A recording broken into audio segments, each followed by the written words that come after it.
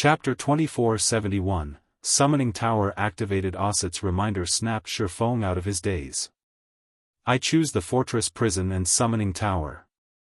Shi Feng immediately answered. Of the bronze privileges available, the fortress prison was mandatory in Shi Feng's mind. Without this function, he couldn't deter his enemies from causing trouble within the fortress. As for the silver privileges, the Magnification Tower and Object Creation Tower would increase the ancient fortress's value and make it more popular among players. However, the Starlight Fortress was the only captured fortress in Star Valley, and as such, had no competition. Any player that wanted to develop in Star Valley would have no choice but to visit the Starlight Fortress, which made both towers unnecessary. The Summoning Tower, on the other hand, was a different story. Of the 3 silver privileges, only the Summoning Tower would grant Zero Wing more control over the Starlight Fortress, which is what the guild needed more than anything right now. Zero Wing only had 10 members on the western continent, and if it weren't for Divine Tribe's help, it wouldn't have been able to manage the fortress, even if it had managed to capture it. If the Summoning Tower were added into the equation, however, that wouldn't be the case. As long as Zero Wing summoned a sufficiently formidable creature, it'd be able to hold the fortress even with almost no members.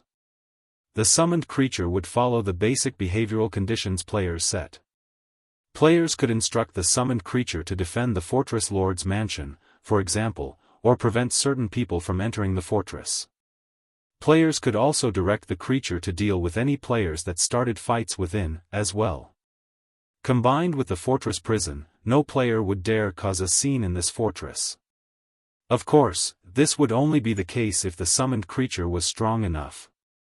If the summoned creature couldn't kill or suppress players quickly enough, the Summoning Tower would be little more than decoration. Unlike the Magnification Tower and Object Creation Tower that provided clear benefits, the Summoning Tower would only be as useful as the summoned creature. Moreover, nurturing a summoned creature would require a lot of resources. At first, players would summon the creature at their level. To increase the creature's level, players would have to invest resources. The amount of resources required would depend on the summoned creature's standards. The more powerful the creature was, the more resources it would require to level up. Based on the rumors Shi Feng had heard, the daily cost of maintaining a Tier 5 demonic creature was already on par with an ordinary first-rate guild's total daily net profits. Without sufficient resources, players simply couldn't support the Summoning Tower's use. Shi Feng wasn't concerned with that issue right now, however. The Starlight Fortress was the only fortress under player control throughout Star Valley at the moment, and it was also very close to the map's God Mode regional dungeon. If Shi Feng could establish his rule over the regional dungeon, he'd easily earn more daily income from the fortress alone to surpass first-rate guilds' total daily income. He could make a fortune just by collecting entrance fees. Ancient fortresses were not managed by NPCs, which meant that players didn't have to split the entrance fees with the system. Players would receive 100% of the collected entrance fees. Moreover, a small fortress could charge a maximum of 20 silver per person. This was one of the reasons that ancient fortresses had been so popular among the various superpowers in the past. Once Shi Feng had made his decision, Osset began to chant an incantation. The ghostly NPC then drew a mysterious rune and imprinted it on the fortress lord's token in Shi Feng's hand. Suddenly, a translucent screen appeared above the token, listing the 6 privileges Shi Feng had observed earlier. 2 privileges text gave off a dull glow: the fortress prison and the Summoning Tower. Starlight Fortress Prison, status, unlocked activation cost, 30,000 magic crystals daily operating cost, 3,000 magic crystals. Do you wish to activate the Starlight Fortress Prison? Starlight Fortress Summoning Tower, status, unlocked activation cost, 50,000 magic crystals daily operating cost, 5,000 magic crystals. Do you wish to activate the Starlight Fortress Summoning Tower? Seeing the prompts, Shi Feng chose to activate the Summoning Tower first, setting aside the fortress prison for the moment. The Starlight Fortress was still sealed, and outsiders weren't allowed to enter. Shi Feng didn't need to hurry to activate the fortress prison. Magic crystals didn't grow on trees, after all, and if he activated the prison 2 days before the fortress opened to the public, he'd only waste 6,000 magic crystals. However, the sooner he activated the summoning tower, the better. Summoning creatures took time, and the more powerful the target creature was, the more time it would require to summon. In addition, nurturing the summoned creature required time. Shi Feng, who lacked time, wanted nothing more than to summon a creature immediately. If he were lucky, he might be able to level the creature up within the next 2 days. Monsters weren't like NPCs and players. As they leveled up, their basic attributes and combat power would rise to the peak of their level. In comparison, players and NPCs didn't receive such a huge strength boost upon leveling up. They would still need to upgrade weapons and equipment. Following which, Shi Feng sacrificed 100,000 magic crystals to the Fortress Lord's token, half of which would activate the summoning tower, while the remaining half would maintain its operation for 10 days. With the summoning tower's activation, a new rune rose from the token and imprinted itself on Shi Feng's right palm. System, you have successfully activated the Starlight Fortress summoning tower. The summoning tower's large-scale teleportation array is now active. You may utilize the summoning rune to teleport to the summoning tower at any time. The summoning rune has a cooldown of 1 natural day. The summoning tower had such an ability? A little surprised, Shi Feng glanced down at the summoning rune on his palm. There was nothing amazing about God's domain's teleportation arrays. Every NPC city had them. Players could even set them up in guild residences. However, these were all small or medium-scale teleportation arrays. Large-scale teleportation arrays were considered lost technology. Unlike the small and medium-scale teleportation arrays, large-scale teleportation arrays allowed players to teleport between the 2 main continents. The array in the summoning tower was a large-scale teleportation array, which meant that Shi Feng would be able to travel to the Starlight Fortress at any time, even from the eastern continent. Moreover, the summoning rune only had a 1-day cooldown, making it an incredibly convenient tool. Traveling between the main continents was an ordeal since ancient teleportation arrays that allowed players to travel between them had fixed teleportation times. If players missed the designated time, they'd have to wait until the next scheduled teleportation. This was particularly challenging for guilds that wanted to mingle on both continents. Prices for items constantly fluctuated, and if players couldn't offload their stock at the right time, doing so would become complicated. Not only would this summoning rune allow travel to the west far easier, but he could also bring whatever items the west needed at any given time. He'd be able to earn far more money from reselling the east's items than without it. After a brief moment of elation, Shi Feng activated the summoning rune and teleported to the summoning tower. The summoning tower was located in the Starlight Fortress's south end. The stone tower was the tallest building in the fortress, standing 200 meters tall. From the top of the tower, one could oversee everything within the fortress. As the teleportation array on the summoning tower's roof lit up, Shi Feng appeared in the tower. To Shi Feng's surprise, Osset waited for him on the summoning tower's roof, but unlike earlier, his body seemed more tangible. Wielder of the Fortress Lord's token, the summoning tower is now active. If you wish to summon a Fortress Guardian, I must inform you of 2 things. This array requires a medium of sufficient standards to summon a Guardian. It cannot summon creatures without input. The more powerful the medium is, the stronger the summoned creature will be. Each summoning also has a 1-month cooldown. I hope you will use this summoning tower properly, Osset informed Shi Feng before transforming into mist and disappearing. Of course, Shi Feng had already known these factors. This information was precisely the reason he had chosen the summoning tower. This should be the place. After approaching the summoning altar on the roof, Shi Feng pulled a claw the size of an adult human from his bag, placing it on the altar. This claw had once belonged to the ice dragon, Heathwaite, and it was one of the only 2 legendary materials Shi Feng had on him. Initially, Shi Feng had wanted to use the ice dragon's claw once he had obtained an epic weapon design, but summoning an ice dragon wasn't a bad second choice. His summoned creature would protect the Starlight Fortress, and an ordinary monster simply wouldn't be up to the task. Although he could summon the Starlight Behemoth with the Behemoth Starlight Scales, that monster wasn't nearly as formidable as an ice dragon. As soon as Shi Feng rested the claw on the altar, he heard the sound of a system notification. System, the summoning altar has discovered the ice dragon's claw. Do you wish to analyze this medium? Begin. Taking a deep breath, Shi Feng made his decision. Not all mediums would work. If the selected medium didn't have enough energy, the summoning wouldn't happen.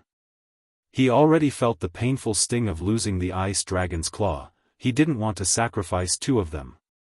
Doing so would mean throwing away two epic weapons. As the altar began its analysis, dark purple smoke emerged from the summoning altar to envelop the gigantic claw. Read latest chapters at Wuxia World. EU. As the seconds passed, Shi Feng grew more nervous. If one ice dragon's claw weren't enough to summon an ice dragon, he'd have to summon the Starlight Behemoth with the Starlight Scales instead. The scales were inferior legendary materials, and he had a total of 5. They would certainly be more than enough to summon a Starlight Behemoth. While Shi Feng considered using the Starlight Scales as a replacement, he heard another system notification. System, medium's energy completion rate is at 89% and has met summoning requirements. Do you wish to summon the Guardian? Summon. Chapter 2472, Silver Divine Dragon. Once Shi Feng agreed to begin the summoning, the purple smoke around the ice dragon's claw acted like a hungry wolf that had just found food. In no time, it devoured the stone-like claw. After devouring the claw, the intensity of the smoke's aura skyrocketed like a beast that had just woken from a long sleep. The frightening aura was so powerful that Shi Feng struggled to move. The aura was almost even stronger than that of a Tier 5 NPC. If a Tier 2 player stood in his place, they might have collapsed under the mighty pressure. As the purple smoke's aura grew stronger, the pressure Shi Feng felt increased as well. Just as he was about to fall to his knees, the purple smoke flowed into the summoning altar's ancient magic array. Boom! The instant the purple smoke merged with the magic array, space exploded, forming countless tears around the array. It was as if the surrounding space couldn't endure the power contained within the magic array. After several seconds, space in the center of the altar began to crumble, revealing a dark void. The void grew, and in the blink of an eye, it had swallowed nearly half of the altar. Just before the void reached Shi Feng, the magic array engraved on the summoning altar flashed with a silver light that instantly suppressed the void. It stopped the growing darkness at the edge of the altar, preventing its further expansion. However, due to the void's presence, the mana density around Shi Feng steadily decreased. A void land? Shi Feng stared at the black hole before him, astonished. What is going on? The summoning tower used a sacrificial medium to open a portal to an otherworld, from which players could guide their target creature. Naturally, the magic array would use stronger mediums to open stronger otherworlds. Yet, after devouring the ice dragon's claw, the summoning altar had opened a portal to a void land. A void land was a land of death, in which very few creatures in God's domain could survive. Void lands didn't even contain a trace of energy, much less mana. As Shi Feng stared, confused, the sound of a system notification reached his ears. System, you have triggered the epic quest, Void Cage. Quest content, release the Silver Divine Dragon that is imprisoned deep in the Void Land. Rewards unknown. There is no penalty for failing this quest. Do you wish to accept this quest? A Silver Divine Dragon? Shi Feng's astonishment only grew when he heard the notification. He had only used an ice dragon's claw as a medium, he had never expected it to trigger a portal to a Silver Divine Dragon's location. Dragons were the apex race in God's domain. Any random adult dragon had Tier 5 strength, and they were known as invincible among beings of the same tier. Not even human heroes, individuals who had received God's blessings, were a match for dragons of the same tier. However, not all dragons were equal. Divine dragons were dragons with the primeval dragon bloodline. Rather, they had a significant fraction of the primal dragon's bloodline. Normal dragons only had negligible traces of the primal dragon's bloodline. The difference between a divine dragon and an ordinary dragon's strength was on par with the difference between an archaic species and an ordinary monster. The two were on completely different levels. At most, ordinary dragons were invincible among creatures of the same tier. Divine dragons, however, could transcend tiers. Everyone in God's domain showed the proper respect before divine dragons, no one wanted to offend one. Shi Feng doubted that even the jealous witch, who was as devastating as a natural disaster, was a match for a Tier 5 divine dragon. With almost no hesitation, Shi Feng accepted the epic quest. Although there were no penalties for failing or refusing the epic quest, Shi Feng would have to abandon this summoning attempt by refusing it. If he did, he'd have to wait another month before he could attempt to summon another guardian, and he couldn't afford to do that. Moreover, encountering another opportunity to summon a divine dragon would likely be impossible, and if he could complete the quest, he'd hit the jackpot.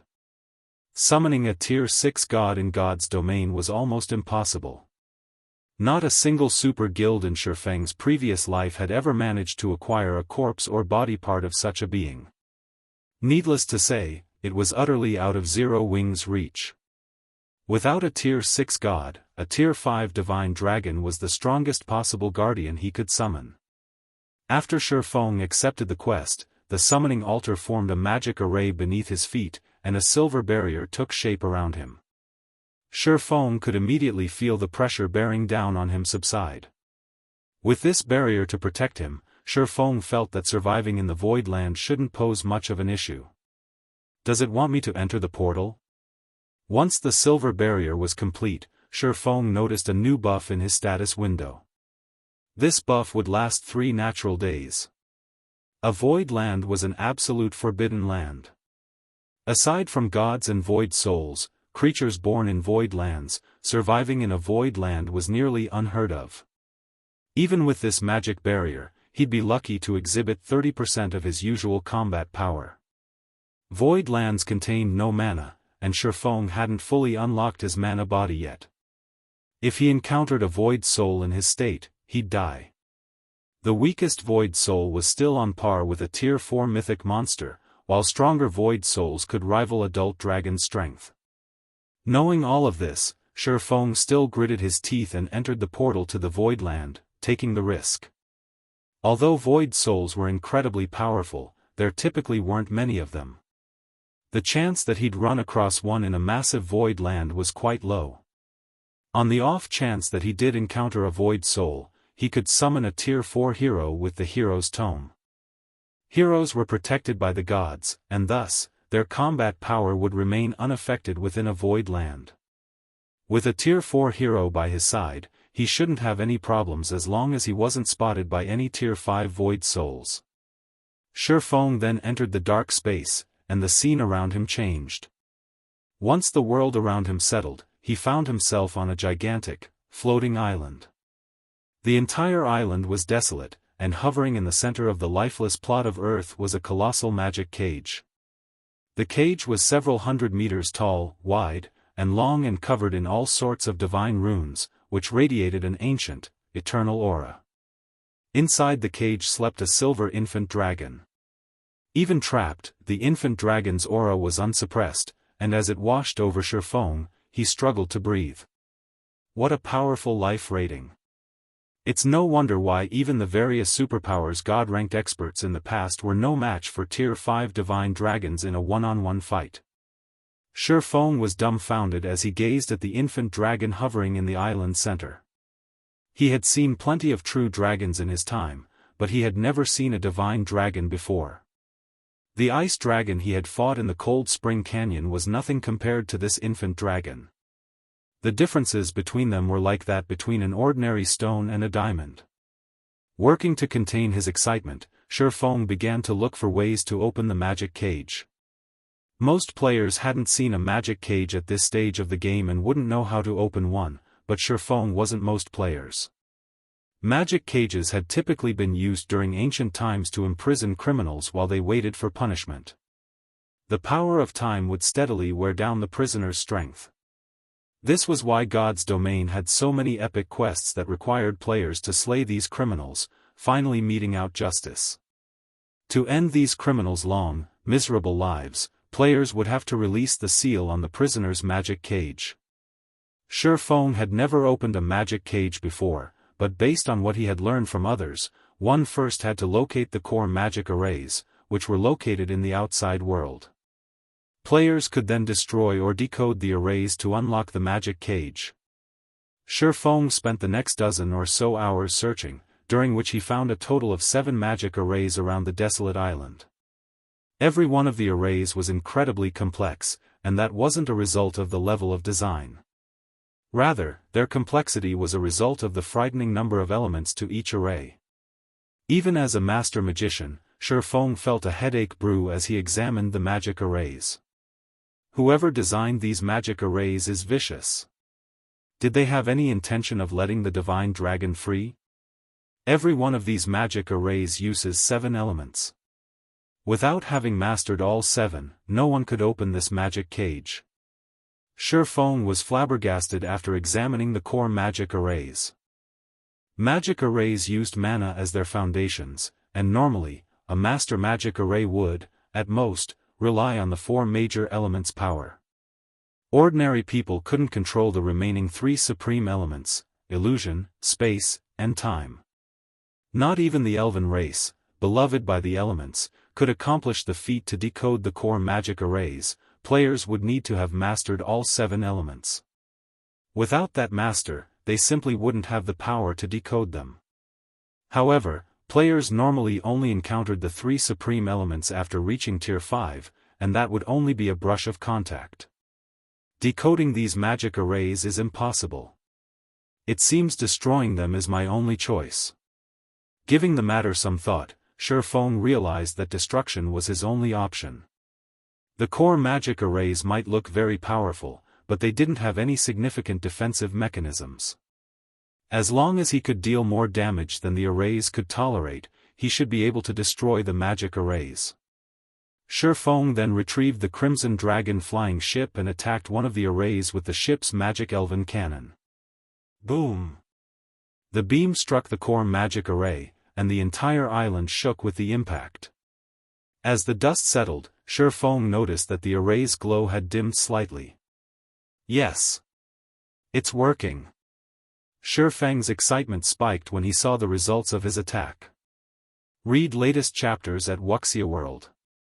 The blast hadn't exceeded the magic array's tolerance, but it had exhausted a significant fraction of the array's energy reserves. If he could deplete the magic array's energy to a certain level, the array wouldn't be able to endure the magic elven cannon's attacks and crumble. For a time, Shi Feng bombarded the core magic arrays, firing the moment the magic elven cannon's cooldown came to an end. He didn't mind the magic crystals he had to spend to do it, he still had plenty on him. Time passed quickly. Finally, after a full day of assaulting the magic arrays and expending nearly all of the magic crystals in his bag, Shi Feng destroyed the 7th core magic array. As the 7th core magic array crumbled, the magic cage shattered. Chapter 2473, Dragon's Contractor. Finally, success. Shi Feng breathed a sigh of relief once the magic cage in the center of the island broke. He had somewhat underestimated the core magic arrays. Even with the magic elven cannon's power, it had taken over a full day's assault and nearly all of his magic crystals to destroy all 7 arrays. These magic arrays were even tougher Zero-Wing City's defensive magic array. The instant the magic cage shattered, the slumbering silver divine dragon opened its eyes and released a deafening roar, which echoed across the entire island, making the ground tremble. The infant dragon spread its wings, flapping them and creating a powerful storm that blew away the remains of its confinement. The storm's mighty winds even made Shi Feng stumble back from over 500 yards away. Is this the power of a true divine dragon?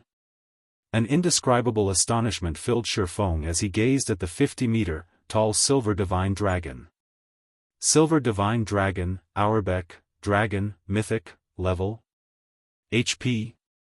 / He couldn't discern the Divine Dragon's level, but its statistics revealed that it was a bona fide Tier 4 Mythic.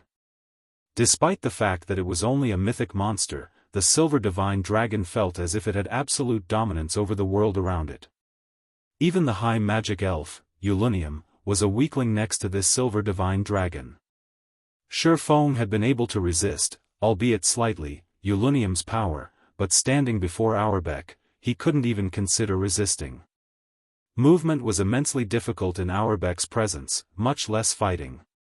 If this infant dragon willed it, it could slay him with a thought, and he wouldn't even get the chance to summon a Tier 4 hero. Now free of its magic cage, Auerbeck landed before Shi Feng and asked, "Little human, are you responsible for releasing me from my cage?" Auerbeck's tone was mild and calm, but he radiated an insane pressure. When Shi Feng heard the Divine Dragon's question, he felt as if the heavens themselves were demanding an answer, and there was no room for lies. "Yes, Lord Divine Dragon. I destroyed the magic cage's core magic arrays and freed you," Shi Feng replied, his tone neither too humble, nor too arrogant as he suppressed his building anxiety. Dragons were inherently prideful creatures. After all, they stood at the peak of God's domain and viewed lesser creatures with little to no importance.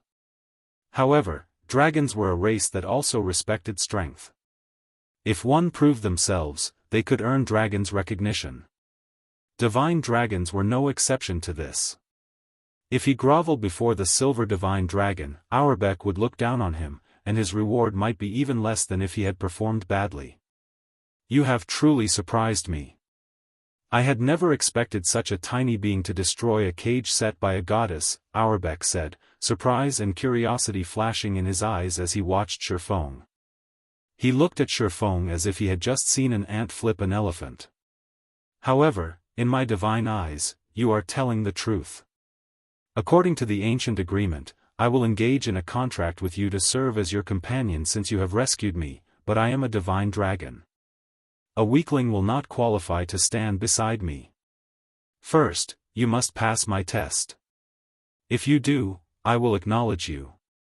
You have 4 months to prove yourself. I will remain by your side during this time and fight with you. Of course, if you fail my test, our contract will be dissolved. Over the next 4 months, I will give you 3 chances to challenge my test. If you fail all 3, our contract will be dissolved. System, congratulations. You have rescued the Divine Dragon, Auerbeck, and completed the first phase of the epic quest, Void Cage. Rewarding 10 legacy skill points. You have become a Divine Dragon's Contractor. System, you have triggered the second phase of the epic quest, Void Cage. Quest content, complete Auerbeck's test within 4 natural months. Rewards unknown. Sure enough, obtaining a Divine Dragon won't be so easy. The notifications didn't particularly surprise Shi Feng. I'll have to try and grow as strong as possible in the next 4 months. The various superpowers had sacrificed much to summon a Tier 5 creature with their summoning towers in the past. Some had even been required to kill Tier 5 NPCs to retain their summoned creatures and establish them as their fortress's true guardians. Although Auerbeck was only a Tier 4 mythic, not even ordinary Tier 5 monsters would be a match for the Divine Dragon. It would be odd if no trial existed to retain control over such a creature. Fortunately, as far as Shi Feng was concerned, 4 months would be more than enough time for Shi Feng to prove himself a strong enough companion for Auerbeck. As long as he could fully unlock his epic mana body and obtain the 3 last fragments of Solomon's sword, passing Auerbeck's test shouldn't be a problem. The moment Auerbeck finished his explanation, the Divine Dragon began to chant an incantation. A 4-fold magic array appeared around Shi Feng, rapidly shrinking until it transformed into a silver rune. The rune then imprinted itself on Shi Feng's arm before fading away. Shi Feng then received another system notification. System, you have obtained the Contractor's mark and become the Divine Dragon, Auerbeck's Contractor. System, the Fortress Lord's token has discovered the Contractor's mark. Do you wish to let the divine dragon Auerbek serve the Starlight Fortress's guardian? Shi Feng agreed without a second thought, and once he did, a new tab, Contracted Companions, appeared in his system interface. He clicked on the tab and discovered Auerbek's statistics, which contained new information. Silver Divine Dragon, Auerbek, Dragon, Mythic, Level 111 HP 10, 900, 000/10, 900, 000 crap. Isn't his HP a little too high? Shi Feng nearly cursed aloud when he saw Auerbek's statistics. He had thought the Starlight Behemoth's 4 billion HP had been a little much for a level 113 mythic monster. If players wanted to kill such a boss with conventional methods, they'd need a 1,000-man team of Tier 3 players. Unless a team could deal -8 million damage per second, they'd never overcome the Realm Lord's battle recovery, much less kill it. With the Starlight Behemoth's horrific defense, ordinary Tier 3 experts would barely deal -10,000 damage with their attacks. Auerbek, however, was even more frightening. The Divine Dragon was only level 111, yet it had nearly 3 times as much HP as the Starlight Behemoth. Its battle recovery alone would regenerate 109 million HP every 5 seconds, and a Divine Dragon should have at least twice as high defense as the Realm Lord. Staring at Auerbek's statistics, Shi Feng doubted that even Tier 4 players could kill it, not to mention new Tier 3 players. While Shi Feng was shocked over Auerbek's astonishing attributes, the island under his feet began to tremble and fall apart. Now that the magic cage is gone, this island won't hold for much longer. We need to leave quickly, Auerbek warned his new human companion. The infant dragon began to chant another incantation, and in the blink of an eye, Shi Feng vanished and reappeared on Auerbek's back. The silver divine dragon then spread his wings and, with a flap, transformed into a streak of light, flying toward the spatial tear the summoning tower had opened and leaving the void land. Meanwhile, Divine Tribe's members were hard at work repairing the Starlight Fortress's infrastructure. They'd also begun constructing hotels and shops. To better manage the fortress, Divine Tribe had sent over 100 Tier 3 personal guards to garrison the fortress, all of which were tasked with patrolling the streets and protecting the fortress's various establishments. While Phythalia and the other Divine Tribe upper echelons planned the patrol routes for the personal guards, something odd happened to the summoning tower in the south end of the fortress. Divine runes began to appear around the lightless tower, illuminating the structure with a dazzling glow. Suddenly, an intense aura washed over the Starlight Fortress, and every player within felt stifled, struggling to move. Where is this aura coming from? What is going on over there? Did we miss a guardian boss? Everyone turned toward the brilliantly lit summoning tower, growing anxious. Even Phythalia and the guild's other upper echelons, who met in their temporary residence, wore grim expressions. None of the guardian bosses they had faced had such a powerful aura, yet Divine Tribe's team had still relied on a Tier 4 hero summoning scroll to defeat them. Even then, the Silver Lion Legion had suffered significant losses. Now that the Tier 4 hero they had summoned had gone, they didn't have a Tier 4 combatant in the fortress. If another guardian boss had truly appeared, the consequences would be dire. They had already invested a considerable amount of resources into repairing a portion of the Starlight Fortress. If they had to fight in another huge battle, everything they had worked for would crumble, even before the various superpowers experts arrived. Quick, look! Something's above the summoning tower. Read latest chapters at Wuxia World. Ew, isn't that a spatial tear? Why is there a spatial tear over the tower?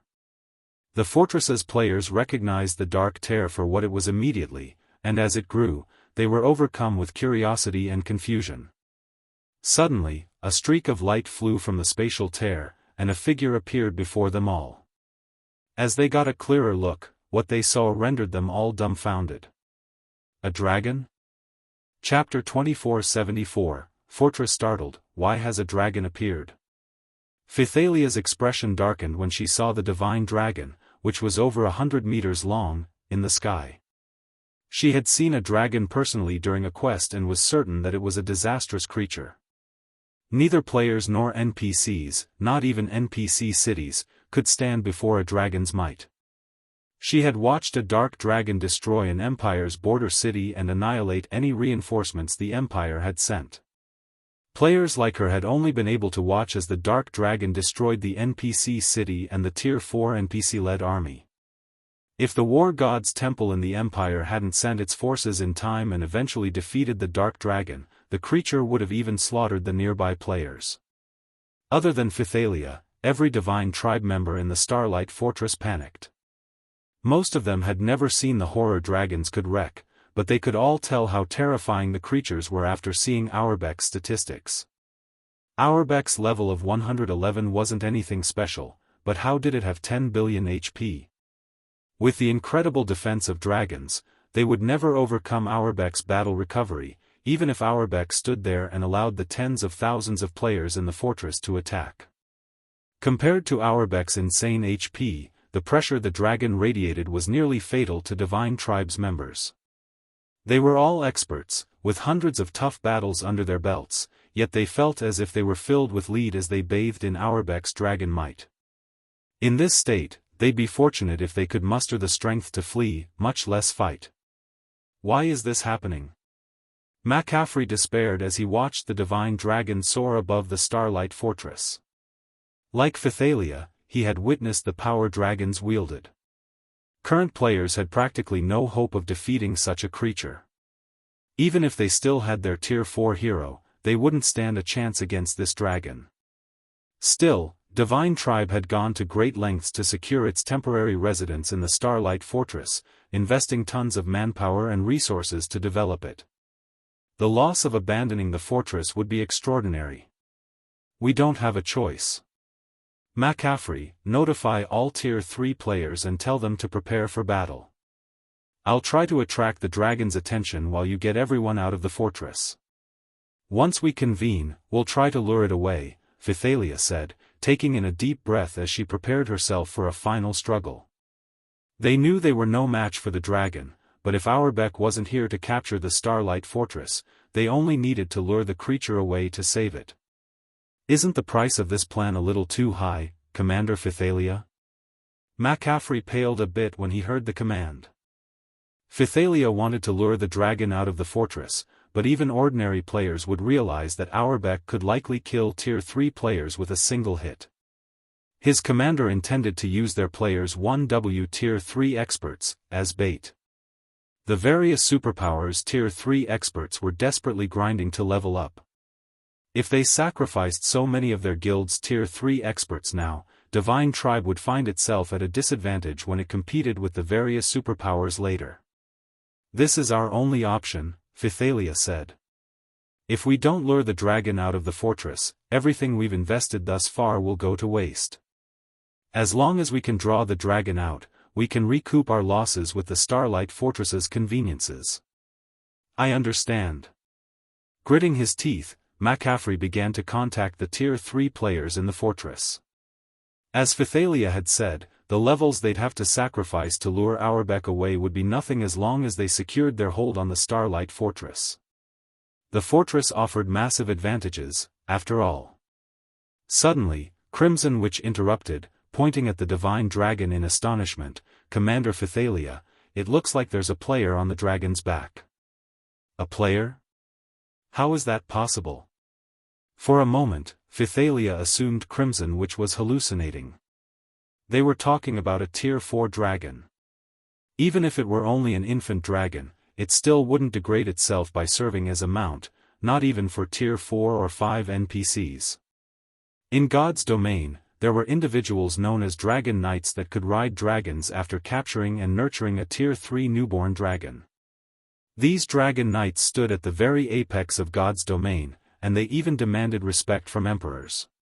But riding a dragon was nothing but a dream with players' current strength. And yet, as soon as Phythalia finished her question and turned toward the divine dragon, the sight stunned her. She could actually see someone standing on Auerbach's back. Although she couldn't tell who it was due to the bright light emitting from the divine dragon, she could spot the green diamond marker, which only players possessed, hovering above the figure's head when she squinted. Before she could recover from her daze, however, Auerbach began to descend.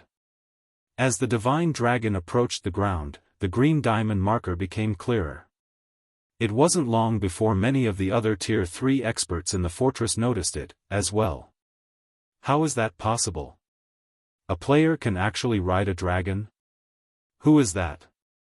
Surprise and confusion overwhelmed everyone as they stared at the figure on Auerbach's back.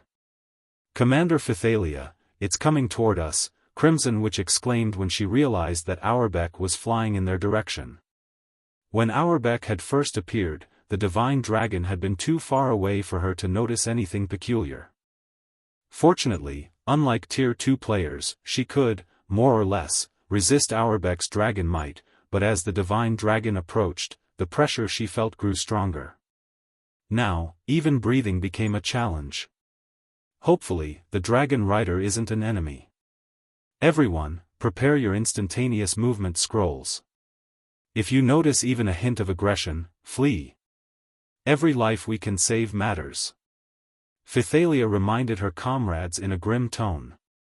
If they had merely faced a wild dragon, they would, at worst, lose the Starlight Fortress, abandoning it and allowing the creature to destroy it. If the divine dragon were under a player's control, however, they had a much bigger problem. If that player wanted to, they could command their dragon to massacre every divine tribe member in the area. All of the guild members in the fortress were divine tribes experts, including the guild's 2 trump card legions. If they were annihilated, the consequences would be unimaginably dire. Everyone around Phythalia did as they were told, pulling instantaneous movement scrolls from their bags. Crimson Witch and the guild's other upper echelons all retrieved Tier 3 instantaneous movement scrolls, trump cards the guild had prepared for them as a protective measure. These scrolls were incredibly rare, only obtainable by luck. While divine tribes members in the temporary residence prepared to flee, Auerbach arrived above the building. The divine dragon's speed caught everyone off guard. Crimson Witch and the others were racked with hopelessness, realizing that they couldn't actually activate the scrolls in their hands. Worse, the instantaneous movement scrolls weren't the only thing that had abandoned them. They felt as if space itself had left them to die, siding with the divine dragon hovering above them. Spatial imprisonment? How is this happening? Astonished, Phythalia could do nothing but stare at the divine dragon as it began to land. Spatial imprisonment was a move only the strongest Tier 4 NPCs could use. No monster should be capable of mastering the skill. Yet, this dragon had a naturally occurring domain that included the spatial imprisonment's effects. Read latest chapters at Wuxia World. EU now, they had no hope of escape. This stranger held their lives in his hands. As Phythalia and her comrades' anguish reached its peak, a familiar voice reached their ears. I was hoping to find you. I'm glad you're all here. As the dragon's rider spoke, he jumped down from Auerbach's back. Seeing the player up close, everyone was stupefied. Guild Leader Black Flame?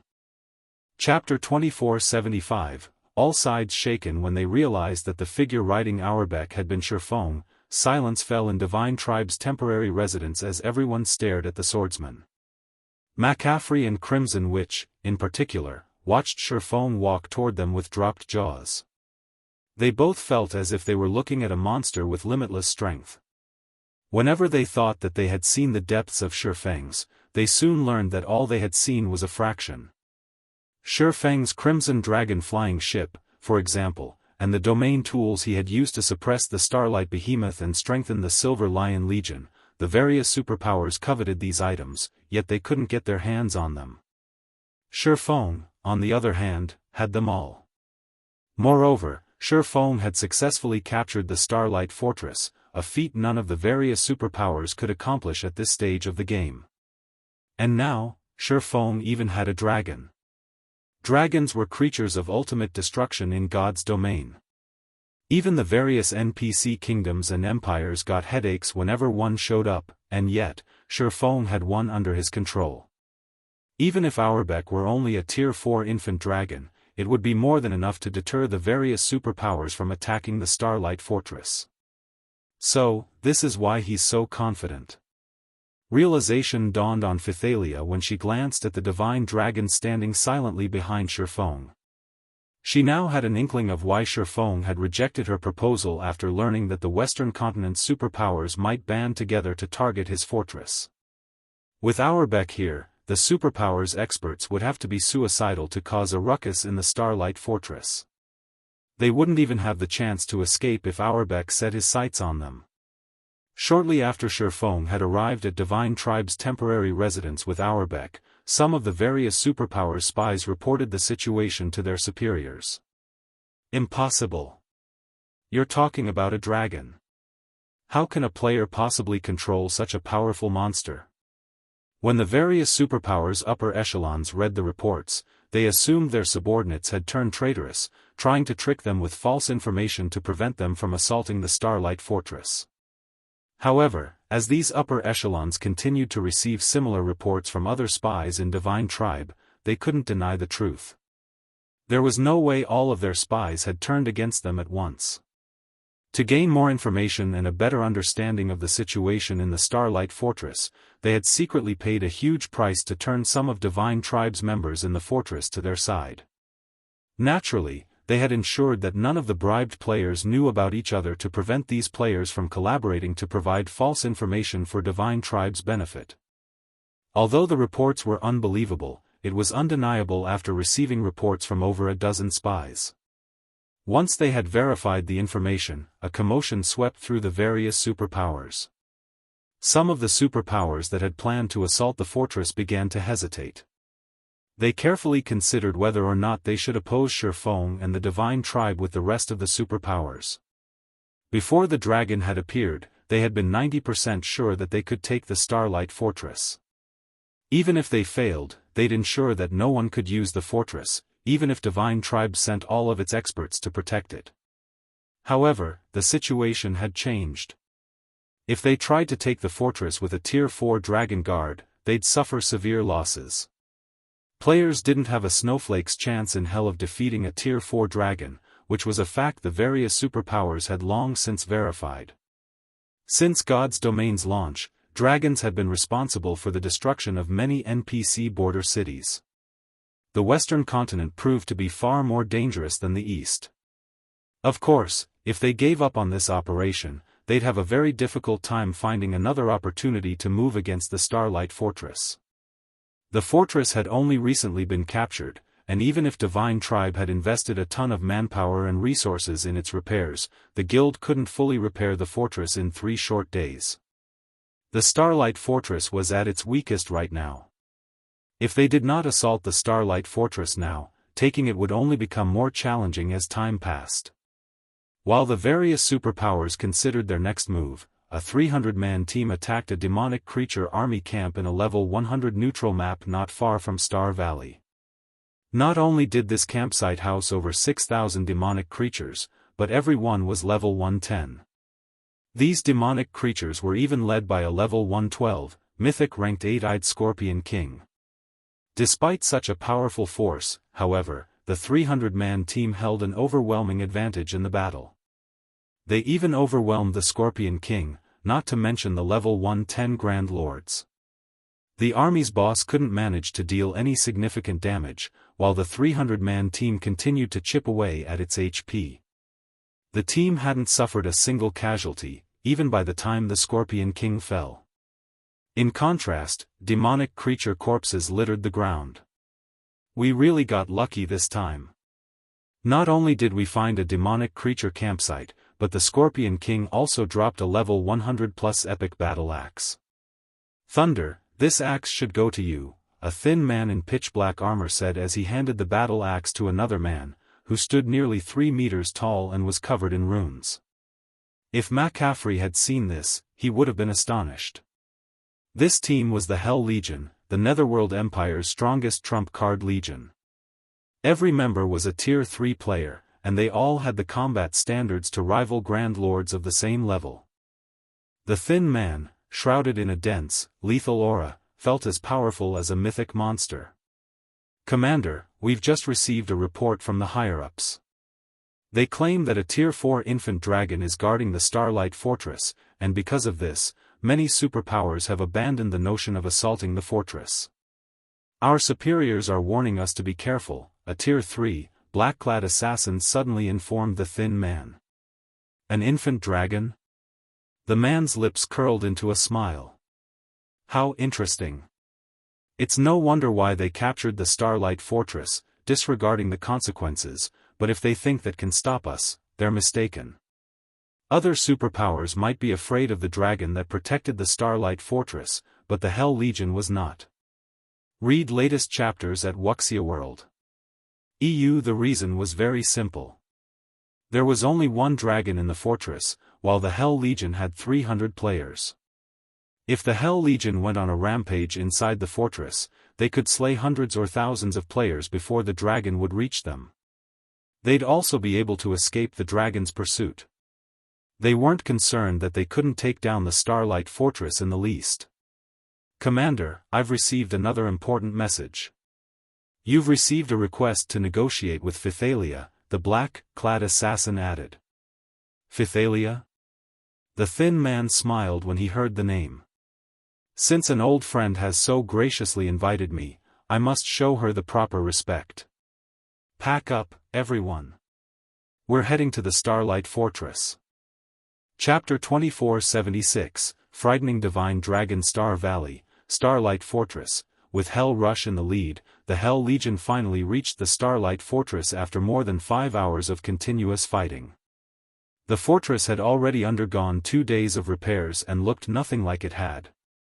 Not only did the fortress have a new physical look, but its magic array was now fully active, as well. A layer of mana enveloped the fortresses, creating an oasis in the Star Valley's mana-thin environment. Moreover, a faint layer of mist surrounded the fortress walls, adding hints of mystery and solemnity. This ancient fortress is amazing. Its mana is so dense. If we could train in the fortress long-term, our mana control would improve significantly. That's not all. If we can live and train here, we could even improve our combat standards. It's no wonder why the higher-ups asked us to take action. If we can take this fortress, we could boost our internal and core members' development speed. We wouldn't have to compete for entry slots to the Demonic Mist secret land every week. When the Hell Legion members saw the Starlight Fortress in the distance, their eyes glowed with excitement. The Western continent lacked mana, which was why areas with high mana density became targets for the various superpowers. Players could improve their mana affinity when in those areas, and they'd have a clearer mind while training. This would be of great help as players tried to gain more control over mana.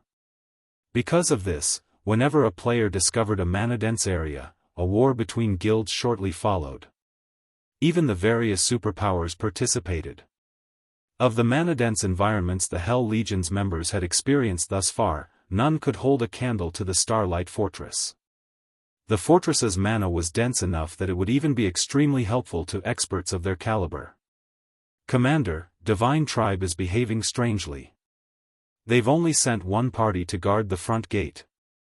They didn't even bother to send a Tier 3 NPC.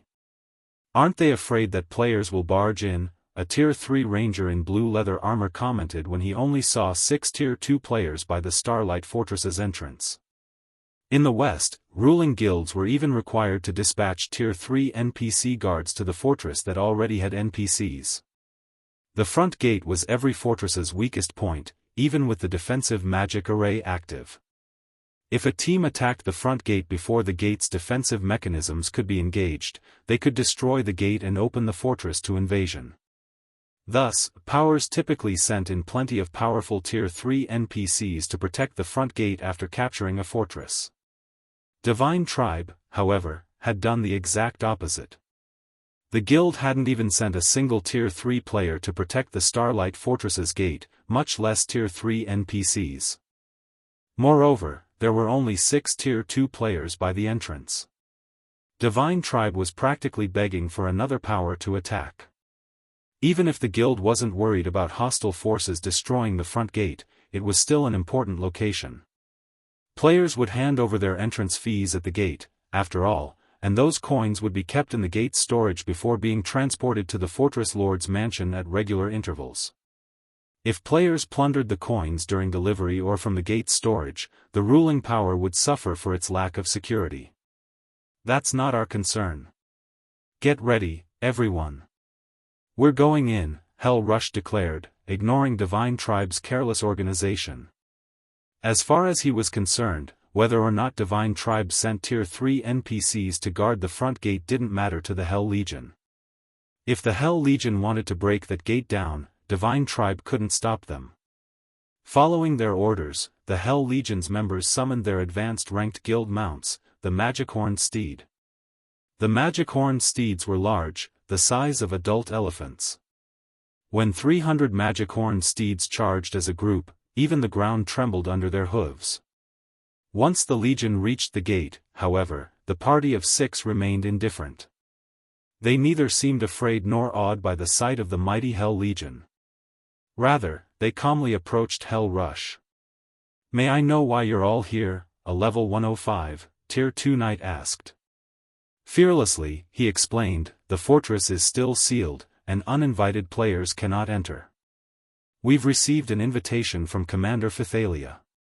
You may notify her that the Hell Legion has arrived," Hell Rush proudly announced, looking down at the 6 Divine Tribe members before him. "So, you're Commander Phythalia's guests. I'll contact her for authorization immediately. Please, wait a moment." When the Tier 2 Guardian Knight heard that the Hell Legion were here at Phythalia's request, he contacted the commander and asked her to grant Hell Rush and his companions permission to enter the fortress.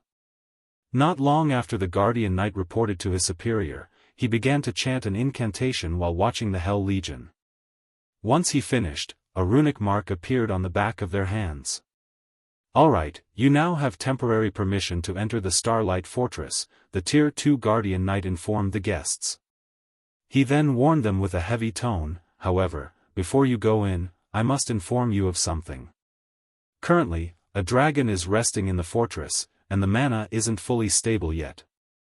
So, once you enter the fortress, I hope that you won't cause too much of a commotion. You shouldn't anger the dragon. If it decides to act, we won't be able to stop it. I hope you can understand." As the Tier 2 Guardian Knight finished his warning, the Hell Legion's members couldn't contain their grins. They acted as if the Guardian Knight had told the funniest joke in the world. Surely, this Tier 2 Guardian Knight was trying to scare them. But who were they, exactly? They were members of Netherworld Empire's strongest trump card legion. They had encountered dragons far more often than the various superpowers experts. They knew just how powerful a Tier 4 dragon was. They were even confident of defeating one, much less surviving its wrath. After all, it wouldn't be the first time. Even if they weren't a match for the Starlight Fortress's dragon, they had plenty of methods to escape its pursuit. Divine Tribe was dreaming if it thought one measly dragon could make them behave in the Starlight Fortress. "We understand. Can we go in now?" Hell Rush asked dryly. "Of course." Realizing that the man before him paid no heed to the warning, the Tier 2 Guardian Knight could only sigh and nod in reply. He signaled for his subordinates to make way for the Hell Legion.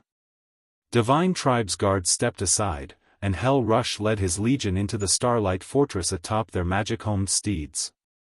The mounts left clouds of dust in their wake, and the ground within a 100-yard radius of the legion trembled. The Hell Legion had no intention of keeping a low profile. As the Hell Legion entered the fortress, however, they felt an intense pressure bear down on them, and every member of the Legion struggled to move. Some of them nearly fell off their steeds. What's going on? Why is there such immense pressure in the fortress? Read latest chapters at Wuxia World. EU questions filled the Legion members' minds as they fought through the stifling pressure. Before they could find an answer themselves, however, a gigantic figure descended from above. Not only did this figure's wings blot out the sky, but it also made the magic-horned steeds kneel and tremble. The mighty mounts were no longer under the Hell Legion's control.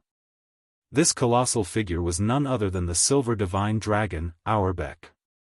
The instant Auerbek landed before the Hell Legion, the Legion's members realized something that left them shaken. Spatial imprisonment? But how? The Hell Legion's members sensed that space around them had seemingly frozen, and they couldn't help but gasp. At the same time, their expressions turned indescribably grim. Chapter 2477, Heaven-defying capabilities. The Hell Legion members had heard of spatial imprisonment before. In fact, they were very familiar with the ability. Quite a few special regions on the Western continent were affected by spatial imprisonment, in which players couldn't use any tools. It wasn't an uncommon effect. However, sensing the spatial imprisonment here had a different meaning. Here, it was one of the dragon's passive abilities. Crap. How are they so blessed by the system? Not only did it give them such a powerful dragon, but the dragon can even use spatial imprisonment? Who could possibly stop that? Thunder Beast, a primitive man that stood at nearly 3 meters tall, cursed as he lost his earlier complacence. The Hell Legion knew how powerful dragons were. Not only had they encountered multiple dragons in the past, but they had also clashed with a few of them. This was why they had dared to venture to the Starlight Fortress, even after learning that a dragon guarded it. Of all the dragons they had come across, however, none came close to comparing with the silver divine dragon standing before them. It was only a Tier 4 infant dragon, yet the dragon might Auerbek radiated made it difficult to move. Not even the Tier 5 dark magic dragon they had met could do this. To make matters worse, Auerbek had mastered spatial imprisonment, which only a few Apex Tier 4 NPCs could master. The Hell Legion had no chance against such a foe. Once he landed, Auerbek quietly observed the Hell Legion, and its members froze under the dragon's gaze. Auerbek then approached the Legion as they watched his every step. The closer Auerbek got, the stronger the pressure the Hell Legion members felt became. The Hell Legion's members began to regret their decision to come to the fortress, realizing they had acted a little too rashly. Had they judged the dragon's strength properly before causing a scene in the fortress, they wouldn't have been caught off guard. Wolf, your group will activate the mana barrier. Hell Rush shouted at the Tier 3 ranger beside him after seeing his teammates' growing despair. The rest of you will use that chance to retreat. Auerbek was far stronger than he had expected, but Divine Tribe was dreaming if it thought it could corner the Hell Legion with one dragon. If any other superpower's trump card legion stood in the Hell Legion's place, they'd be helpless. But the Hell Legion wasn't just any legion. No ordinary super guild could match the legacies and ancient technology Netherworld Empire had obtained. The blue-clad ranger, Black Wolf, and the several players beside him gritted their teeth as they each pulled a dark gray crystal from their bags. They then began to chant an incantation. Dense mana radiated out from Black Wolf and his comrades. It formed a pitch-black barrier that swallowed the Hell Legion. Once the magic barrier had taken shape, the Hell Legion members were freed from Auerbek's spatial imprisonment. Hell Rush released a held breath in a deep, relieved sigh. He then commanded, "Good. Everyone, use your return scroll and retreat." The mana barrier was Netherworld Empire's greatest creation. This barrier couldn't suppress their enemies, but it would create a domain for a short time, freeing the players within from any restrictive effects. With the help of the mana barrier, players could even use return scrolls in areas that prohibited their use. Moreover, the defensive barrier would prevent anything from entering once active. The mana barrier was the best life-saving and defensive tool currently available in God's domain. Hell Rush had wanted to save the mana barrier for their assault on the Fortress Lord's mansion, but right now, he couldn't care less about that. With their commander's order echoing in their ears, the Legion's members retrieved their return scrolls and began to activate them. Meanwhile, Auerbek swiped at the barrier with a claw. Boom! A massive explosion shook the Starlight Fortress as Auerbek's claw collided with the mana barrier. However, the attack didn't even crack the barrier, much less shatter it. This scene left the nearby Divine Tribe members stupefied. They had never expected the Hell Legion to have such a powerful card. They had already witnessed the silver divine dragon's strength. Ordinary Tier 4 mythics were children in comparison. And yet, the mana barrier remained intact even after taking a blow from the divine dragon. The barrier's defensive strength was even greater than the Starlight Fortress's walls when the magic array had been inactive. So what if you have a Tier 4 dragon? You're 100 years too early if you think you can make an example of the Hell Legions. Thunder Beast laughed when Auerbach failed to destroy the mana barrier. Alright, enough. The Starlight Fortress is much stronger than we initially anticipated. We need to revise our plan once we return, Hell Rush warned his teammates, realizing that Thunder Beast wanted to linger.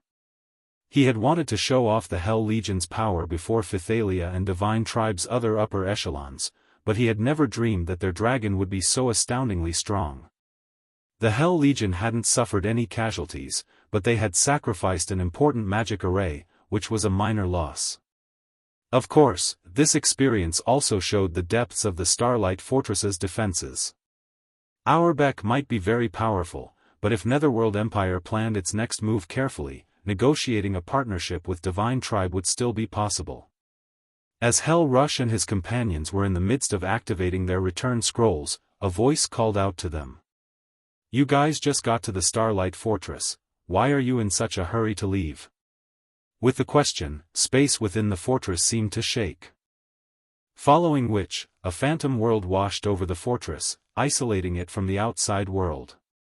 While the phantom world took over, the mana barrier's domain waned.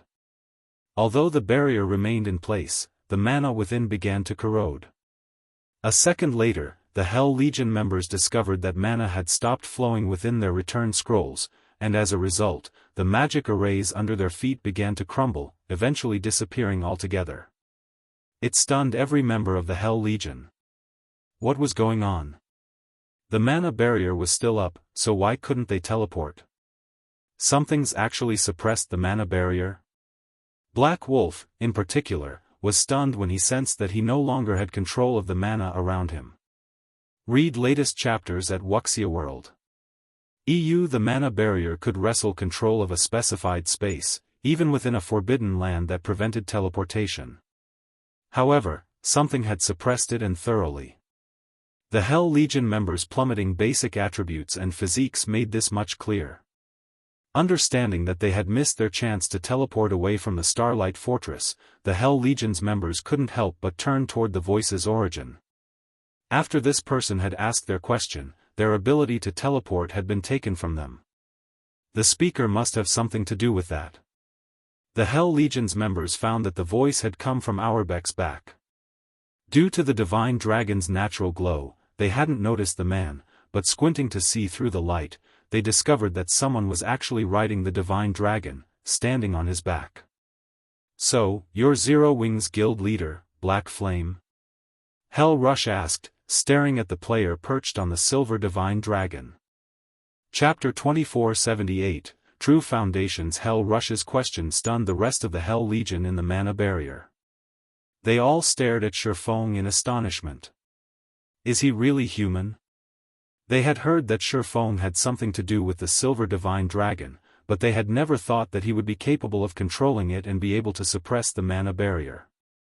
Having either power would overjoy any of God's domain superpowers.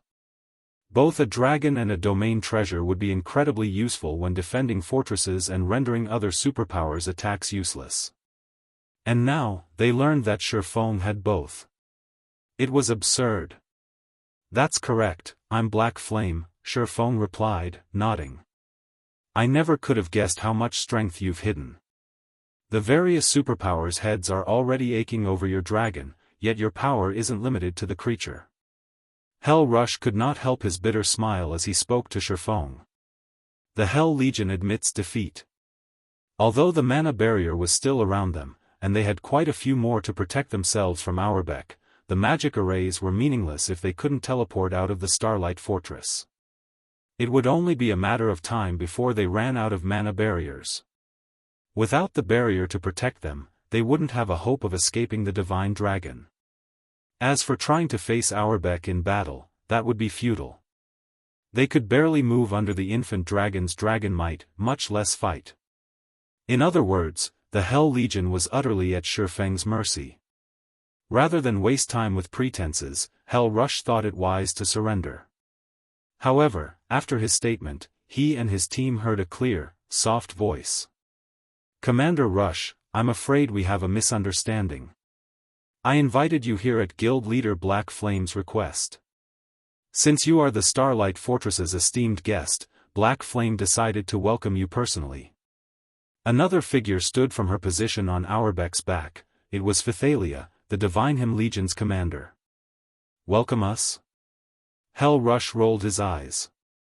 Why would anyone use a dragon to welcome guests? Not only had Shi Feng arrived on the back of his dragon, but he had also used a domain tool. Did they really consider this a proper welcome? The rest of the Hell Legion glared at Phythalia. Even a fool would recognize this display as a warning. However, they had no choice but to endure the act. "This isn't a suitable place for our conversation, Commander Rush. Let's continue inside the Fortress Lord's mansion," Shi Feng said, unconcerned with whether Hell Rush believed Phythalia or not. He then leaped off of Auerbach and cancelled Miniature World before leading his guests toward the mansion. The Hell Legion's several vice-commanders looked toward their leader, wondering how Hell Rush would respond. "Since we're already here, we might as well talk," Hell Rush muttered to his vice-commanders. He couldn't tell what Shi Feng was after, and the Swordsman currently held the Hell Legion's fate in his hands. Hence, he decided to concede. Hell Rush then followed Shi Feng to the Starlight Fortress's Fortress Lord's mansion. Meanwhile, his vice-commanders instructed the rest of the Legion's members to find a place to rest before they followed. When Hell Rush and his entourage walked toward the Fortress Lord's mansion, located in the fortress's core, they were shocked. As they grew closer to the mansion, they could feel the mana growing denser. They sensed that the mana around them had already become 30% denser when they were only halfway to their destination. A 30% increase could raise their training efficiency with combat techniques, skills, and spells by at least 50%, and it would be particularly prominent when practicing advanced and bronze combat techniques. Training in this environment would yield even better results than when they trained in the mana-dense secret lands under Netherworld Empire's control. "Huh? What is that place?" Hell Rush asked, noticing an ancient tower a short distance away from the Fortress Lord's mansion. The tower only had 5 floors, but the concentration of mana around it was second only to the Fortress Lord's mansion. Even in the Starlight Fortress's high mana environment, the tower stood out like a shining beacon. "That's the fortress prison," Phythalia explained. "It's where we intend to keep players who cause trouble, similar to the prisons in NPC cities." "It's the same as the prisons in NPC cities?" Hell Rush wore a grim expression after hearing Phythalia's answer. His vice-commanders stared at the ancient tower in horror. If they died within the fortress, they would, at most, lose a level and a piece of equipment. With the Hell Legion's strength, they could recover from the losses in no time. But none of them wanted to face imprisonment after a death. That outcome would be even worse than if they died 3 or 4 times in a row. Time was more important than money in God's domain, especially for frontline players. Opportunity waited for no man. They would only have the highest chances of growing stronger by maintaining their positions at the forefront of the game's player base, and they might even find a rare opportunity that could change their fates. If they were stuck in jail for 5 or 6 days, however, they'd fall behind, and catching up would be insanely difficult. A dragon? A domain tool? Those were insignificant compared to the fortress prison. Auerbach might be able to annihilate the Hell Legion with the help of a domain tool, but the Legion's members would recover to their peak in 3 or 4 days. They might even become stronger than they had been. Spending a handful of days in the prison, on the other hand, would cripple the Legion. Catching up would take at least 1 to 2 months. The fortress prison alone was more than enough to deter any power from assaulting the Starlight Fortress. While Hell Rush and his vice-commanders secretly plotted to investigate the fortress prison, they arrived at the mansion. The Fortress Lord's mansion was now fully repaired and looked like a castle from a fantasy novel. An ancient, mysterious aura surrounded the castle, and the ambient mana within its vicinity was mesmerizing. There was simply no comparison between the mana here and the mana in the rest of the fortress. For a moment, Hell Rush and the others even had the urge to stay for the rest of their lives. Guild Leader Black Flame, may I know what business you have with us? If you'd like to discuss something, please, get to the point. I'm not fond of posturing and word games, Hell Rush told Shi Feng seriously.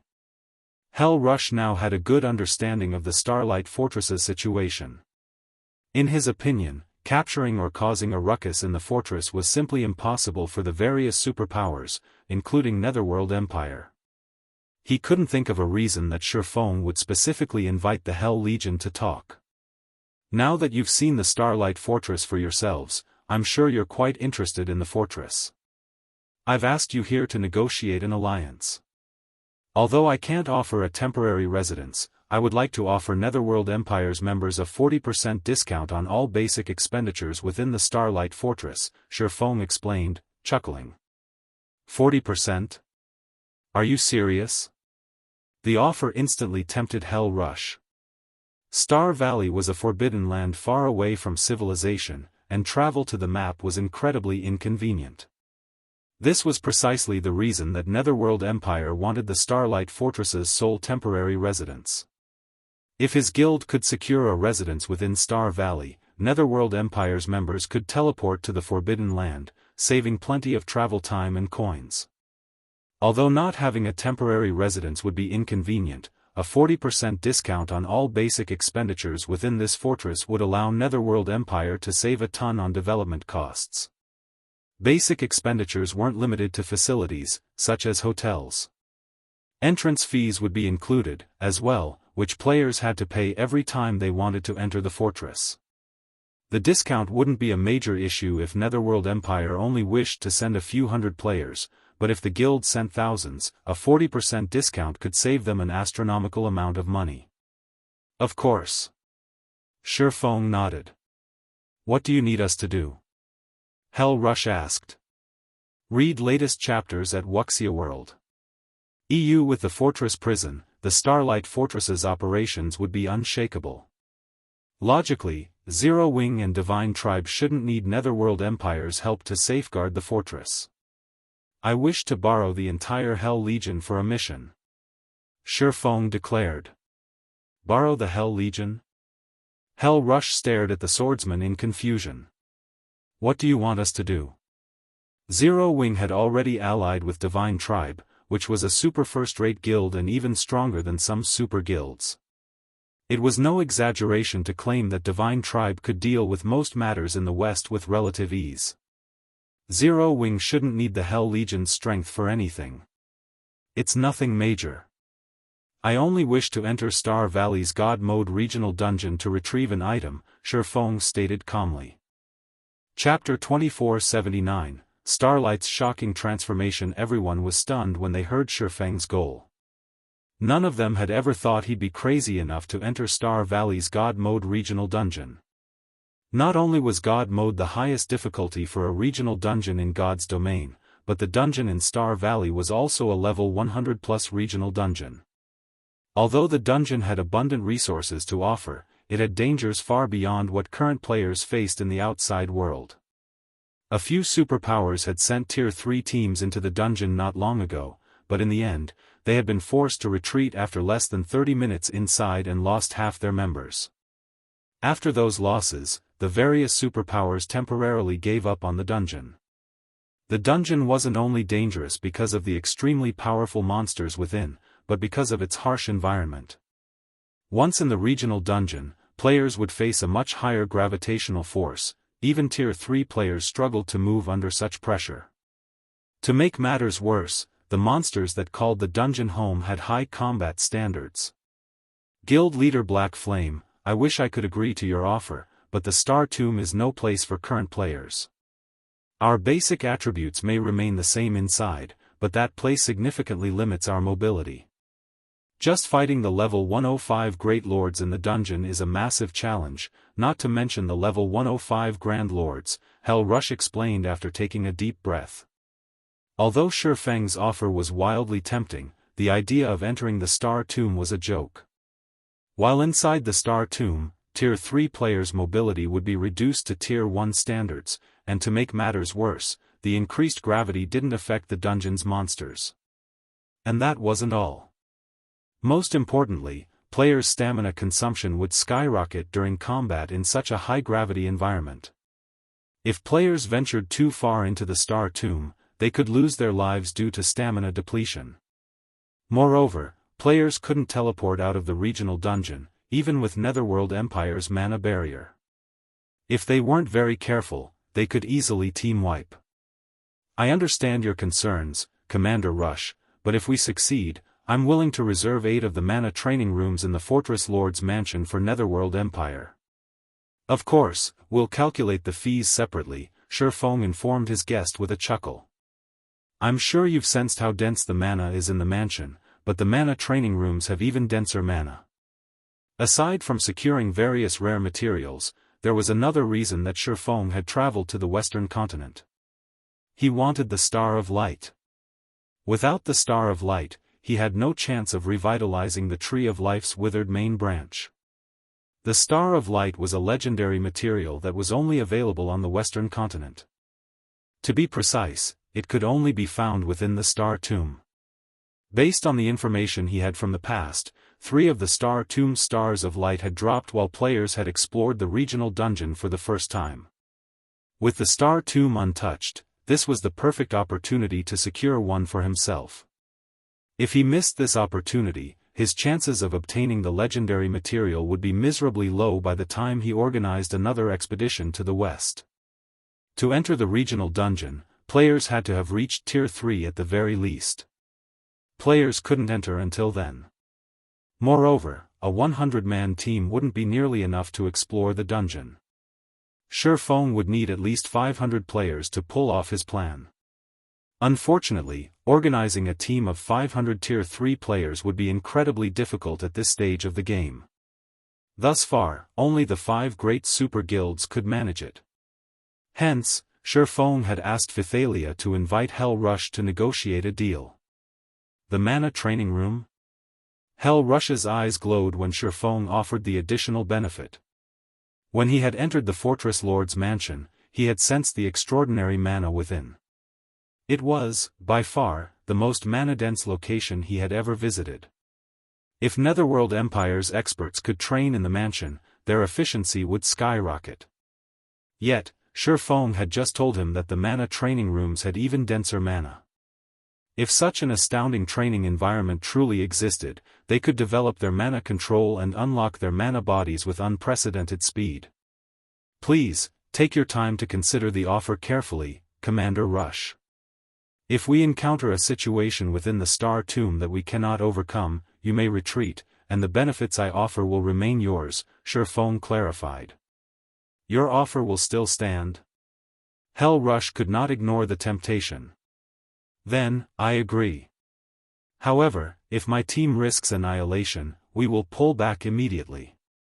If you can accept that condition, we're willing to work with you. Hell Rush wasn't sure what Shi Feng's goal was, but he couldn't afford to reject the offer. Mana was the root of all things on the Western continent, which the various powers desperately fought for.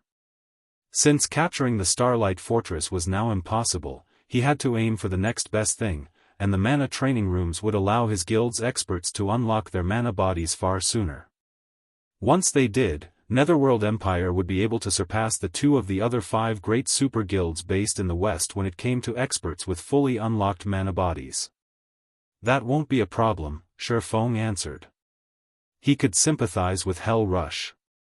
The Star Tomb was, after all, a level 100+ God mode regional dungeon and, as such, far more dangerous than the outside world. The various superpowers had suffered severe losses to clear the Star Tomb during his previous life, and that was after they had formed the minimum 500-man teams. Luckily, the current Hell Legion would be more than enough for his purposes. His goal wasn't to explore all of the Star Tomb, just obtain a Star of Light.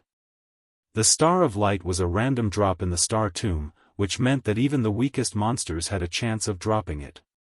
Raiding the dungeon's bosses wouldn't be necessary.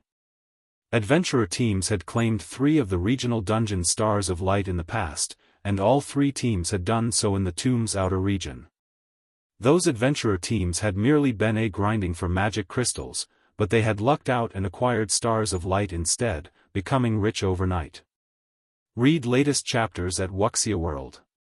Since no one had explored the Star Tomb yet, they should have a high likelihood of obtaining at least 1 Star of Light. Following which, Shi Feng signed a contract with Hell Rush stating that Netherworld Empire's members would enjoy a 40% discount on the Starlight Fortress's basic expenditures. In addition, 8 of the Fortress Lord's mana training rooms would be reserved for the guild, with each costing 300 magic crystals per hour.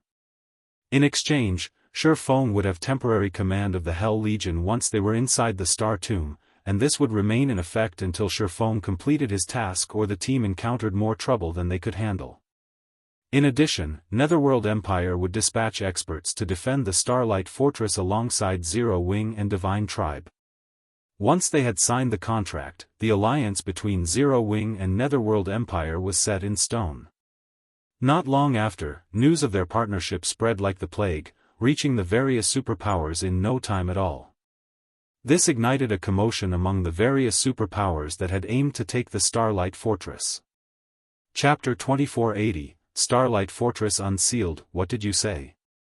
The Hell Legion agreed? Impossible. The Hell Legion has 300 Tier 3 experts, and every one of them is a lunatic. When the various superpowers received news of the Hell Legion's decision, they found it hard to believe. They had assumed the Starlight Fortress was doomed once the Hell Legion had gotten involved. Even if they didn't capture the fortress, they were sure to leave it in ruins. They were all familiar with what kind of team the Hell Legion was. It was a team of madmen. The Starlight Fortress might be impressive for its dragon guard, but after all was said and done, it only had 1 dragon.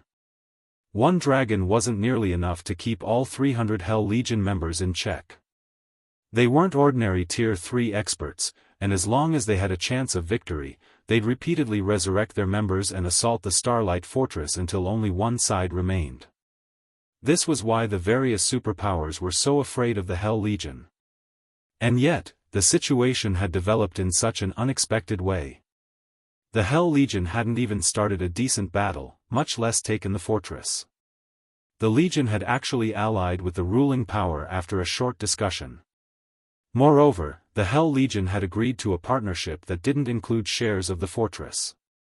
The various superpowers' upper echelons even wondered if the reports were about the Hell Legion they knew so well. While the news spread, the various superpowers, who had been preparing to assault the Starlight Fortress, hesitated. They had only dared to target the Starlight Fortress because Netherworld Empire had expressed interest in capturing it, but now that the Super Guild had joined the fortress's ruling power, the situation had become disastrous for the various superpowers. These superpowers weren't afraid of Divine Tribe. The guild only had a few more Tier 3 experts than the rest of them. If they joined forces, however, they could easily outnumber Divine Tribe, and since the Starlight Fortress only provided players partial authority, capturing it would be child's play. But now that Netherworld Empire had allied with Divine Tribe, causing a scene in the fortress would be difficult and dangerous. Aside from the Legion members' individual strength, the Hell Legion had enough Tier 3 players that it could rival the total number in several superpowers. Including the dragon, how were the various superpowers supposed to cause enough chaos to take the fortress from Divine Tribe? Of course, these superpowers weren't willing to give up just yet. Although they knew that securing a share of the Starlight Fortress's profits was no longer possible, they still sent a large number of experts to investigate the situation within. The fortress benefits were related to too many of their interests, and they would jump at any opportunity to gain a fraction of what the Starlight Fortress had to offer. Meanwhile, in the Azure Chamber of Commerce's distant demonic silver mine. Even the Hell Legion has failed? Xianxia muttered, stunned after reading her subordinate's report. She had already been astonished to learn that Shi Feng and Divine Tribe had cooperated to capture the Starlight Fortress. Then, she had heard about the fortress's draconic resident. And now, even the fearsome Hell Legion had compromised. If she hadn't known anything about Shi Feng's group, she would have assumed they belonged to some hidden superpower that developed in the Western continent's shadows. However, she knew more than a little about that group of players.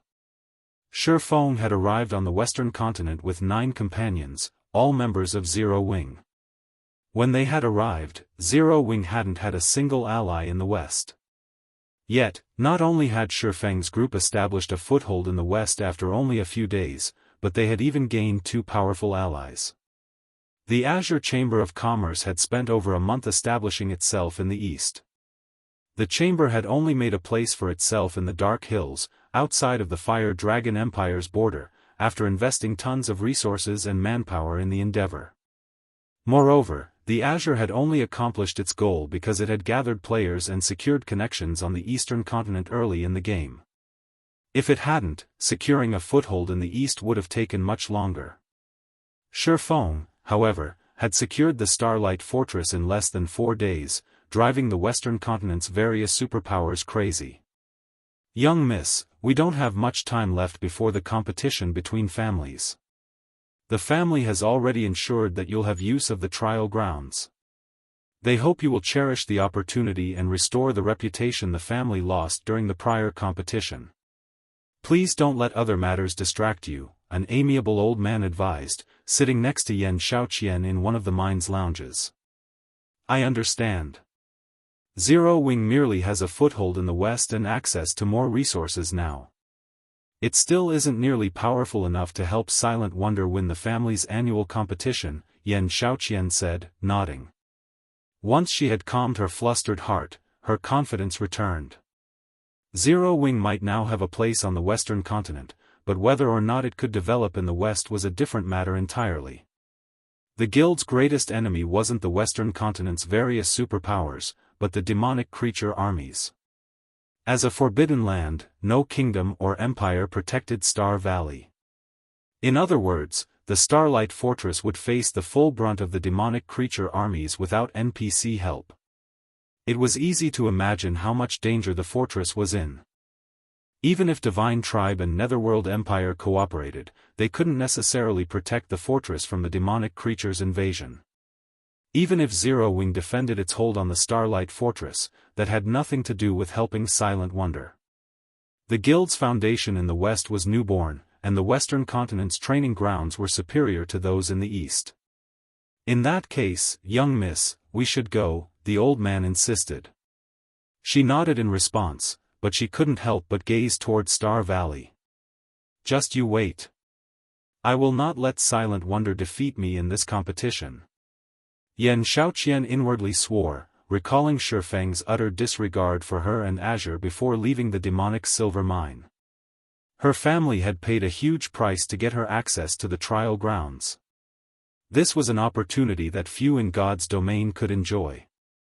As long as she could complete the trial, she could even defeat Shi Feng, let alone Silent Wonder.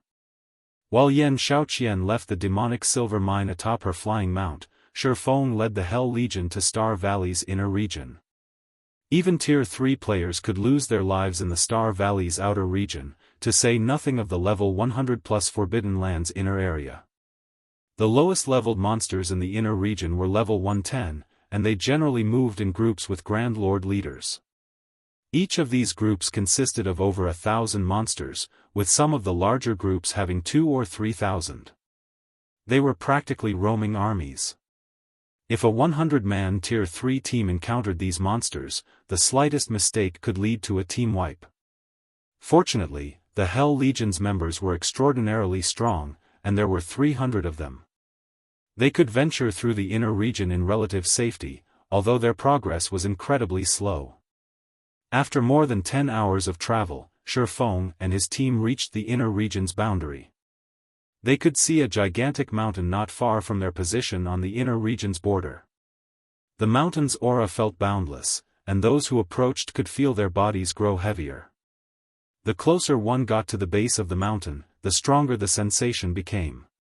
This was none other than Star Valley's God Mode regional dungeon, the Star Tomb. Consider this carefully, Guild Leader Black Flame. Do you really want to go in there? Once we're inside, leaving will be a challenge, and if players die, they won't resurrect outside of the dungeon, Hell Rush warned Shi Feng as he stared at the mountain before them. Read latest chapters at Wuxia World.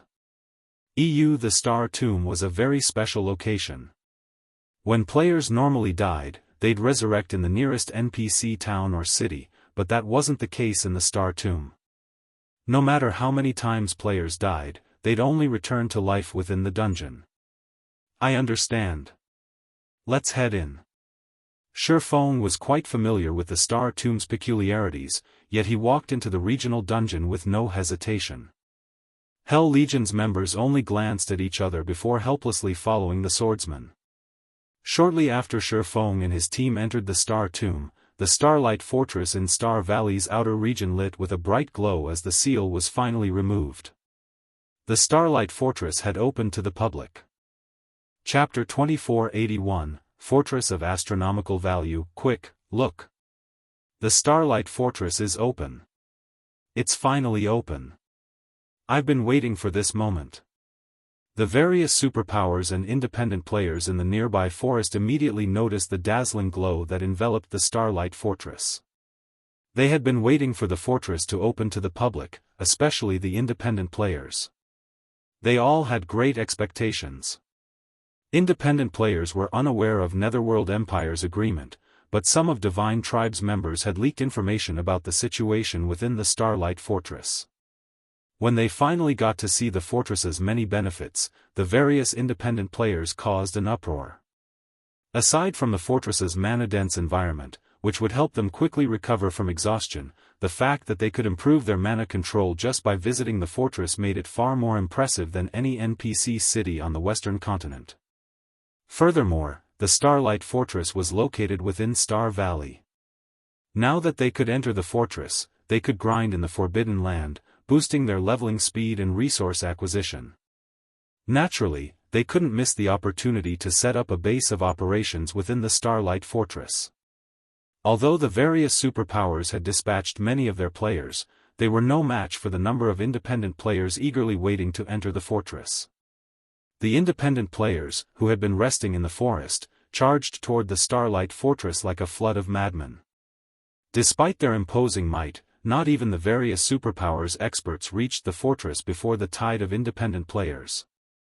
However, the scene didn't enrage the superpowers, they were actually overjoyed to see it. I hadn't expected to find so many Tier 3 experts in the area. I doubt Netherworld Empire and Divine Tribe expected so many players, either. This is going to be interesting. Even Netherworld Empire's Hell Legion would be helpless against so many Tier 3 experts. When the various superpowers' upper echelons saw the independent players swarm toward the Starlight Fortress, excitement flashed in their eyes. They had begun to believe that they had no hope of causing chaos within the fortress. After all, Netherworld Empire's Hell Legion was not just for decoration. They hadn't expected a situation like this, and they had never imagined that independent players would be so interested in the Starlight Fortress. There were already more than 5,000 Tier 3 independent players, not to mention the Tier 2 players. There were more of them than those in the various superpowers combined. Even if Netherworld Empire went all out, they had no hope of defending the fortress against such a force, let alone Divine Tribe. Before the superpowers' upper echelons could celebrate, however, a dragon with silver scales flew out of the Starlight Fortress and landed beside the front gate, quietly observing the approaching horde of independent players. The excited independent players froze on the spot when they saw Auerbeck, none of them dared to move. The sudden development even stupefied the various superpowers watching from afar. They were talking about 5,000 Tier 3 experts. And yet, every one of them acted like a mouse before a cat. Of course, the various superpowers experts could sympathize. Auerbeck's aura was just that frightening. Even from far away, they felt as if the weight of a mountain had rested on their shoulders. Needless to say, the independent players, who were much closer to the Silver Divine Dragon, felt an even stronger pressure. Is that really just a Tier 4 dragon? The various superpowers experts were at a loss for words as they stared at Auerbeck.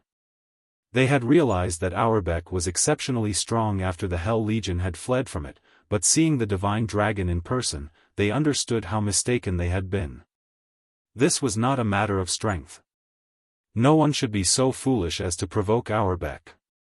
The Starlight Fortress is now open to the public. If you wish to enter the fortress, listen carefully. All combat is prohibited within the fortress walls. Not only will you be slain if you break this rule, but you'll also be imprisoned for 8 days in the fortress prison, McCaffrey, who stood on the wall above the main gate, announced as he gazed at the players below. If nobody has any questions, you may register to enter the fortress. As McCaffrey finished his statement, the nearby players' expressions changed. The announcement dumbfounded the various superpowers members, in particular. Fortress prison? What is he talking about? The superpowers' upper echelons, who had laughed at the Starlight Fortress's latest predicament, could no longer muster the strength to laugh.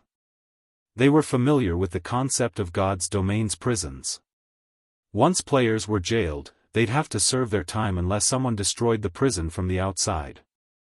It was this moment when the various superpowers understood, more or less, why Netherworld Empire had decided to compromise. With a fortress prison around, who would dare cause a scene in the fortress? The various superpowers began to despair when McCaffrey began to speak once more. Due to the fortress's limited space, players may only remain inside for 1 natural day. Each consecutive day you spend in the fortress will cost 1 magic crystal. In addition, all basic services the fortress offers cost magic crystals. If you fail to pay for the services you've requested, you will also spend 8 days in the prison. Please keep this in mind during your stay. After listening to McCaffrey's speech, every player in the area was stunned again. Normally, the various powers did everything they could to increase a fortress's player population after capturing one, which, in turn, would transform the fortress into a trade hub. This would also give the ruling power access to a huge amount of resources, yet the Starlight Fortress's owner had decided against that. They showed no regard for attracting players to the fortress. The entrance fee alone cost a whopping 20 silver per person, and players were only allowed to spend a day in the fortress. Once that day was up, every additional day would cost a magic crystal. To make matters worse, they had to pay magic crystals for the services within the fortress.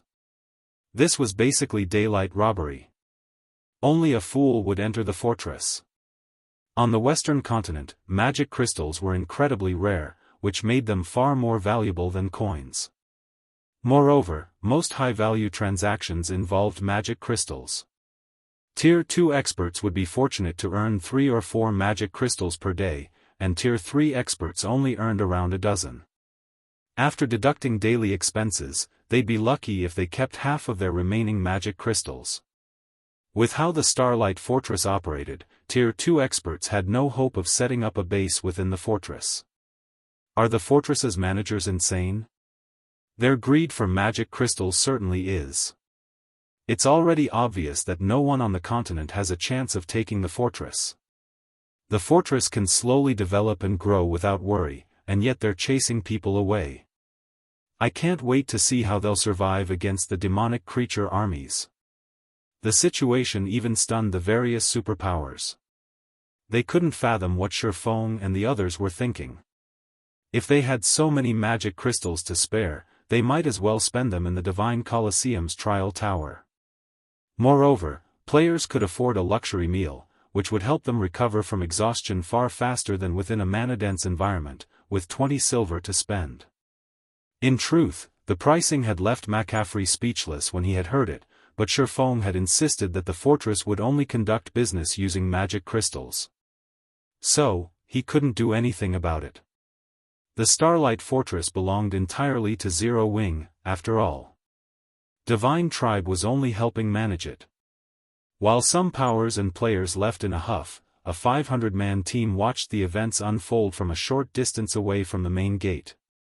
"Are we still going in, Commander?" a ruthless, level 106 man asked the robust man in leather armor next to him. Read latest chapters at Wuxia World. The robust man was Crow, the Stormheart Adventurer team's commander. Of course. We might as well take a look since we're here, Crow said, gritting his teeth. The 20 silver entrance fee wasn't a major concern for Stormheart, but the fact that the fortress's basic amenities cost magic crystals wasn't something Stormheart could afford to play with. But Crow's curiosity was too strong to ignore. Thus, he decided to go in and look around. At worst, they'd have paid the entrance fee for nothing. Having given his answer, Crow led his team toward the Starlight Fortress's front gate. Chapter 2482, Mana Changes. Once Stormheart's members paid the exorbitant entrance fee, they carefully walked through the front gate under Auerbeck's watchful eye. What? Some players are actually willing to pay such a fraudulent fee? Maybe they've decided to do some sightseeing since they've already gone to the effort of reaching the fortress. The players that had been preparing to leave the area watched Crow and his team with contempt as they entered the Starlight Fortress. A 20 silver entrance fee was unheard of on the Western continent. With 20 silver, a player could fully repair their weapons and equipment in an NPC city. Some Tier 2 players only made that much after a full day of grinding. Yet, Stormheart's members were investing so much money just to sightsee or experience the fortress's mana-dense environment. Moreover, they could only spend one day in the fortress. They were foolish to waste their money like that. After spending a moment to ridicule Stormheart, the surrounding players packed up and left. It wasn't long before 90% of the players around the Starlight Fortress left the area. Now, less than 10,000 players remained in line at the front gate. They've already secured their hold on the Starlight Fortress, yet they're chasing away customers. We won't have to lift a finger to ensure the fortress's demise. They want to charge magic crystals for all basic expenditures made inside the fortress? They certainly know how to dream. How foolish. Do they really think they can squeeze players for all they've got just because the Starlight Fortress is the only open fortress in Star Valley? The various superpowers' upper echelons couldn't help but laugh when they saw how few players were willing to enter the Starlight Fortress.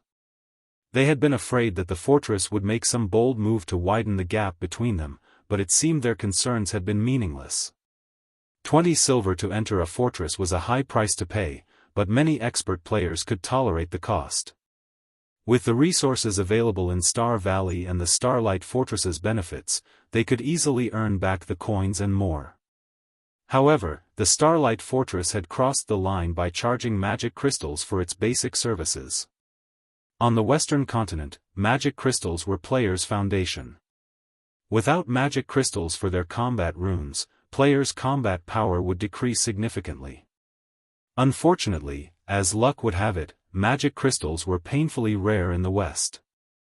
Obtaining a single magic crystal was a challenge. If it weren't so difficult, the continent's various powers wouldn't fight so desperately over or veins that had a chance of producing magic crystals. Although players could obtain magic crystals by grinding in Star Valley, it wasn't easy. Star Valley was still a level 100, plus Forbidden Land and far more dangerous than other maps where magic crystals dropped. If a player decided to focus their development around the fortress, they'd only be cheap labor for the ruling power. Only a fool would accept that burden. Following which, the various superpowers' upper echelons commanded their teams to turn around and leave. They had no intention of entering the Starlight Fortress. They had learned of the fortress's situation from the spies they had planted in Divine Tribe before the Starlight Fortress had opened to the public. They had no reason to enter the fortress to verify the reports. They'd only be handing over their hard-earned coins by doing so. McCaffrey felt frustrated as he watched so many players walk away from his position on the fortress's wall. Those players were potential money and resources. Shi Feng could have easily transformed the Starlight Fortress into a prosperous trade hub by lowering his prices, yet he had insisted on charging magic crystals for all basic services. That condition alone had deterred the majority of players from visiting the fortress. While the various superpowers walked away from the Starlight Fortress, the Stormheart adventurer team had made it inside. So, this is the Starlight Fortress? The mana density is so high. It's no wonder why the entrance fee is so exorbitant. This environment is certainly worth the price. Stormheart's members were mesmerized when they sensed the ambient mana within the Starlight Fortress. They were not members of the various superpowers, just independent players. Even if they were a part of a top adventurer team, they could only get their hands on limited resources. The resources Stormheart possessed couldn't even compare to that of first-rate guilds. Needless to say, they didn't have access to mana-abundant locations, either. They had to rely on their exceptional talent and hard work to develop slowly. We'll only be able to rest here from time to time.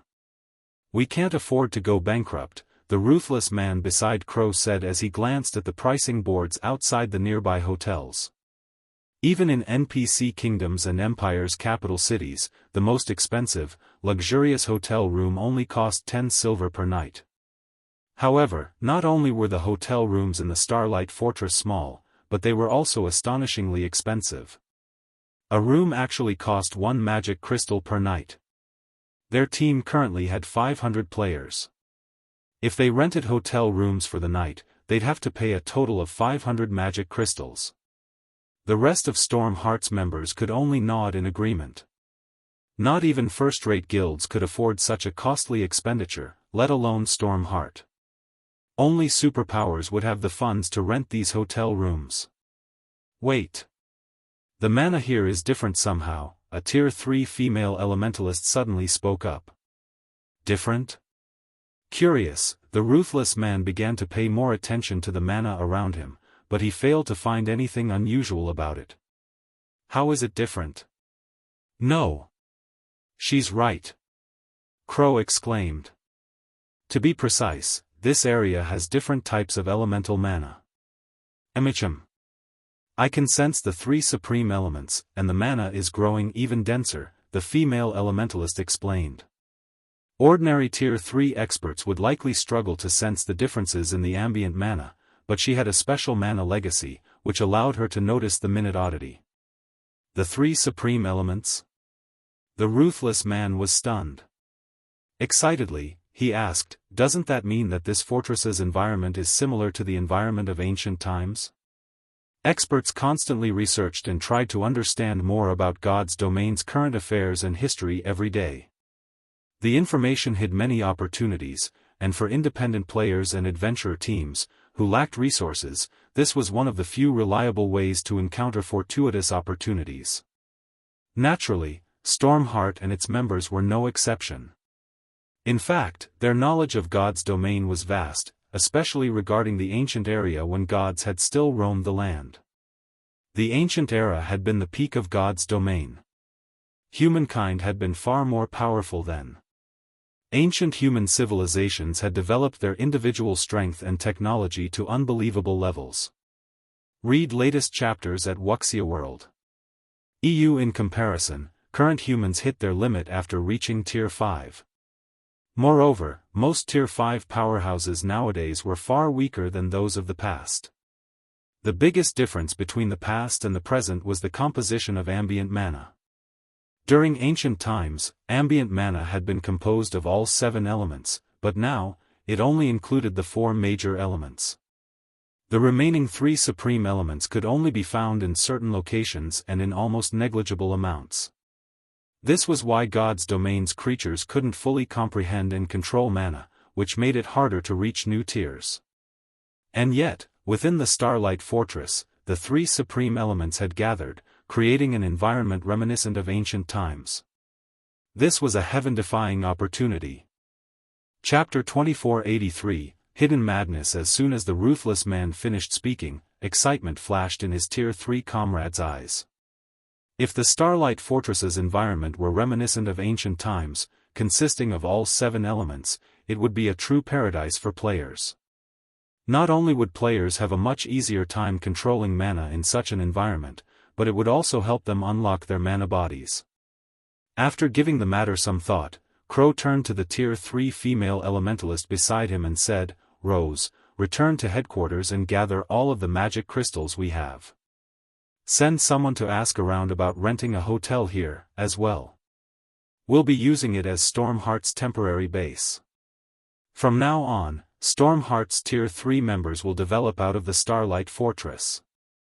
Although living in the Starlight Fortress was costly, if the benefits allowed one to improve their mana control and unlock their mana body's potential with ease, it was worth the price.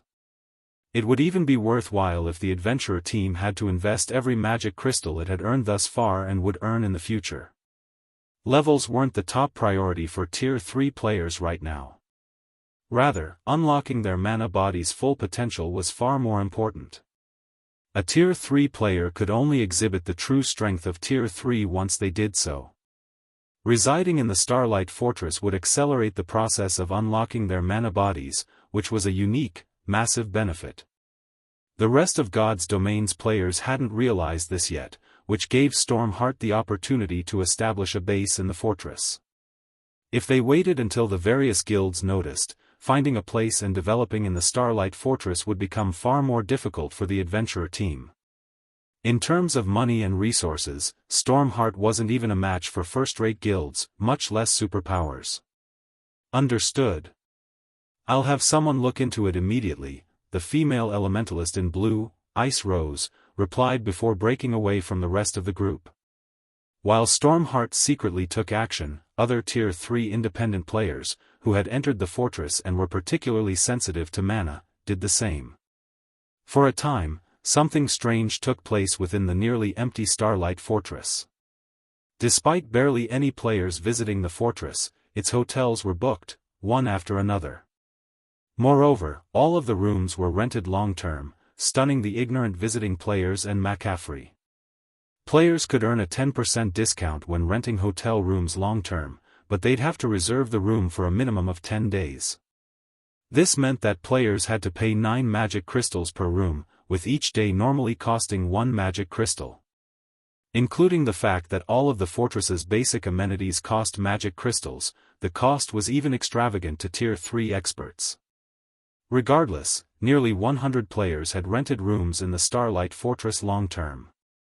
Some players had even rented out an entire hotel. As a result, the fortress had earned nearly 5,000 magic crystals in less than an hour after its grand opening, and the crystals continued to roll in. Meanwhile, inside the Star Tomb, Shi Feng and his team ventured farther into the Star Tomb, and the Hell Legion faced one bitter battle after another. Even Tier 3 experts struggled to move within the regional dungeon, their mobility reduced to that of Tier 1 players. Fortunately, their basic attributes hadn't been affected. The reduced mobility had, however, considerably limited everyone's individual combat power. In the outside world, every member of the Hell Legion could solo a level 105 Great Lord, but in the Star Tomb, they could barely defeat a level 105 High Lord. The Earthen giants in the regional dungeon's outer region typically moved in groups consisting of several hundred, with each having at least 100 Great Lords. These small armies were an extraordinary challenge for the Hell Legion. Every time they encountered a group of monsters, the Legion spent over an hour to defeat them, and once the battle was over, they had to retrieve their tents to recover their lost stamina. If they didn't take the time to rest, their chances of defeating the next monster army would plummet. Naturally, this slowed their leveling speed to a crawl. However, the Hell Legion members had to admit that the God Mode regional dungeon was a wonderful location. Not only was the monsters' drop rate impressive, but the loot they acquired was top quality as well.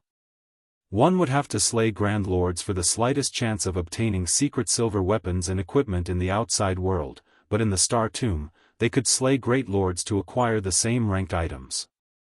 Furthermore, the dungeon's Great Lords had a chance of dropping level 105 secret silver set equipment. After over 20 hours of battle in the Star Tomb, the Hell Legion had completed 2 secret blue sets and 1 thorn set. The secret blue set was a set equipment for magical classes, while the thorn set catered to plate armor classes.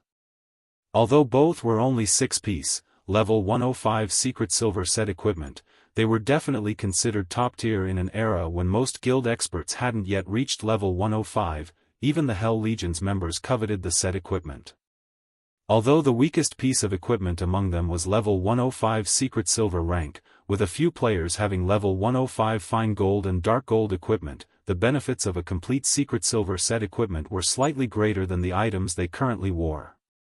If they were willing to part with the set equipment, they could easily demand astronomical prices. Star Tomb's monsters also dropped plenty of magic crystals and mana stones. The Legion had even acquired 3 combat techniques and Tier 2 skill books. Unfortunately, the Hell Legion had entered an agreement with Shi Feng before they had entered the regional dungeon. Since Shi Feng had employed the Legion for this expedition, all loot they acquired would belong to him. The Hell Legion would only gain EXP within the dungeon. Guild Leader Black Flame, "We found the path to the Star Tomb's second floor ahead," Hell Rush reported, gesturing to a massive tunnel not far from the team. The monsters in the area are too concentrated, however, and there are a few Grand Lords in the mix. Pushing past them is impossible. I'm afraid we'll be limited to this area.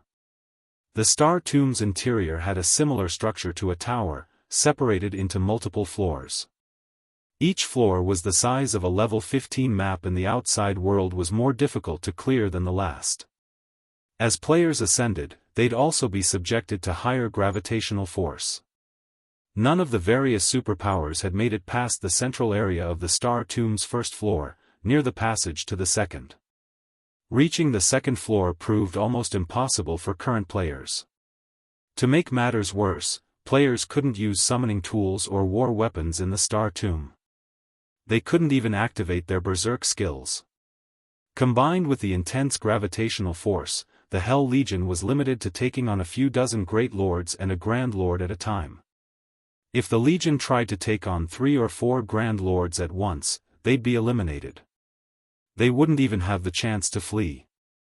With their suppressed movement speed, they were considerably slower than the Earthen giants. Their only option for survival was to slay the monsters.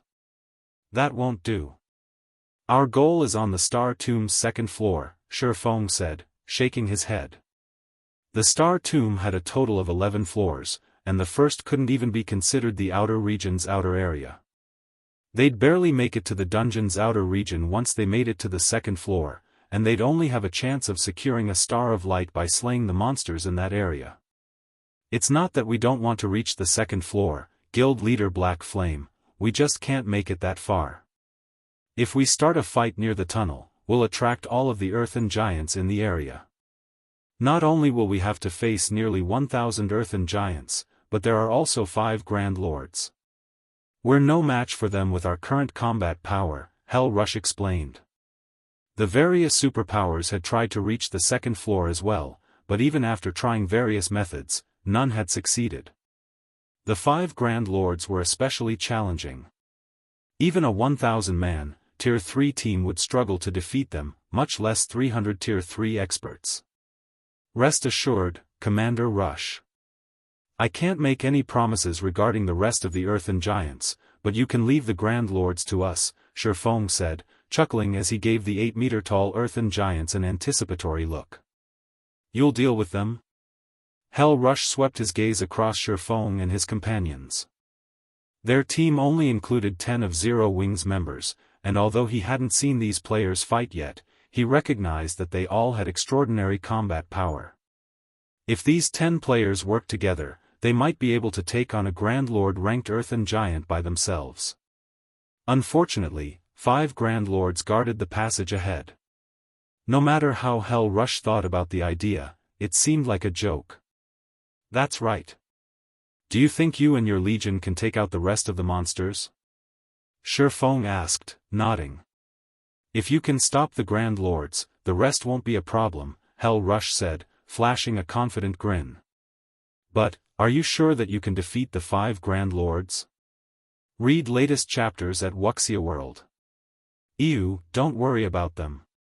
Shi Feng then turned to Xianxia and the others and asked, you guys can deal with the Grand Lords, right? No problem. Leave it to us.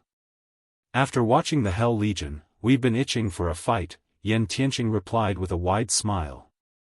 Alright, Let's lure the 5 monsters away from the rest of the group first, then, Shi Feng decided. 5 of his companions then walked away before charging at the 5 Grand Lords guarding the tunnel. They're just going to do it? Are they insane? Watching Yan Tianqing and the others rush ahead without waiting for the Hell Legion, Hell Rush was dumbfounded. Chapter 2484, Unlocked Mana Body. Hell Rush wasn't the only one dumbfounded. The rest of Hell Legion's resting members were stunned as they watched the 5 Zero-Wing members charge toward the Grand Lords. There were nearly 1,000 Earthen giants near the passage, and the weakest was a level 109 High Lord. There were over 100 Great Lords, as well, and if they surrounded a 100-man, Tier 3 team, the players would be done for. The Earthen giants weren't affected by the Star Tomb's gravitational force, and thus, both their movement and attack speeds were higher than Tier 3 players. As a result, players had to rely on their basic attributes to block the Earthen giants' attacks and their techniques to minimize the damage. The Hell Legion could only take on 3 or 4 Earthen giants at one time. Even if they had superior combat standards, they wouldn't be able to face a larger group and emerge from the battle unscathed. Yet, Yan Tianqing and his 4 comrades charged toward so many of these monsters with no hesitation.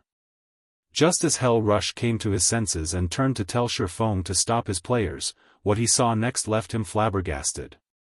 Yan Tianqing, Fire Dance, Aqua Rose, Violet Cloud, and Luofei were simply too fast. Despite the Star Tomb's painful gravitational force, those 5 players closed the distance of several hundred yards in 5 seconds, reaching the monsters guarding the tunnel. Impossible. How are they so fast? Did they find a bug? All of the Hell Legion's members were surprised and confused by Yan Tianqing and his party's movement speed. Even with superior basic attributes, attaining such speed in this environment should be impossible.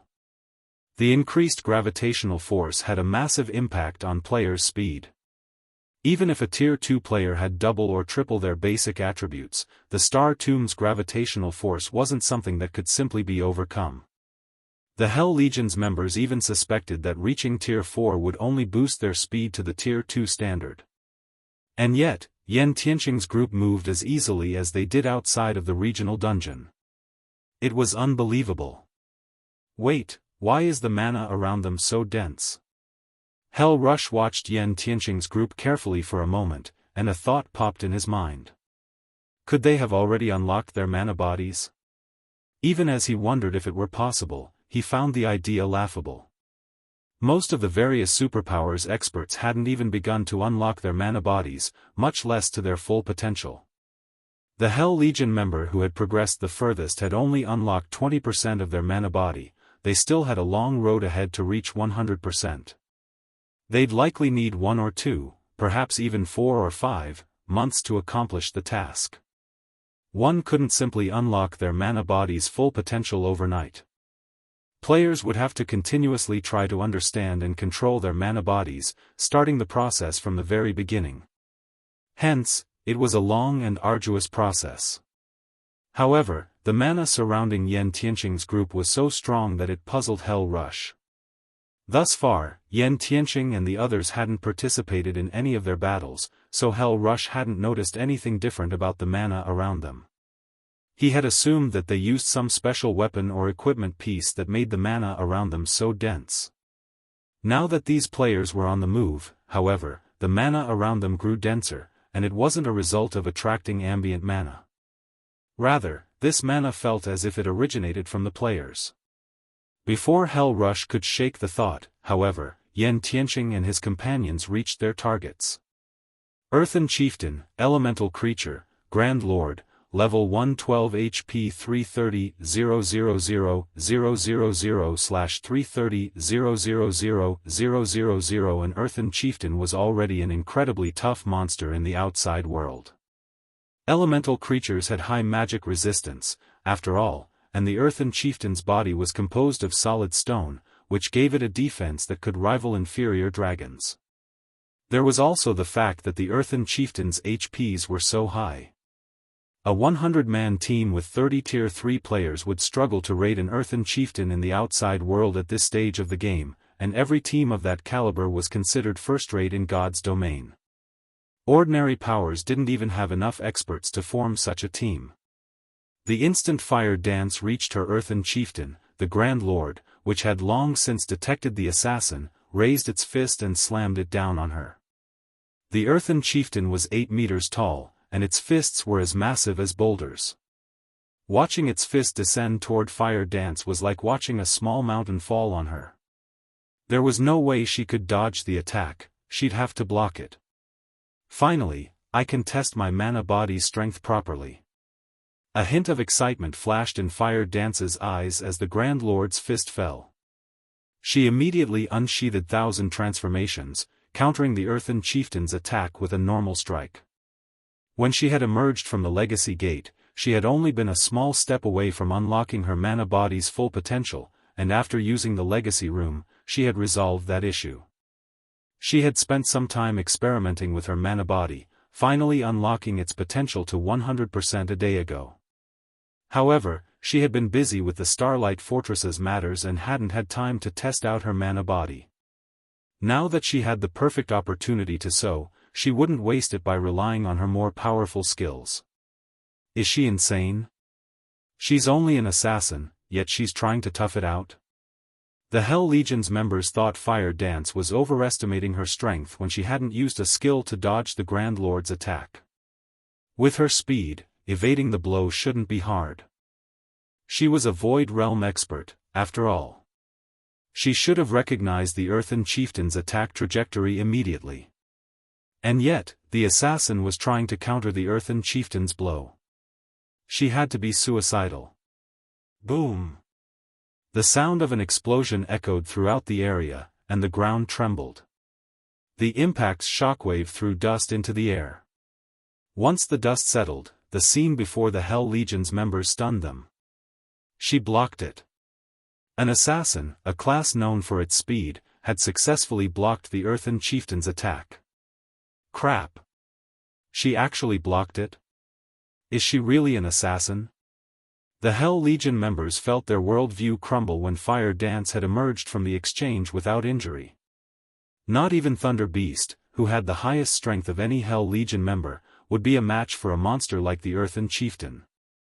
He'd have to rely on the Legion's healers to tank the Grand Lord. And yet, Fire Dance had countered the attack without taking any damage. Sure enough, an unlocked peak gold mana body is amazing. Even a normal attack is so powerful. If she can learn a mana technique, she'll likely be able to solo mythics. When Shi Feng saw Fire Dance dominate the Earthen chieftain, he couldn't help his desire to unlock his own mana body. God's Domain's players would only be considered true experts once they had unlocked their mana body's full potential. If they didn't, they'd only be considered pseudo-experts, even after reaching Tier 4. Take the Star Tomb, for example. If players entered the dungeon without fully unlocking their mana bodies, they'd struggle against the regional dungeon suppression. Hence, the first thing all experts needed to do upon reaching Tier 3 was unlock their mana bodies. Levels and tiers had to be set aside. Until they succeeded, they wouldn't even qualify to explore God's domain. Read latest chapters at Wuxia World. While Shi Feng admired Fire Dance's display, the assassin used shadow steps to appear behind the Earthen chieftain. It's my turn. Fire Dance raised 1,000 transformations, aiming for the back of the Grand Lord's head. Absolute strike. Darkness immediately surrounded Fire Dance. -424,538. A damage of over -400,000 appeared above the Earthen chieftain's head, and silence fell over the Hell Legion. Chapter 2485, Inhuman Battle, over 400,000 damage? Is she even human? Every member of the Hell Legion wondered if they were hallucinating when they saw the bright red numbers above the Earthen chieftain's head. For a moment, they even wondered if Fire Dance was an NPC disguised as a player. Even they, experts who stood at the pinnacle of God's domain, could barely cause over -70,000 damage to the Earthen giants with Tier 3 skills and spells. Hell Rush, one of the Legion's strongest players, could only deal around -150,000. These monsters' ridiculously high defense and magic resistance could practically rival archaic species of the same rank. And yet, they had just watched a Tier 3 assassin deal over -400,000 damage to the Grand Lord ranked Earthen Chieftain, and she had only used a Tier 2 skill. Even at Tier 3, assassins didn't have many options for raising their attack's power. Most of their skills focused on speed, increasing their total DPS. But Fire Dance had obliterated what they had known about the class. How could she even be considered an assassin with that kind of raw power? She was even more of a berserker than actual berserkers. Before the Hell Legion members could recover from their shock, Yan Tianqing and the other 3 Zero-Wing experts started their battles with their own Earthen Chieftains. Yan Tianqing effortlessly evaded his Grand Lord's straightforward attack, circling to the Grand Lord's back. He then brandished his daggers and sent several beautiful, silver arcs slicing into the Earthen Chieftain's back. -134,324. -274,543. -133,645. A series of damages appeared above the Earthen Chieftain's head, and although each of his hits didn't deal as much damage as Fire Dance's, the total amount was frightening. Meanwhile, Aqua Rose, Violet Cloud, and Yi Luofei, all magical class players, caused an even greater commotion. As soon as Aqua Rose finished her spell's incantation, a towering tidal wave manifested before her, devouring the Earthen Chieftain and several dozen Earthen Giants nearby. In one move, Aqua Rose heavily injured the Earthen Giants and Earthen Chieftain, which boasted high magic resistance. She also dealt over 1,000,000 damage to each of them. Meanwhile, Yi Luofei summoned 5 flaming meteors, casting them down on her Earthen Chieftain. 1, 2, 3 meteors. As each meteor struck the ground, the dungeon's first floor trembled violently.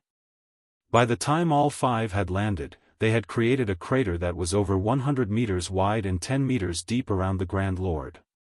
Of the 3 Earthen Chieftains that faced these magical class players, however, Violet Cloud's target was in the worst state. 300 shadow blades danced around the Grand Lord, each with enough force to make the monster stumble. When all 300 attacked as one, the outcome could only be described as a tragedy. How does Zero Wing have so many monstrous players? At this point, every member of the Hell Legion believed that Yan Tianqing's party could slay the 5 Earthen Chieftains, let alone keep them distracted. They only might need some time to defeat the monsters. Even so, their combat power was astonishing. The 5 Zero-Wing experts single-handedly suppressed the Star Tomb's Grand Lords, and not one of them was an MT Guild leader. Black Flame, have they fully unlocked their mana bodies? Hell Rush could not help but ask as he watched Fire Dance and the others fight. He couldn't think of any other reason that would allow those 5 players to display such incredible speed and power. Not even the various Super Guilds experts had unlocked their mana bodies' full potential. All of them were still exploring. It hadn't been long since these experts had reached Tier 3, after all. They have. All 5 have reached 100% of their mana body's potential, Shi Feng confirmed with a nod. He had no intention of hiding the fact, nor could he. He couldn't explain away the strength Yan Tianqing and the other 4 displayed as higher basic attributes. Even if they had double or triple their basic attributes, they wouldn't exhibit such impressive combat power. Players could only accomplish this feat by unlocking their mana body's full potential. It was a pity that Shadow Sword, Cola, Turtledove, and Alluring Summer hadn't progressed this far yet. Even Alluring Summer had only unlocked 98% of her potential. If she had been able to bridge that final gap, their team would have had a much easier time exploring the Star Tomb. All 5 of them have fully unlocked their mana bodies? Hell Rush and the vice-commanders around him gasped when they heard Shi Feng's answer. They had suspected this might be the case, but they couldn't help their astonishment when Shi Feng had confirmed it. Even the strongest player in Netherworld Empire had only unlocked 20% of their mana body's potential. They'd still need another month or 2 to reach 100%. They would still need at least 1 or 2 months to reach 100% potential. Yet, Zero Wing, a guild that had started from nothing in God's domain and wasn't supported by any major corporation, had nurtured 5 experts with fully unlocked mana bodies. It was unbelievable. Would you be willing to offer some guidance regarding mana bodies, Guild Leader Black Flame? If you are, I can represent my guild in offering to garrison 50,000 experts in the Starlight Fortress long term. Netherworld Empire will also supply Zero Wing with various rare materials from the Western continent, Hell Rush proposed, trying to contain his excitement. Everyone's mana body was different, and players would gain very little from others' experiences, but the fact that Zero Wing had nurtured 5 experts with fully unlocked mana bodies proved that it could help players accomplish the feat. Anyone that said otherwise was either lying or a fool. Players would see huge differences in their accomplishments, depending on how soon they unlocked their mana body's potential. The difference between the combat power Zero Wing's members displayed and that of the Hell Legion made that much obvious. After Hell Rush presented his offer and request, the rest of his comrades grew restless, watching Shi Feng. They all wanted to hear his answer.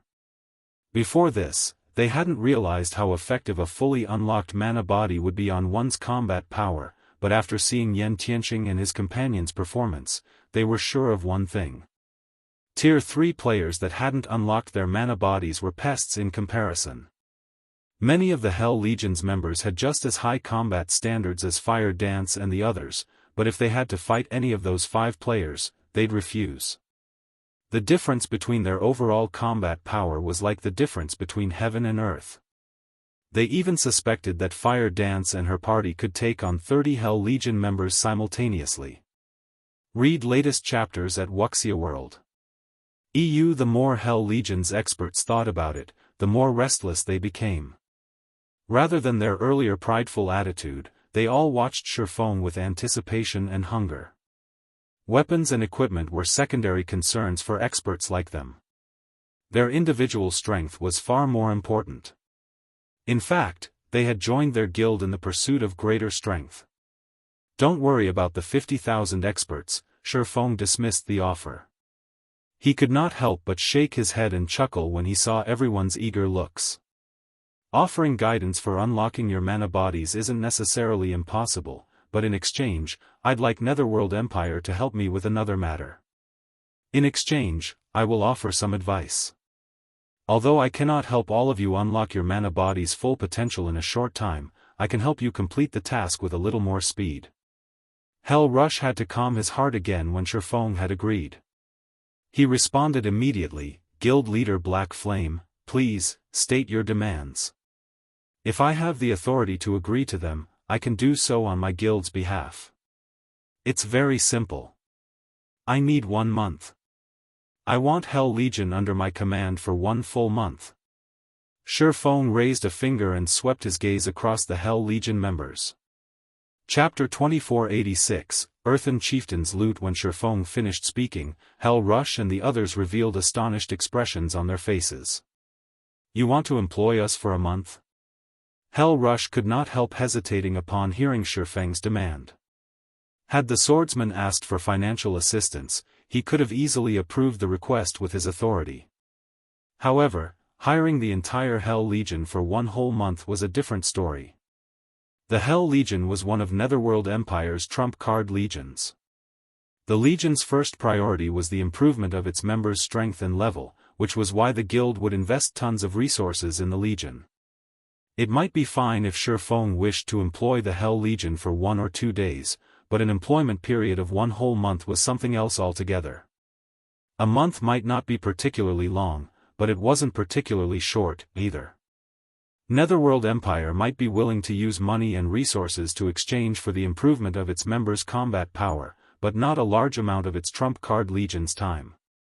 After all, the reason behind Netherworld's considerable investment of resources in the development of its members was to buy time for itself. To be precise, it was to save time and gain an advantage over their competitors. Selling the time of one of its trump-card legions would be akin to putting the cart before the horse. Moreover, the Hell Legion had plenty of tasks it needed to handle. If it operated under Shi Feng for a month, these tasks would have to be set aside. You can rest assured that during this 1 month, your level won't fall behind others in the slightest. In fact, your equipment standard won't fall behind either. You'll also be free to do whatever you want for most of this 1 month. I will only need your help during certain times, Shi Feng said, chuckling when he saw the hesitation on Hell Rush's face. Most importantly, you will get to receive guidance on how to unlock your mana bodies ahead of everyone else. I can guarantee that all of you will unlock your mana bodies within this 1 month. Shi Feng understood Hell Rush's concerns. After all, the Hell Legion was Netherworld Empire's strongest trump card legion. Although the Great Super Guild invested the best resources it had in the Legion, that did not mean the Legion would automatically grow stronger.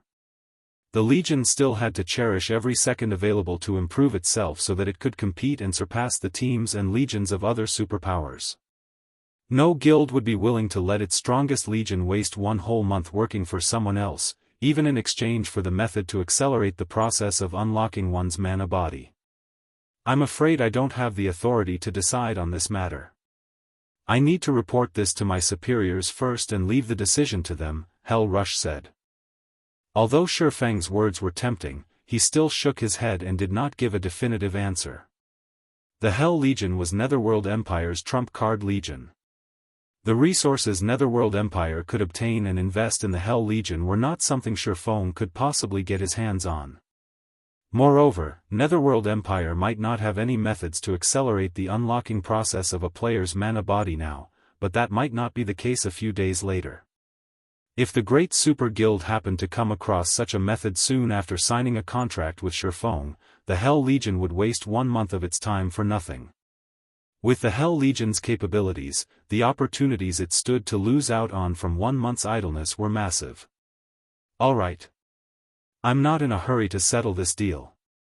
You can think it over once you return, Shi Feng said, not the slightest bit surprised by Hell Rush's reply. After all, this was no longer a decision Hell Rush could make as the Hell Legion's commander, only Netherworld Empire's guild leader and grand elders could. Thank you for your understanding, Guild Leader Black Flame. We will give you a reply as soon as possible, Hell Rush said, nodding. Inwardly, though, he felt that the likelihood of his higher-ups approving this transaction was minimal. After all, a month was simply too long, especially with the number of Tier 3 players in God's domain rapidly increasing. Meanwhile, Kola, who had overheard the conversation, looked at Shi Feng in confusion. Guild Leader, are you really planning to let them enter the Legacy Gate? Kola asked in a quiet tone, a pained expression appearing on his face. Kola had personally experienced the Legacy Gate's benefits. It was undoubtedly the best place to improve one's mana body. However, the number of slots to enter the Legacy Gate each month were limited. Zero Wing barely had enough for itself. He felt that giving the slots to Netherworld Empire would be a huge waste. After all, a Tier 3 expert with a fully unlocked mana body brought plenty of advantages. Moreover, letting the Hell Legion use the Legacy Gate would expose the Starlight Fortress's true value. Although the Hell Legion indeed possessed a lot of Tier 3 experts, Zero Wing wasn't weak either.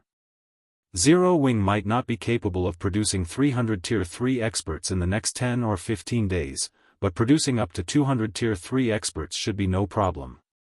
By then, Zero Wing should also have a few more experts that had fully unlocked their mana bodies. I have an important use for the Hell Legion's experts, Shi Feng said, nodding. An important use? Shi Feng's words confused Kola. He simply couldn't understand what Shi Feng would need the Hell Legion for. In terms of combat power, the Hell Legion's experts were far inferior to Fire Dance's group of 5, in fact, the 5 could beat up the entire Hell Legion handily. At best, the Hell Legion would be useful for raiding dungeons. Fire Dance and the others are indeed very strong after unlocking their mana bodies, but there are many things that cannot be solved with just a handful of players, Shi Feng said, chuckling at the look of disdain Kola was giving the Hell Legion. Fire Dance's group of 5 might be capable of suppressing the Hell Legion now, but once the Hell Legion's members fully unlocked their mana bodies as well, Fire Dance's 5 wouldn't even be able to flee for their lives. Moreover, the Hell Legion's Tier 3 experts fully unlocking their mana bodies was only a matter of time. Meanwhile, what Shi Feng needed was the Hell Legion with its members' mana bodies fully unlocked. Although the Silver Divine Dragon was already his companion, that was only temporary. He still had to complete Auerbach's trial within 4 months to make the contract permanent. Auerbach's trial was no trivial matter. He needed to raise his strength as quickly as possible in order to clear it. Meanwhile, of the methods he could think of to boost his strength, the best one was to complete Solomon's sword. However, the locations of the remaining fragments of Solomon's sword were simply too dangerous. The risk of failure was incredibly high if he went to these locations by himself, and even if Fire Dance and the others accompanied him. Hence, he needed the help of the Hell Legion. Moreover, after obtaining the Hell Legion's help, Zero Wing would no longer have to fear the various superpowers on the eastern continent. It could clash with them head-on and contest for the truly important resource points. Zero Wing would not have to rely on just a handful of guild towns and cities to secure resources, which would, in turn, prevent the superpowers from easily suppressing its resource income. Currently, the main source of weapons and equipment was still monsters. However, this would shift to lifestyle players as players reached ever higher levels. If Zero Wing did not secure the necessary resource points early on, with the guild's current scale of development, the various superpowers would eventually rip it to shreds. By the time Shi Feng and Kola's conversation was over, Fire Dance and the others had lured the 5 Earthen Chieftains away from the main group of monsters. Upon seeing this, Hell Rush immediately led his team into action and started clearing out the weaker Earthen Giants. As the Earthen Chieftains were gone, the strongest monsters before the tunnel were merely level 112 Great Lords. For the Hell Legion members, whose basic attributes rivaled those of Great Lords and even Grand Lords of the same level, these monsters were a piece of cake. The only inconvenience was their reduced mobility, which slowed their clearing speed by a significant margin. However, with Fire Dance and the others occupying the Earthen Chieftains, the Hell Legion did not face much pressure during battle. The Legion systematically defeated the Earthen Giants, chipping away at their numbers. Roughly 2 hours later, all of the Earthen Giants blocking the tunnel had fallen.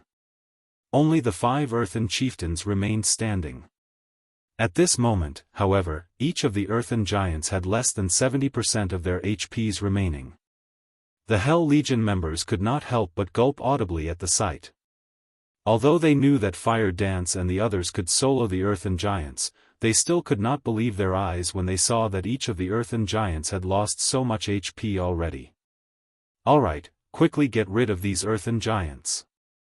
Shi Feng commanded when he noticed the Hell Legion members staring dazedly at Fire Dance's group. Others might not be aware of the condition of Fire Dance's group, but Shi Feng was. Fire Dance and the others might have burned a considerable portion of the Earthen Chieftains' HP already, but they had also expended a significant amount of stamina. With their remaining stamina, finishing off the Earthen Giants all by themselves would be impossible.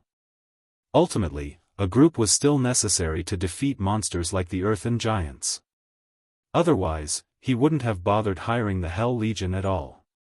Read latest chapters at Wuxia World. Shi Feng's command promptly snapped everyone from the Hell Legion out of their daze, and they sprang to assist Fire Dance's group with the 5 Earthen Chieftains. Fire Dance's group of 5 tanked the 5 Earthen Chieftains while the Hell Legion members helped deal damage from the sidelines. With the participation of the Hell Legion, the Earthen Giants lost HP rapidly. In the end, all 5 Earthen Giants fell within 30 minutes. The Hell Legion members had a much easier time with the Grand Lord-ranked Earthen Chieftains than with the Great Lord-ranked Earthen Giants. When all 5 Earthen Giants collapsed simultaneously, the players' experience bars started filling up rapidly. The amount of EXP the Earthen Giants awarded was much more bountiful than that of Grand Lords of the same level in the outside world. In just 3 seconds, their experience bars had increased by 15%, far more EXP than they normally would gain after grinding for half a day. Moreover, after the 5 Earthen Chieftains died, they had dropped several dozen items. The abundance of their loot surpassed even that of mythic monsters in the outside world. For a moment, everyone from the Hell Legion was stupefied by this scene. Chapter 2487, Flaming Steel Set. The Earthen Chieftains' loot is actually so abundant? The number of items they dropped is at least triple that of the Grand Lords in the outside world. The Hell Legion members' eyes glowed when they saw the 5 Earthen Chieftains' loot. There were plenty of level 100+ Grand Lords in the outside world, including Star Valley. Killing just one would net players a significant profit. If players were lucky, they might even obtain a piece of dark gold equipment.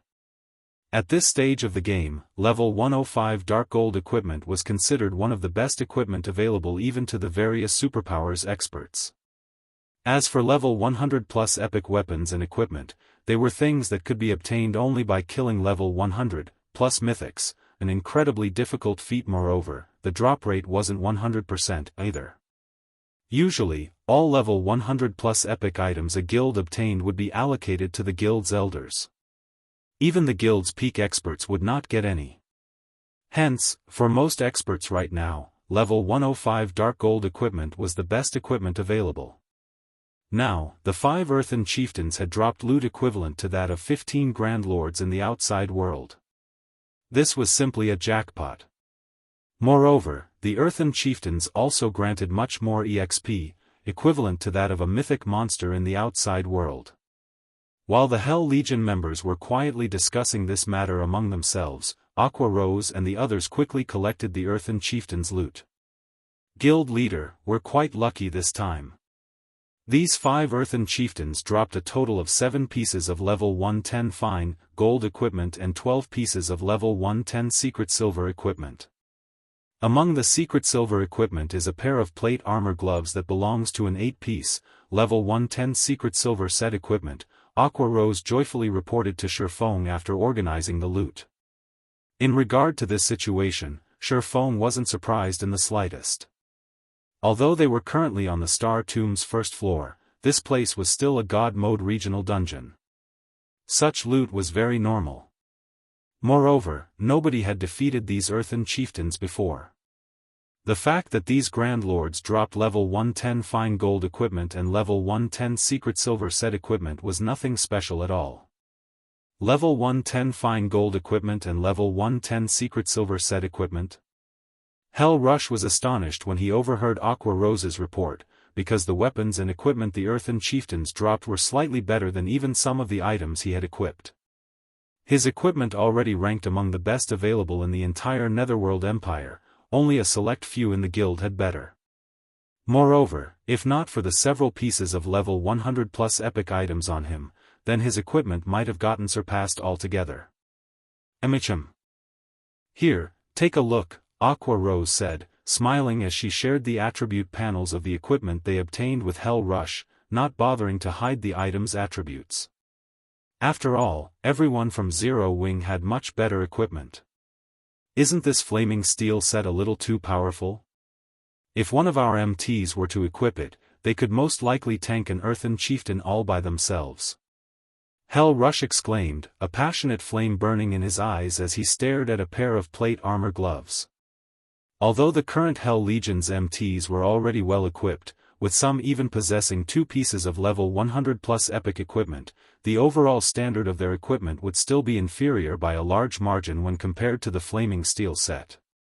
Just the bonuses from the set's 5-piece and 8-piece set effects alone could already rival those from being fully geared in level 110 fine gold equipment.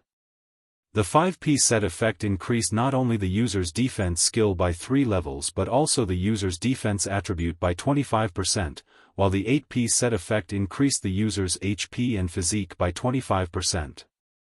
These bonuses allowed MTs to become sturdier with much greater mobility. An MT geared in the flaming steel set would have no problems tanking level 110 mythic monsters in the outside world. Upon thinking up to this point, Hell Rush had the urge to have the Hell Legion continue grinding in the Star Tomb even after working for Shi Feng. After all, if the Hell Legion secured a complete flaming steel set, it would have a much easier time raiding level 100 super large-scale team dungeons. However, Hell Rush soon shook his head and smiled bitterly. Although the temptation was strong, nobody in the Hell Legion was capable of tanking the Earthen Chieftains right now. If not for Aqua Rose and the others keeping the Grand Lords in check, the Hell Legion would have been helpless against the monsters. If Commander Rush likes this flaming steel set, once we collect a full set, I don't mind selling it to you, Shi Feng said, smiling when he saw Hell Rush fall silent after seeing the flaming steel set's attributes. Guild Leader Black Flame, are you serious? Hell Rush reflexively sought confirmation. The flaming steel set was top-tier set equipment for MTs, which definitely could not be bought in the outside world. In fact, even the various super guilds did not possess such excellent set equipment right now. Moreover, one could use the flaming steel set up to level 115.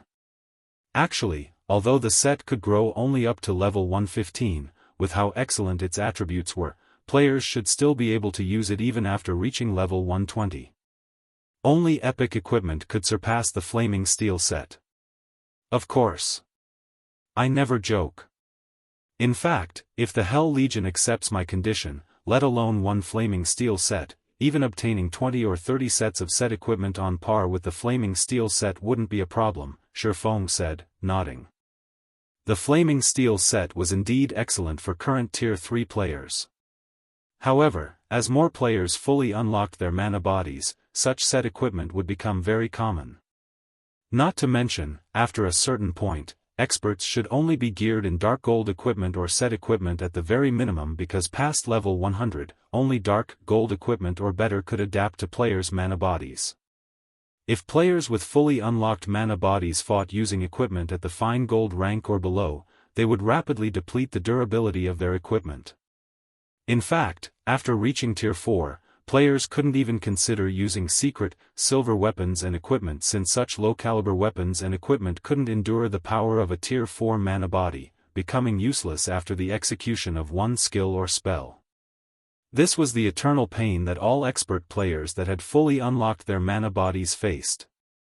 Only, very few players in God's domain had fully unlocked their mana bodies, so players were still unaware that having an overly powerful body was also a problem. 30 sets? Hell Rush could not help being tempted. Previously, he had felt that the 1-month employment period Shi Feng proposed was too long. However, he started wavering after hearing that the Hell Legion could get its hands on 30 sets of set equipment that was on par with the flaming steel set equipment. After all, even if the Hell Legion desperately grinded for 1 month, few of its members could reach level 120 in that period. Meanwhile, the flaming steel set equipment was top-tier set equipment that could still be used even after players reached level 120. In other words, even after working for Shi Feng for a month, the Hell Legion would retain an edge over the teams of other superpowers when it came to equipment standards. Now, he felt that he needed to have a proper discussion with his superiors in the guild.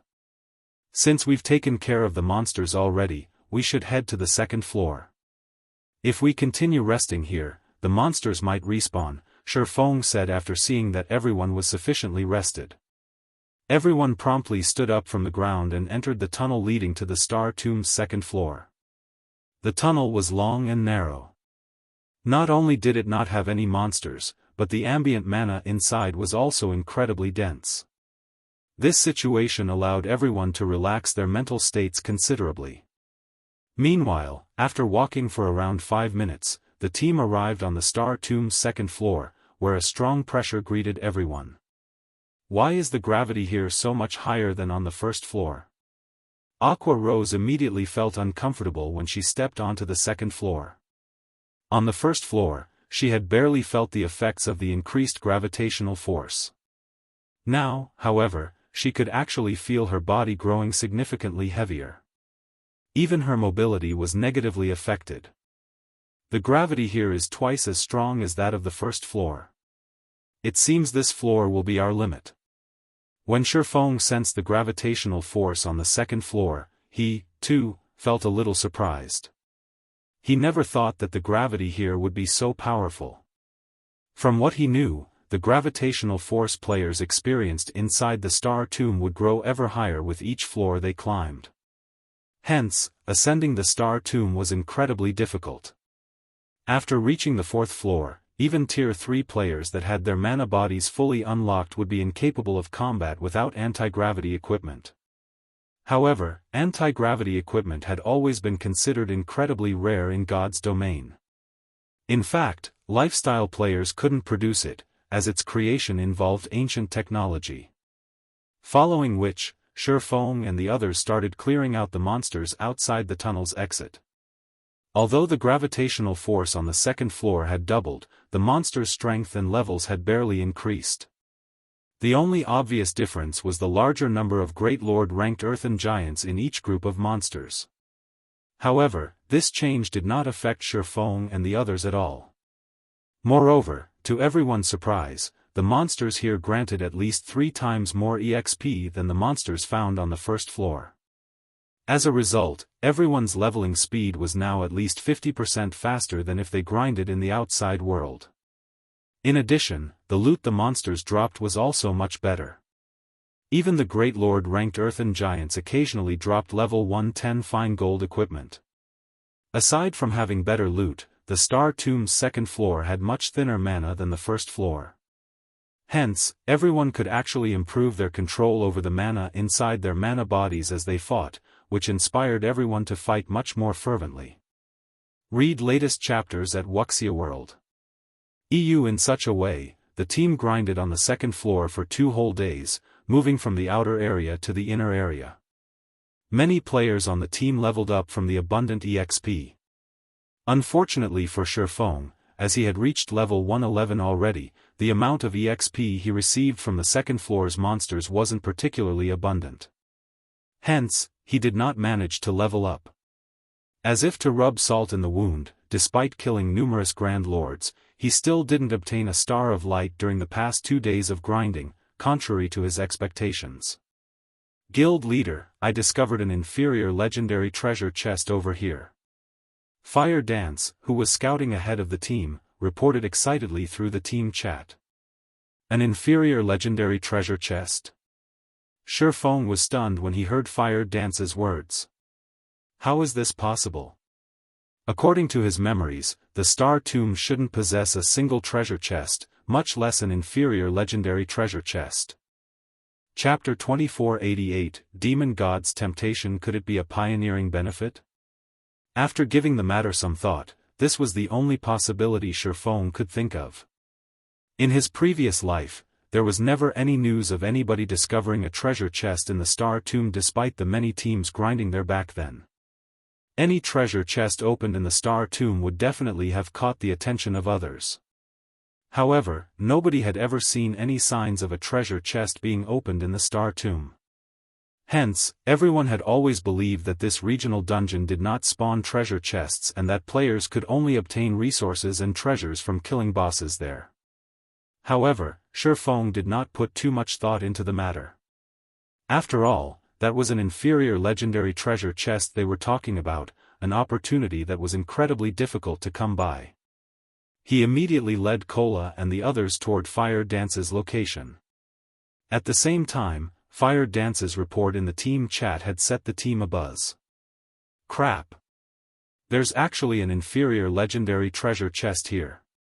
Zero Wing has struck gold this time. It might even get a fragmented legendary item. Only our guild leader has a fragmented legendary item currently. Zero Wing is truly lucky. The several vice commanders of the Hell Legion grew incredibly envious upon hearing about the discovery of an inferior legendary treasure chest. If not for Zero Wing being their ally, they would have most likely done everything they could to contest for it. Currently, in the opinion of most experts, epic weapons and equipment were the highest ranked items available in God's domain, while fragmented legendary items and the like were mere rumors. After all, items of such caliber had yet to appear on the market. In fact, the majority of the various superpowers still didn't have any concrete information relating to fragmented legendary items.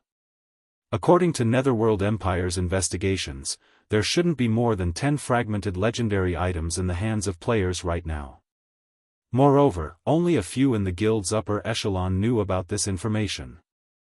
As for the strength of fragmented legendary items, the guild upper echelon, like themselves, had personally witnessed it before. It was not something epic weapons and equipment could hope to match. Fragmented legendary items allowed players to undergo a qualitative transformation.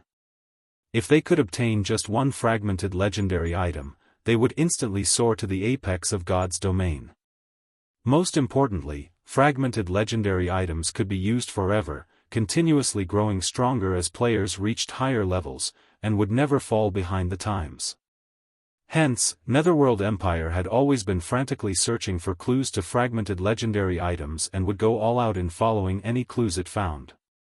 In fact, the guild wouldn't even mind letting the entire Hell Legion suffer annihilation if it meant obtaining a fragmented legendary item. However, according to Netherworld Empire's research, the chances of getting a fragmented legendary item from epic treasure chests were minimal. Only inferior legendary treasure chests had a significant chance of awarding such an item. The Star Tomb's pioneering benefits are this excellent? Hell Rush also could not help growing envious in this situation. It seems we'll really need to go all out in exploring the Star Tomb after this job. Although he knew that the Star Tomb definitely contained bountiful resources and treasures as a God Mode regional dungeon, he never imagined that it would be to such an extent. They were only on the Star Tomb's second floor, yet they had already come across an inferior legendary treasure chest. If even the second floor had such amazing treasures, he simply could not fathom how amazing the treasures on the higher floors would be. After the Hell Legion's members discussed this matter briefly among themselves, they quickly followed Shi Feng toward Fire Dance's location. The environment of the Star Tomb's second floor was a tropical rainforest. However, unlike the rainforests in the real world, the rainforest here was home to colossal trees. Entering this place felt like entering a land for giants. Ordinary humans would look incredibly small here. After traveling through the forest for around 20 minutes, the team arrived before a barren hill, which actually had an ancient temple erected on it.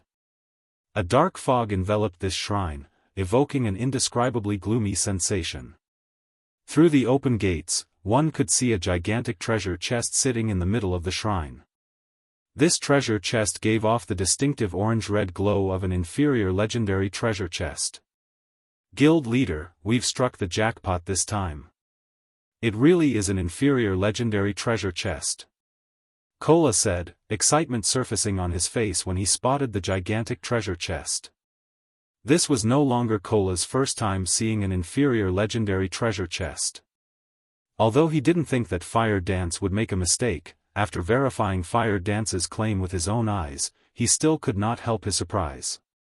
After all, he had personally experienced the strength of a fragmented legendary item before. At this moment, aside from Kola, Aqua Rose and the other Zero Wing members present also revealed excited expressions on their faces. After all, so long as they managed to obtain a fragmented legendary item from the treasure chest, Zero Wing would have another Apex expert, something the guild lacked the most right now. However, unlike the Zero Wing experts, the members of the Hell Legion did not reveal any joy or envy upon seeing the inferior legendary treasure chest. On the contrary, they even started shaking their heads in disappointment. What a pity. It's actually a demon god's temptation, Hell Rush sighed as he gazed at the gloomy temple. After calming herself, Aqua Rose turned to Hell Rush and asked curiously, Demon God's temptation? What do you mean, Commander Rush? Previously, she had clearly sensed Hell Rush and the others' passionate response to the discovery of the inferior legendary treasure chest. Now, however, after seeing the treasure chest itself, they were suddenly indifferent toward it. This was truly strange. You arrived on the Western continent not long ago, so you might not know about this, but strange temples randomly appear in some of the dangerous locations on the Western continent. Not only are these strange temples filled with dense dark energy, but these temples also house incredibly precious treasures, Hell Rush explained. However, these temples are merely traps set up by demon gods. If players fail to resist the temptation and get lured into these temples, they are forced to undergo a trial and challenge the phantom of the demon god that set up the trial. Meanwhile, these trials are simply impossible to complete. To make matters worse, if players don't complete the trial, they not only fail to obtain the treasure but even have their level returned to 0 and half their soul devoured, which would place them in a weakened state for a very long period. At which point, players have no choice but to remake their accounts. Hence, we have labeled these temples as the Demon God's Temptation. As Hell Rush finished speaking, many of the Hell Legion's members revealed grim expressions. This was because several of the Hell Legion's members had fallen for these traps and were forced to remake their accounts, an irrecoverable blow. Moreover, Netherworld Empire wasn't the only guild that had fallen for these demon gods' temptations, many other superpowers had too. Many famous experts had disappeared from God's domain, victims of these traps. Hence, whenever the demon god's temptation was mentioned, the various superpowers experts would turn pale with fright. So, that means we came here for nothing? Aqua Rose grew dejected upon hearing Hell Rush's words. Although she still had the urge to challenge the demon god's temptation even after hearing Hell Rush's explanation, reason stopped her. Her current combat power might be far superior to Hell Rush's and the others, but some trials in God's domain did not just test players' combat power but also their combat standards. Players would need to meet the requirements for both to pass those trials. Meanwhile, when it came to combat standards, Hell Rush was leaps and bounds above her, and considerably superior even to Yen Tianqing, who was a domain realm expert. Read latest chapters at Wuxia World. If even an expert of Hell Rush's caliber had given up on the demon god's temptation without hesitation, how could someone like herself possibly succeed? Don't even think about it. The greater the treasure stored inside a demon god's temptation, the more difficult the trial would be. Previously, a trial that housed an epic treasure chest already forced players to go up against a demon god's phantom of the same level and tier. With the reward being an inferior legendary treasure chest right now, I'm afraid the phantom summoned will be at least one tier higher than the challenger, Hell Rush advised. He, too, was tempted by the prospects of obtaining an inferior legendary treasure chest. If there were even the slightest possibility of success, he would most likely give the trial a try. However, that was not the case for the trial before him. Challenging it would be akin to making a bet guaranteed to lose. After all, the opponent summoned would be a Tier 4 phantom of a god. The other members of the Hell Legion also agreed with Hell Rush's words. With their current strength, they could only admire the inferior legendary treasure chest from afar. They had to be tired of living to try to obtain it. No, we're not completely without options, Shi Feng suddenly said. Chapter 2489, Circumventing the Rules. Hell Rush and the Hell Legion's other members gave Shi Feng a strange look after he spoke up. They had already explained the demon god's temptation to the Eastern players. They hadn't expected that Shi Feng would still aim to claim the inferior legendary treasure chest. Trying to take that chest would be the equivalent of trading one's life for wealth. Guild Leader Black Flame, you won't be able to use your berserk skills or any magic tools once inside the temple. You'd have to face the demon god's phantom by relying on your own power. Although the phantom isn't a true demon god, a demon god did create it.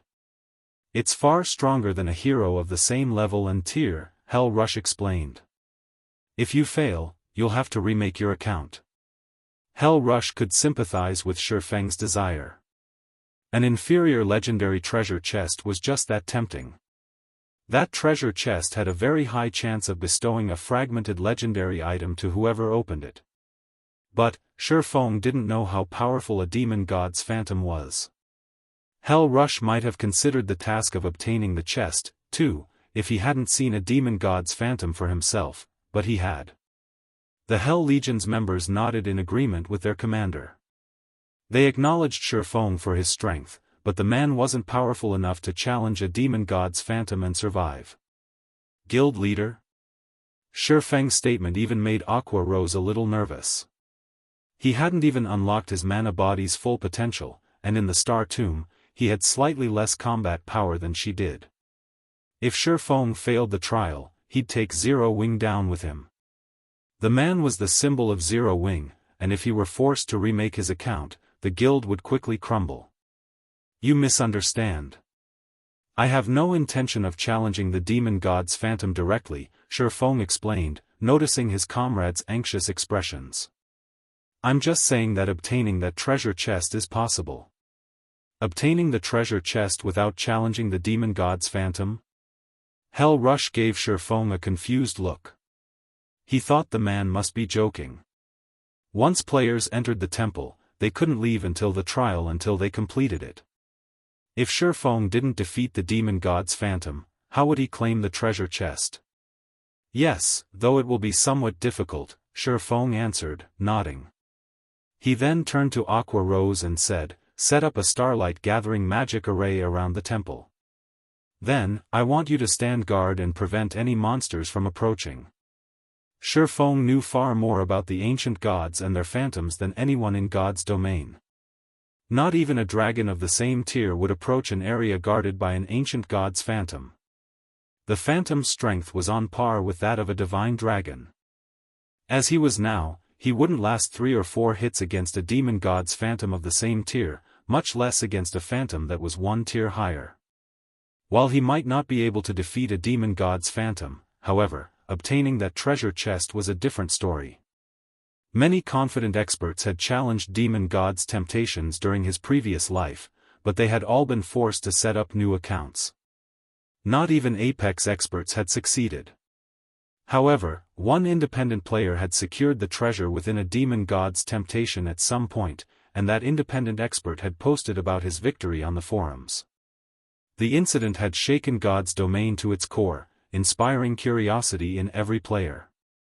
The various superpowers had even tried to recruit this independent player, offering an elder position, even a grand elder position, within their guilds. When the superpowers had finally located the player, however, what they had found had left them dumbfounded. That independent player had only been an ordinary expert. He hadn't even reached the refinement realm at that point. No one had expected the outcome.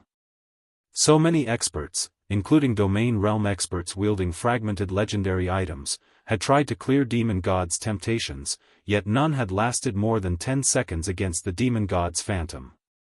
Naturally, they hadn't secured the treasure either. After detailed interviews, the various superpowers had learned that the independent player hadn't actually challenged the demon god's temptation. Rather, he had found the treasure hidden within the temple. To claim the treasure for himself, he had merely decoded the magic arrays that had protected the temple. Once a player decoded the magic arrays, they could use magic tools within the temple. This made it possible to pin down the demon god's temple long enough to flee with the treasure. Astounded, none of the various superpowers had considered that there was a way to bypass the system's rules. Every player in God's domain had long since memorized the main God system's various rules and determined that players simply couldn't challenge these rules. However, the main God system had never indicated that challenging existing rules was impossible. Players had simply convinced themselves that the concept was fact. Of course, the method the independent player had employed wasn't easy. Decoding the temple's magic arrays required a lot of time, and demon god's temptations didn't exist for long, with most only lasting 2 days. Although the independent player hadn't been an amazing expert, he had been an advanced master magician, only 1 step away from grandmaster rank. Hence, he had been able to decode the magic arrays within the time limit, obtaining the treasure. Unfortunately, of the many powers that had attempted to use the same method, very few had succeeded. Demon god's temptations appeared at random, and even if players found one, challenging it would be pointless if they couldn't decode the magic arrays before the temple vanished. Even if they succeeded, they'd still have to escape the demon god's phantom. If they couldn't last 20 or 30 seconds, escaping with the treasure would be impossible. Now that Shi Feng was a master magician, albeit only at basic rank, he had a chance of decoding the temple's magic arrays. The time limit was the only problem. But Shi Feng couldn't care less. Since he had stumbled across a demon god's temptation, giving up without trying would be a waste. Meanwhile, confused, Aqua Rose and her companions did as they were told, setting up a starlight gathering magic array around the temple. As they did, the magic arrays concentrated the ambient mana, which skyrocketed around the temple. Now that the mana density is higher, I should be able to decode the arrays faster. Next, I'll have to race against time. Sensing the gathering mana, Shi Feng took a deep breath and approached the stone pillars around the temple. He then began to decode the magic arrays that protected the temple. The several ancient pillars suppressed space around and inside the temple. Essentially, they were the core magic arrays that sealed the temple. If he could decode them, he could enter and leave the temple freely until the magic array's auto-repair completed. He would not have to worry about being trapped or not having access to magic tools within the temple. Commander, Black Flame has gone insane. Those are the system's magic arrays, yet he's trying to decode them. Thunder Beast was stunned as he watched Shi Feng approach one of the stone pillars and get to work. I don't know, Hell Rush said, shaking his head. However, he hired us. Since he wants to try decoding the magic arrays, we can only comply with his wishes. In any case, we can use this opportunity to get some rest. Hell Rush assumed Shi Feng had already submitted to the temptation and become obsessed with the inferior legendary treasure chest, but Shi Feng must realize that defeating a demon god's phantom was impossible, coming up with another method to tackle the demon god's temptation. Although Hell Rush thought the swordsman's idea was even less feasible than confronting the phantom directly, he had no reason to stop the man since this method wasn't dangerous. The Hell Legion began to relax as they kept an eye on the surrounding monsters. Meanwhile, excitement welled within Shi Feng as he examined the temple's magic arrays. It turned out that they weren't as powerful as he had assumed, only somewhat complex, consisting of a series of linked master magic arrays. These weren't nearly as formidable as the magic arrays that had entrapped the Silver Divine Dragon. Given enough time, decoding these arrays wouldn't be a problem. Shi Feng frantically decoded the core magic arrays engraved on the ancient stone pillars as time flew by. 3 hours. 6 hours. 12 hours. The harder Shi Feng tried to decode the magic arrays, the more impressed he became. These arrays offered a lot of insight into magic array structure and manipulations. Unfortunately, the more magic arrays Shi Feng decoded, the slower his progress became. Not only were the engraved arrays more complex than the last, but they also required more mana and more precise mana control. In the end, Shi Feng had only decoded half of the magic arrays after more than a day had passed. He began to feel a little dejected. It's no wonder why only a few powers had ever successfully obtained the treasures, even after learning how to secure them without facing the phantom. The last magic arrays aren't testing players' knowledge of magic arrays, but their mana control. Shi Feng gave the next magic array a bitter smile. It seems that I won't be able to claim the treasure chest after all. Guild leader, your mana control is too rough. Like combat techniques, mana operates within certain rules. It's easier to control if you work within those rules, Aqua Rose interrupted, watching Shi Feng work while staying out of his way. Read latest chapters at Wuxia World. EU combat technique? Shi Feng's eyes glowed as he suddenly realized something. That's right. He then gritted his teeth and retrieved the memory crystal that contained the Heavenly Blue Saint's mana technique. He had wanted to save it until he had unlocked his mana body's full potential. Wielding the technique would involve his mana body, after all, but a mana technique was, at its core, a way to use mana. Even if he couldn't execute Eliade's mana technique just yet, learning it should grant him a boost to his mana control. I can only try it. Shi Feng then squeezed the memory crystal until it shattered, and a stream of purple gold light flowed into his head, forming a virtual space within his mind. Chapter 2490, Mana Technique Legacy. So, this is a mana technique legacy? Shi Feng was shocked when a virtual space manifested within his mindscape. Within the virtual space, his body performed the 3 sword strikes Eliade had used against him in the legacy trial. It almost felt as if someone were controlling him, yet he could feel the flow of movement and mana inside him. He could also sense how his body and mana were controlled. This simulation was far more effective than watching someone else perform the technique. It's no wonder why so few people learned mana techniques in the past. This isn't something you can learn by watching someone else. Not only did one have to master the 4 major elements to use a mana technique, but they'd also have to master the 3 supreme elements. Even master magicians struggled to create magic arrays that manipulated all of the 4 major elements. One would have to familiarize themselves with each of the 4 mana types' movement patterns and create an array based on these patterns. The Heavenly Blue Saint's mana technique, however, was even more complex, requiring one to understand all 7 elements. Moreover, one would also need to guide all 7 through their mana body to execute the technique.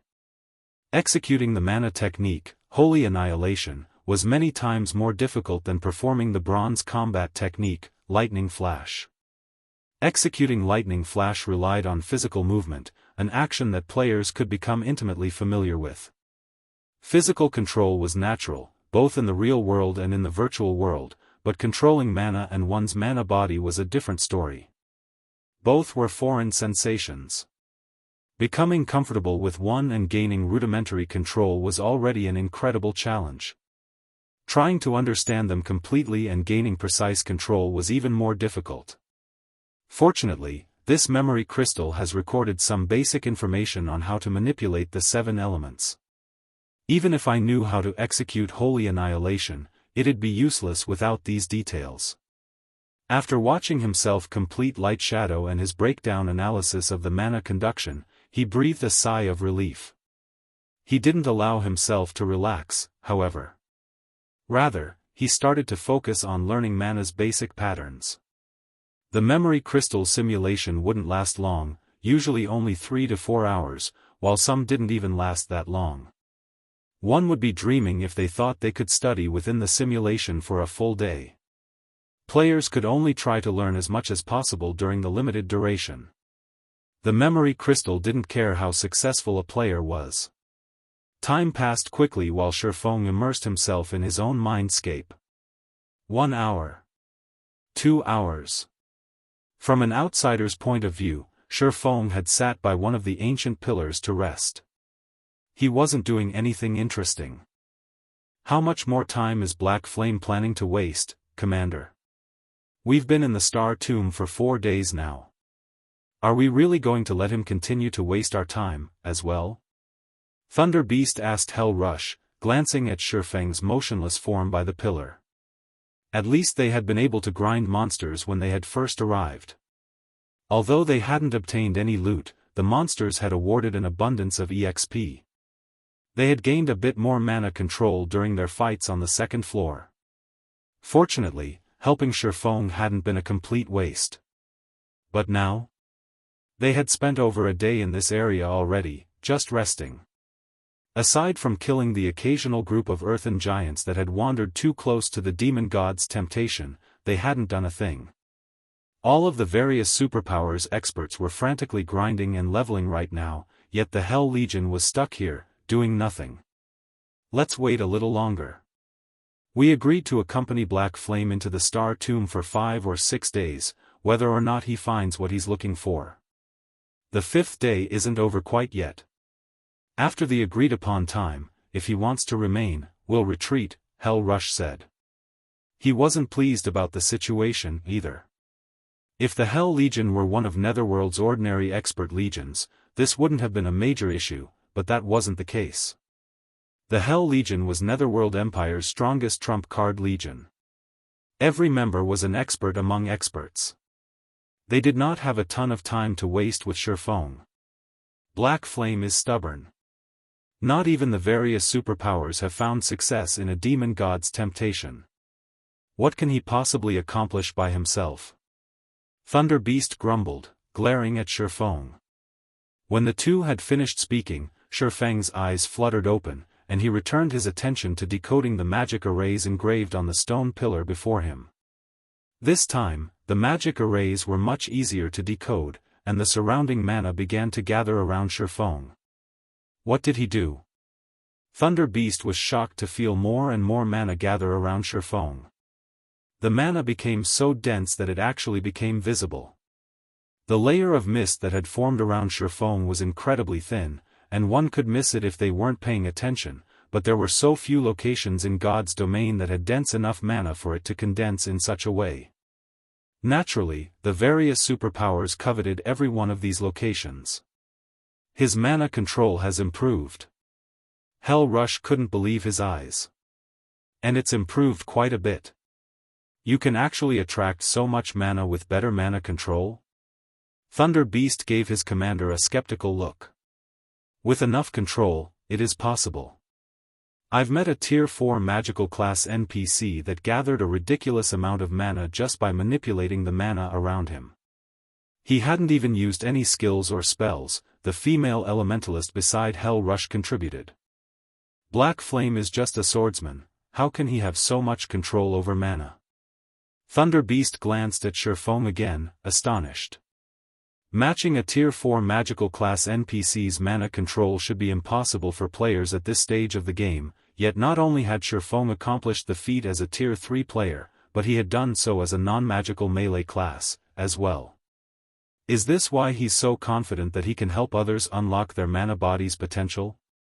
Hell Rush wondered, recalling Shi Feng's previous declaration.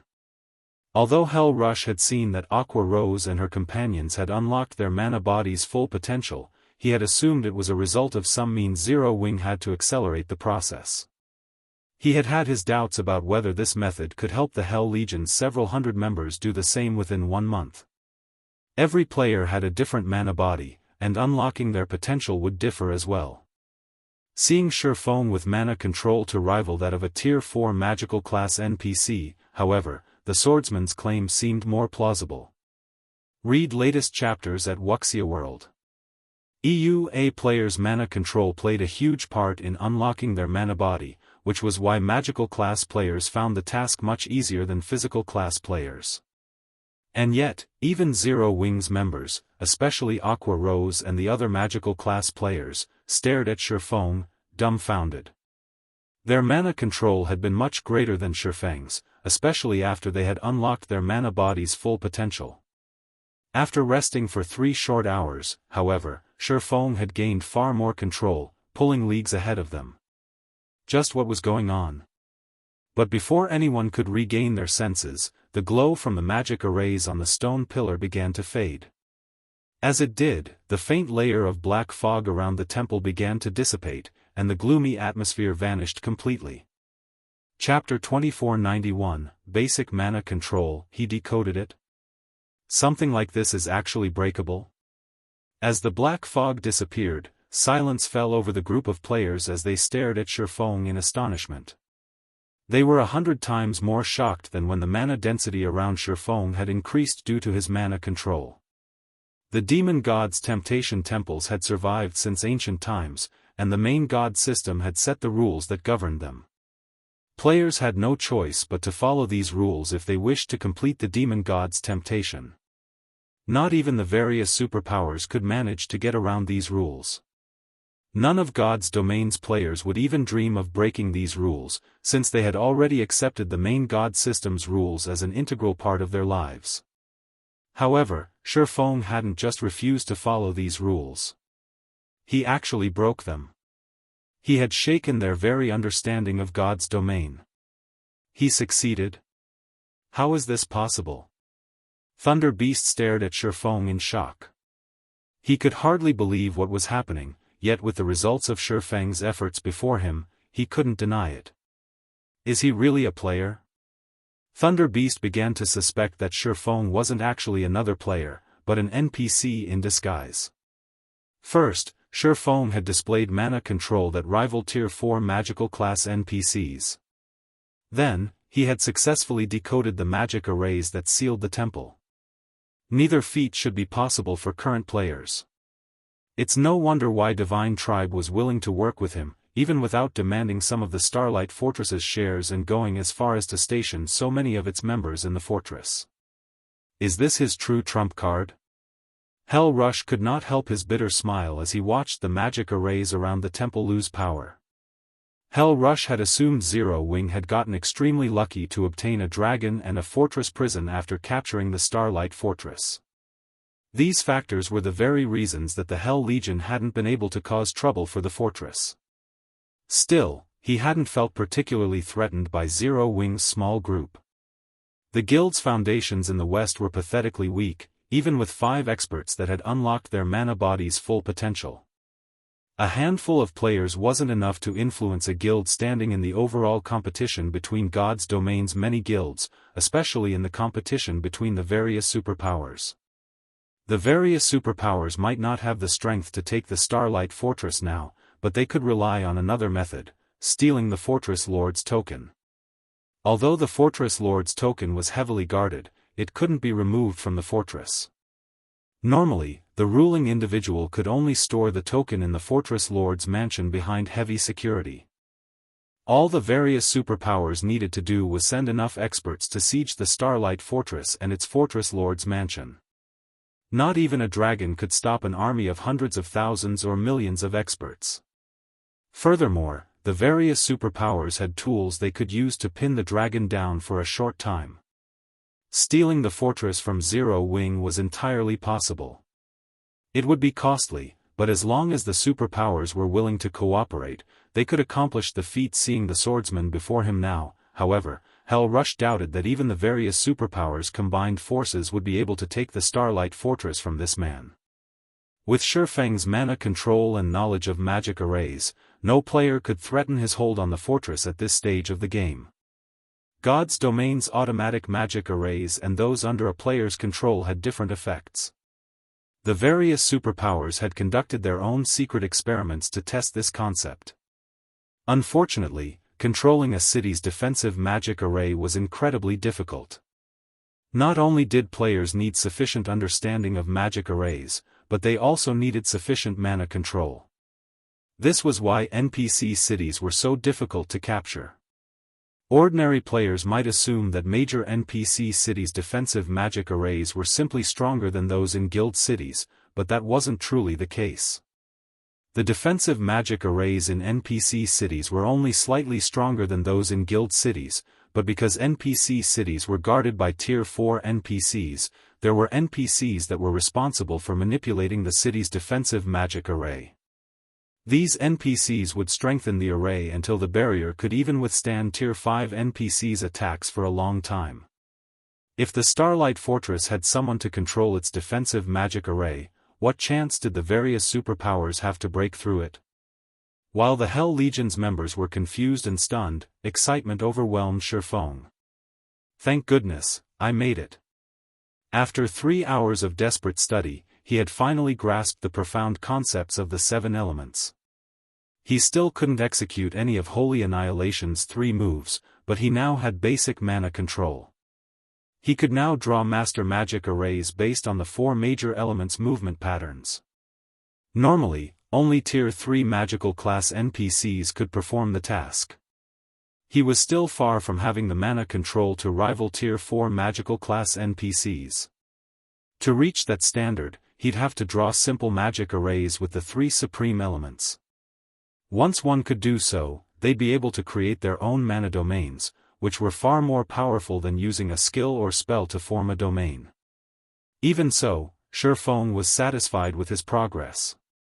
Only a small number of the Tier 6 mage gods from his previous life had reached this standard at Tier 3. Most had only made so much progress after reaching Tier 4. Fortunately, he only needed to possess basic mana control to decode the magic arrays protecting the temple. As an additional bonus, he was now on the brink of becoming an intermediate master magician thanks to the Holy Annihilation legacy. Decoding these arrays proved far easier than it had been, and he completed the task in no time. His success also excited Aqua Rose and the other Zero Wing experts. Now that the magic arrays had been decoded, they had a chance of claiming the temple's inferior legendary treasure chest. If they could get their hands on that treasure chest, Zero Wing might gain another fragmented legendary item, which meant the guild could gain another apex expert. Before Aqua Rose and her companions could celebrate, however, a 7-meter-tall figure in pitch-black armor and wearing a horned helmet appeared within the temple. This figure also wielded a pitch-black axe, ready for battle. The moment the figure appeared, the temple began to radiate an intense amount of divine might. Even Hell Rush and his legion, who stood over 300 yards away from the temple, were overwhelmed by a sense of dread. Demon God, Atlok, God's Phantom, Mythic, level 120 HP. Everyone gasped when they saw Atlok's attributes. Level 120. Even Shi Feng stared at Atlok with a grim expression. NPCs weren't like players. Every 5 levels, they received a massive strength boost. A level 120 NPC's combat power was in a completely different league than that of a level 110 NPC. Right now, Atlok was even stronger than the Silver Divine Dragon, Auerbach. "Are you really going in there, guild leader?" Aqua Rose asked worriedly. She had been confident of their chances of securing the inferior legendary treasure chest before she had seen Atlok, but after witnessing the demon god's phantom for herself, she realized how wrong she had been. She wouldn't last more than 5 seconds against the phantom. Even from so far away, the demon god's divine might reduced her combat power by at least 30%. She'd lose even more once she was within attack range. "I've already gone this far. I have to try," Shi Feng said, gritting his teeth. The demon god's temptation appeared at random. One would have to be incredibly lucky to encounter one. If this demon god's temptation had only housed an epic treasure chest, he would have dismissed it without a thought, but he'd be wrought with regret if he gave up on an inferior legendary treasure chest without trying his best. Even after a decade in God's domain, fragmented legendary items had been extremely rare, and every one was a priceless treasure. Although Shi Feng remembered a few clues that would lead to fragmented legendary items, whether or not he could claim them was another matter altogether. Since he had a high chance of securing a fragmented legendary item now, how could he walk away without putting up a fight? His opponent might be a level 120, tier 4 demon god, but he still had a chance of victory. He didn't actually have to fight the phantom. He just needed to buy enough time to take the treasure chest and get out. After giving his answer, Shi Feng approached the temple. "What? He's really going in?" Thunder Beast gaped in shock. Words were no longer sufficient to describe the demon god's strength. Just having the courage to enter the temple was impressive, not to mention fighting Atlok. That demon god could likely even instant-kill tier 4 NPCs, let alone current tier 3 players. There was no way to buy time with such an opponent on one's heels. Read latest chapters at Wuxia World.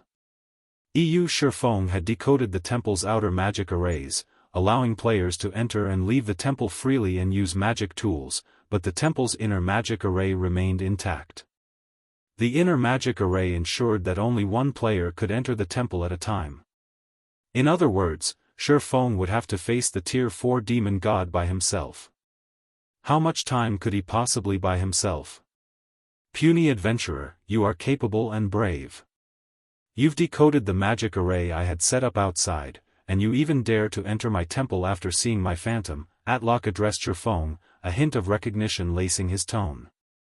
However, his words also contained a trace of anger. "But, this ends now. Since you have dared to break my trial, I will eliminate you from this world." After saying so, the intensity of Atlok's divine might skyrocketed, and it felt as if a 1-ton weight had been dropped on Shi Feng's shoulders. Even walking became a challenge. Sure enough, taking on a tier 4 god's phantom won't be easy. Shi Feng flashed Atlok a bitter smile as the phantom's divine might swept over him. "I can only try my luck." Following which, Shi Feng pulled a summon guard scroll from his bag and called Anna to his side. Chapter 2492, Apex Battle. Now that the temple's outer magic array had been disabled, players could summon personal guards inside the temple. As Shi Feng activated the summon guard scroll, a summoning array appeared before him, and as it completed, a blonde woman in luxurious crimson robes emerged. The moment this woman appeared, the mana, which had frozen due to Atlok's incredible divine might, began to relax and move. Shi Feng also felt some of the pressure on him subside, making it far easier to move. What a high-leveled personal guard! Thunder Beast exclaimed when he saw Anna. Anna had already reached level 119, while the strongest personal guard in Netherworld Empire had only reached level 115. Anna was undoubtedly the highest-leveled personal guard Thunder Beast had ever seen. Although the gap only consisted of 4 levels, the amount of EXP those 4 levels required was astronomical. What is he trying to do? Is he planning on throwing away his personal guard's life as well as his own? When Hell Rush saw Shi Feng summon Anna, he was sure the swordsman had gone mad. Anna's level was high, but Atlok was level 120. There was a considerable difference between a level 119 NPC and a level 120 NPC. Most importantly, Anna was only tier 3, whereas Atlok was tier 4. Factoring in the difference between their life ratings, Anna didn't even have a chance of serving as a distraction to buy time. The demon god would kill her instantly. Shi Feng was simply insane for summoning his personal guard here. Before Hell Rush and his companions could say more, however, Anna began to chant an incantation. A gigantic, threefold magic array then appeared on the temple's ceiling, illuminating the dusky temple and surrounding area with its dazzling, golden glow. After a moment, a woman in silvery white armor with 3 pairs of pure white feathery wings slowly descended from the golden magic array. How is that possible? A tier 4 higher Valkyrie. Every member of the Hell Legion stated at the Valkyrie with wide, shocked eyes. Players on the Western continent were quite familiar with the concept of Valkyries.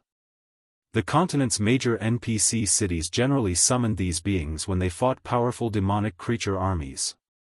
Valkyries were considered major NPC cities' trump cards. Higher Valkyries, on the other hand, had the life rating to rival dragons. They were nigh-invincible among those of the same tier. A dark dragon had once assaulted a border city in the west, and the War God's Temple's branch temple master had stepped up and summoned a higher Valkyrie to save his city. Facing both the branch temple master and his higher Valkyrie, the dark dragon had been forced to retreat.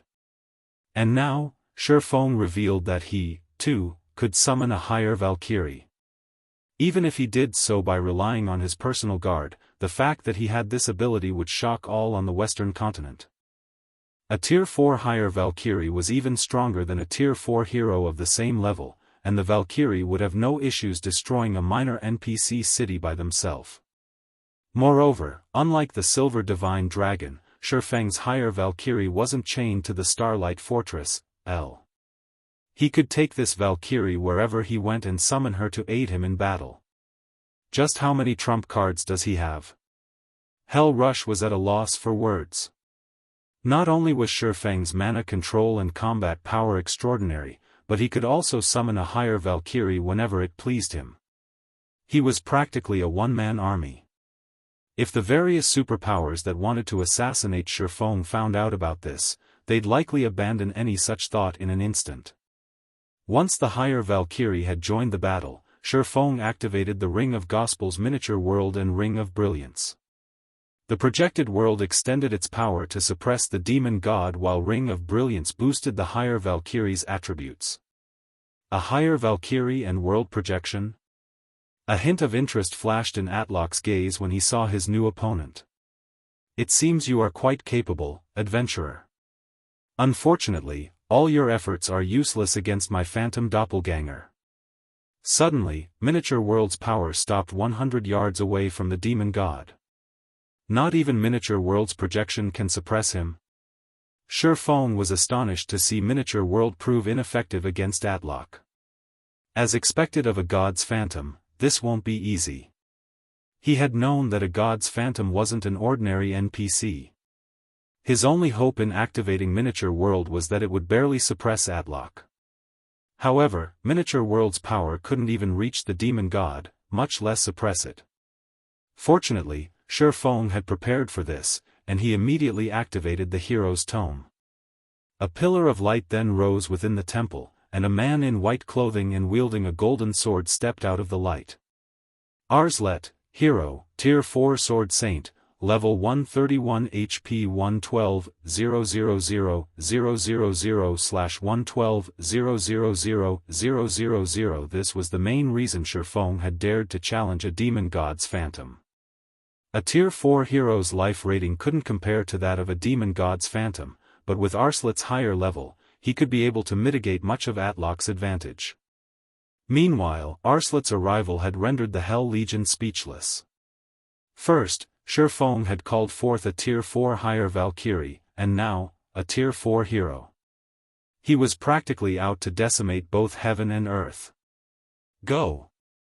Once Arslet had joined the battle, Shi Feng didn't hesitate to give the command to attack.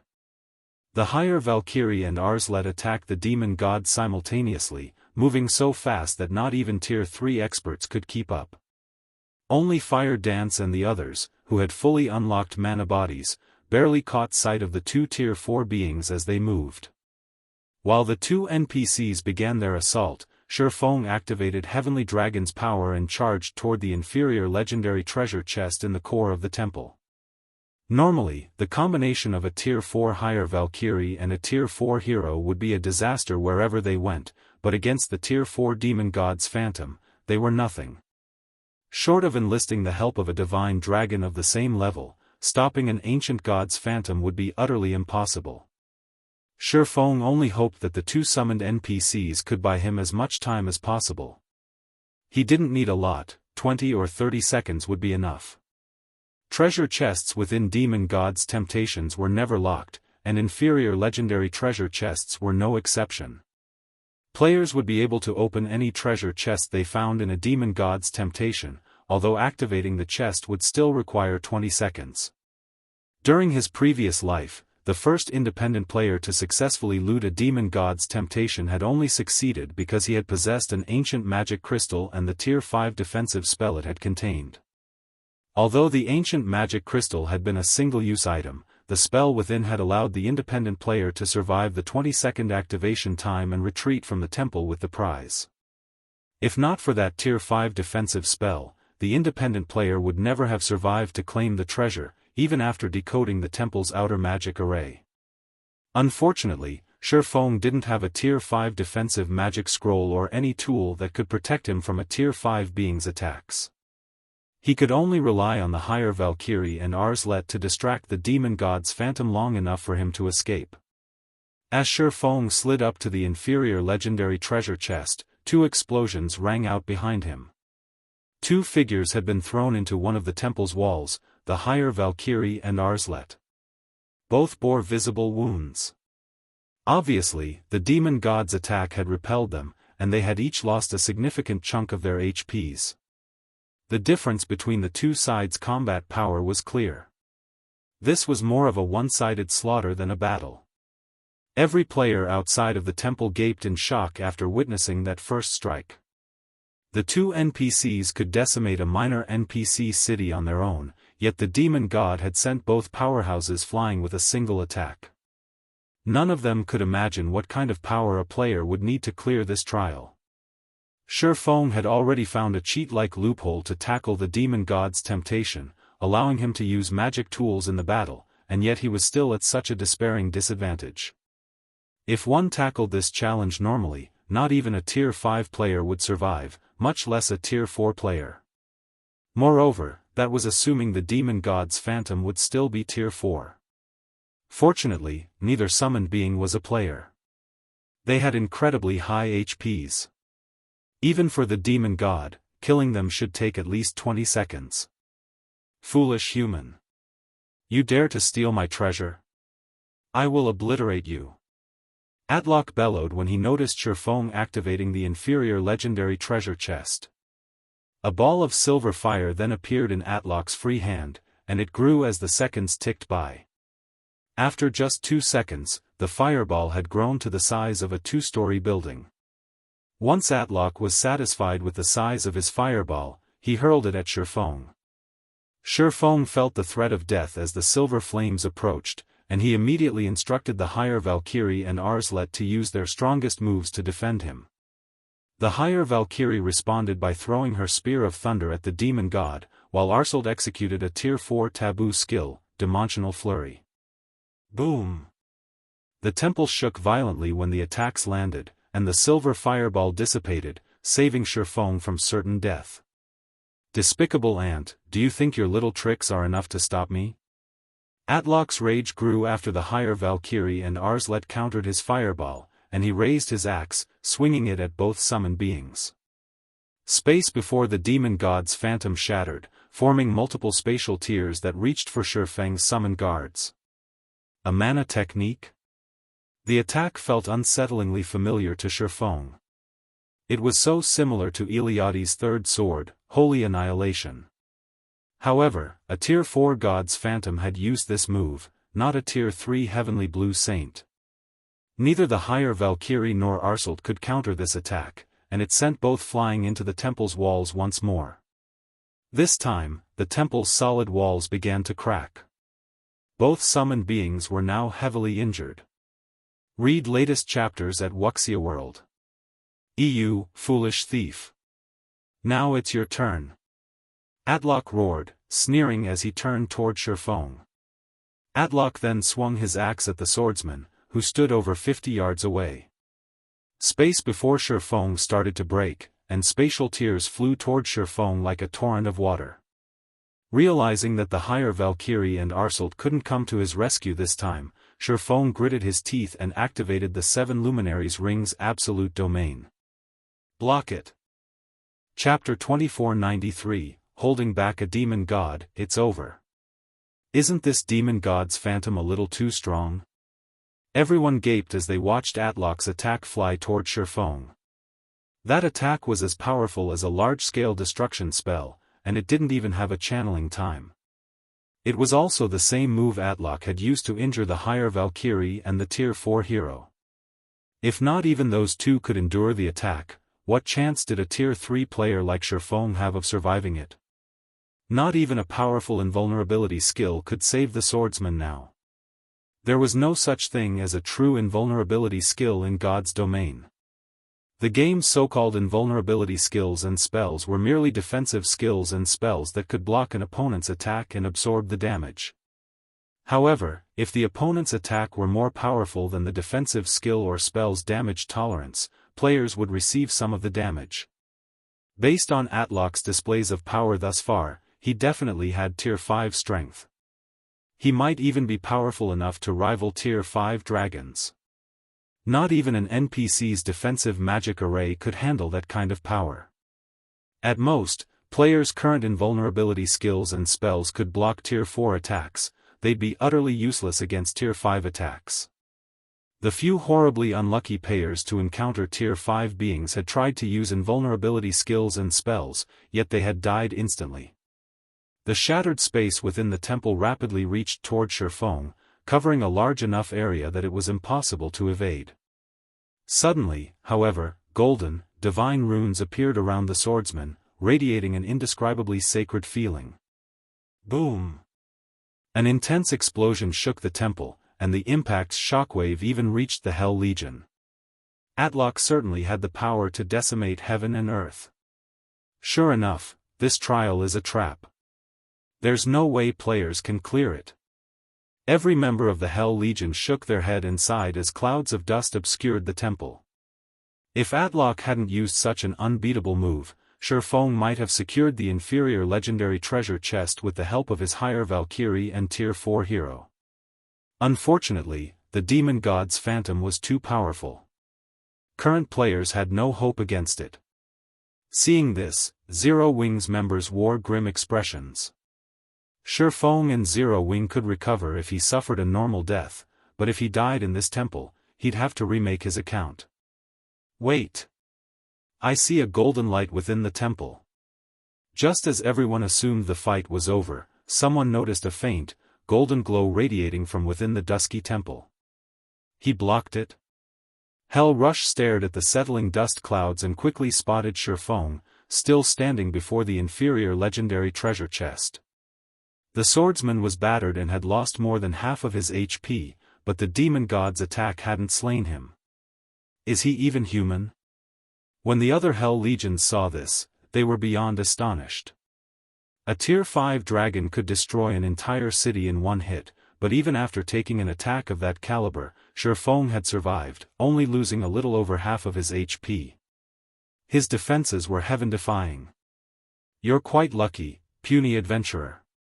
You managed to break through at the last moment and strengthen the magic array in that despicable ring of yours, Atlok said, glaring at Shi Feng. The mana within the temple then turned frosty. However, your luck ends here. That ring can only save you once. Do you think you can block my next attack? Atlok gripped his axe in both hands and raised it above his head. He closed his eyes and began to gather the ambient mana to his weapon. The gathered mana grew so dense that it soon took on physical form. Black hole. With the axe as its core, a miniature black hole formed above Atlok, swallowing everything nearby. Its incredible gravitational pull twisted space around it, sparing nothing. He still hadn't used his full strength. Shi Feng could only watch the demon god's phantom with a bitter smile. As Atlok had said, Shi Feng had broken through to the intermediate master magician standard at the last moment and manipulated the 7 luminaries ring's magic array. Even so, absolute domain hadn't been strong enough to block all of Atlok's attack. Worse yet, he couldn't use absolute domain again for another several minutes. Even if he could use the skill right now, it wouldn't be able to stop Atlok's miniature black hole. Run while the demon god is charging his attack, guild leader. If you let it hit you, everything we've worked for will be over. We'll have plenty of chances to acquire fragmented legendary items in the future. Aqua Rose shouted in the team chat. The demon god's prior attack had already been terrifying, yet the move Atlok was preparing to use had already increased the temperature within a 600-yard radius to a scorching high. This attack was far more powerful than the previous one. If it hit Shi Feng, not even ashes would remain. There's 6 seconds left. Hearing Aqua Rose's urgent advice, Shi Feng glanced at the loading bar hovering over the treasure chest. What he saw left him speechless. Atlok, Arslet, and the higher Valkyrie had already exchanged over a dozen moves, and Shi Feng had deliberately remained motionless after the demon god's last attack had struck, trying to buy even more time. And yet, only 14 seconds had passed. Shi Feng realized that he could no longer rely on the higher Valkyrie and Tier 4 hero, since both had lost a significant portion of their combat power. Escape? Do you honestly think I'll let you? Atlok realized what was going through Shi Feng's mind when he saw the swordsman's expression. Sneering, he continued, since you've dared to plunder my treasure chest without passing my trial, only one outcome awaits you. The space around the miniature black hole froze, and Shi Feng could hardly move, let alone use teleportation magic. Thief, begone from God's domain. Atlok's eyes began to glow with a strange, crimson light, and he swung his axe in a downward arch, pushing the miniature black hole toward Shi Feng. The demon god's weapon crumbled and merged with the black hole in the process. As the black hole pulled away from Atlok, the gravitational pull within the temple increased by several fold, and the miniature black hole left only a void in its path. Don't you dare think I'm that easy to kill. Shi Feng realized that escape was no longer possible as he watched the miniature black hole approach. He decided to go for broke, pulling the Crimson Dragon flying ship from his bag and using a Tier 4 defensive magic scroll to bolster the ship's defenses.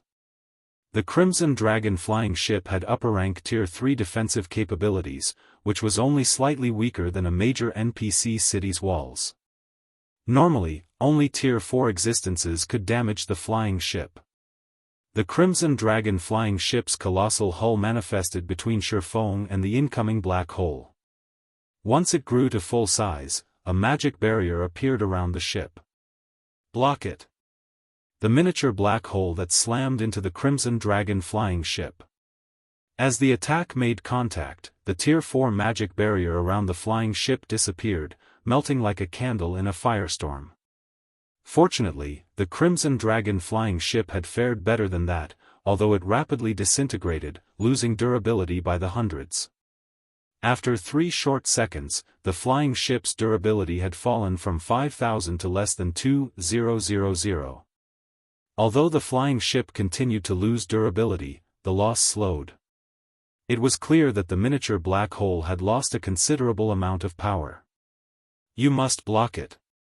Shi Feng's anxiety spiked as he watched the Crimson Dragon flying ship's durability fall to 500. If not even the flying ship could block the miniature black hole, it would kill him instantly with how little HP he had remaining. 500. 300. 100. Shi Feng thought everything was over the moment the Crimson Dragon flying ship's durability hit zero, but the miniature black hole began to fade away. A short moment later, space within the temple returned to normal. By the time the black hole had disappeared, the inferior legendary treasure chest's activation had ended. Colorful lights filled the entire temple, so dazzling that one could see them from anywhere on the Star Tomb's second floor. Success! Shi Feng was ecstatic to see the treasure chest's lid open. He reached into the chest without any hesitation, grabbing the items and tossing them into his epic spatial bag, one after another, not bothering to inspect them. Read latest chapters at Wuxia World. Despite Shi Feng's speed, however, the treasure chest was too large, and the items within weren't organized. Moreover, the treasure chest contained over 20 items. By the time Shi Feng collected the 10th item, Atlok was mad with wrath. "You'll never leave this place alive, thief!" Atlok bellowed. Shi Feng heard the sound of shattering chains, and the demon god's phantom grew from Tier 4 to Tier 5. The phantom now exuded enough power that even Hell Rush and his Hell Legion, who had remained far away from the temple, shuddered in fear. Their instincts screamed at them to flee. Crap! Everyone, run! Shi Feng gave Atlok, who was going berserk, a grim look. He hadn't expected the situation to develop like this. After he gave the command to retreat, he promptly used the Tier 3 instantaneous movement scroll he had prepared beforehand. Chapter 2494, Legendary Event. When Shi Feng disappeared, Atlox became even more incensed. "You think you can escape my grasp, thief?" The demon god's eyes narrowed as he shifted his gaze to the forest's southern end. With a cutting hand gesture, Atlok created a spatial gate, stepping into it and leaving only Anna, Arslet, and the higher Valkyrie in the temple. As Atlok left, the temple began to fade away. The players outside of the temple gasped as it did. They had never dreamed that Shi Feng would get away, accomplishing a feat that not even the West's various superpowers could overcome. Although Shi Feng had relied on a cheat-like method to do so, it was an undeniable fact that he had secured the treasure from a demon god's temptation. What surprised everyone more, however, was the fact that the demon god's phantom had reached Tier 5 at the very last minute. After witnessing the demon god's phantom's combat power at Tier 4, they all knew that it was practically invincible at this stage of the game now that it had reached Tier 5. Destroying an entire empire should be a piece of cake for the being, much less an entire kingdom. Furthermore, the demon god's phantom had left the temple to chase down Shi Feng. The situation was simply absurd. "Commander, let's get out of here. If that demon god returns, it won't rest until every last one of us is dead." Thunder Beast urged Hell Rush once Atlok had left through the spatial gate. Even without Shi Feng's warning to flee, they knew how dangerous their current predicament was. "Retreat." Hell Rush could only sigh as he glanced toward the forest's southern area. Although Shi Feng had secured the treasure, a Tier 5 demon god's phantom was now hunting him. Shi Feng's chances of surviving were practically non-existent. An enraged Tier 5 demon god was no trivial existence. Not even a Tier 5 dragon would escape Atlok's wrath. While the Hell Legion and Zero Wings experts pulled back to the passage leading to the Star Tomb's first floor, Shi Feng, who had fled by using a Tier 3 instantaneous movement scroll, activated disintegration power, forcing himself to Tier 4. He then activated Gale Domain and flew toward the Star Tomb's exit with as much haste as possible, no slower than a flying mount. Before Shi Feng had made it 2,000 yards, however, a spatial gate opened in his path, and Atlok emerged. "He teleported here directly?" The sight of the demon god's phantom left Shi Feng speechless. He hadn't expected Atlock to be this vicious. Based on what Shi Feng remembered from his past, the demon god's phantom guarding the temple shouldn't chase after a player once they left the temple with the treasure, yet not only had Atlock continued the chase, but the demon god's phantom had teleported to him, as well. I will eliminate every trace of your soul from this world, thief. The moment Atlock spotted his prey, he began to chant an incantation. The sky above Shi Feng shattered, and an endless torrent of fire descended, covering a 4,000-yard radius. Tier 5 Curse, Extinction Flames. Normally, Tier 5 Divine Mages needed over a dozen seconds to cast this spell, yet Atlock cast it instantaneously. To make matters worse, players couldn't even use Tier 3 instantaneous movement scrolls within Extinction Flames AoE. Noticing the inferno from a distance, the Hell Legion and Zero Wings members were astonished. Even from so far, they could see flames engulf the area above the entire southern forest, threatening to devour the wooded area. How could anybody escape such a terrifying attack? Suddenly a spatial tear opened before the team, and a figure jumped through it. The figure was none other than Shi Feng, who looked incredibly miserable. His HP was already in the red. Guild Leader Black Flame? You actually managed to escape? Hell Rush was surprised to see the swordsman. The rest of the team could only stare at Shi Feng in shock. The demon god had clearly used a Tier 5 curse against Shi Feng, yet he had escaped with his life. It was unbelievable. Everyone, get ready. The demon god's phantom hasn't noticed me yet. I'll open a spatial gate that teleports us to the first floor. As soon as it opens, go through it. Shi Feng shouted his command when his teammates only stared at him. The only way to flee from a Tier 5 curse like Extinction Flames was to teleport out of range with a Tier 4 instantaneous movement scroll. Although Shi Feng didn't have one on hand, he had the 7 Luminaries Ring, an extraordinary life-saving tool. With the 7 Luminaries Ring space movement, he could teleport to any location within a 600,000-yard radius, but when he had jumped into the spatial tear the skill created, the curse's flames had followed, scorching him and nearly taking his life.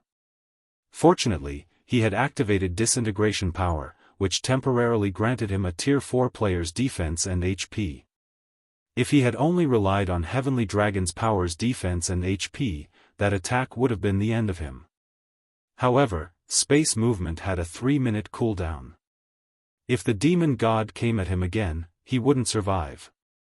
He couldn't just leave the Hell Legion and his comrades here, and now that Atlock was so furious, the demon god's phantom would transform every inch of the Star Tomb into a land of death. Aqua Rose and the others could only survive if they left the regional dungeon now. Shi Feng didn't waste any time in summoning the spatial gate. The rest of his team realized that they were in a race against time, as well, and they charged through the spatial gate the moment it was complete, vanishing from the Star Tomb's second floor. By the time Atlock had realized what was happening and used space movement himself, everyone had fled through the spatial gate already. Despicable thief! I will never let you get away with this! Atlock roared as the spatial gate disappeared as well. Meanwhile, once Shi Feng was outside of the Star Tomb, he received a system notification. System, you have triggered the legendary quest, Demon God's Wrath. You have stolen Demon God Atlock's treasure, and the Demon God has employed the soul curse against you in retaliation. Not only will Demon God Atlock and his kin hunt you, but you will suffer triple the death penalty. In addition, you will lose 1 level every 7 days. Once your level falls below level 100, the Demon God will find you. Quest content, kill Demon God Atlock's phantom doppelganger. No time limit. Quest reward unknown.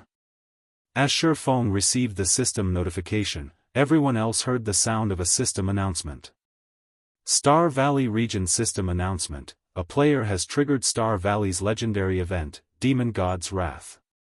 A Demon God's Shrine will activate in Star Valley in 1 day. Players will have the opportunity to receive the Demon God's legacy at that time. The system announcement repeated 3 times, and all players within Star Valley heard it clearly.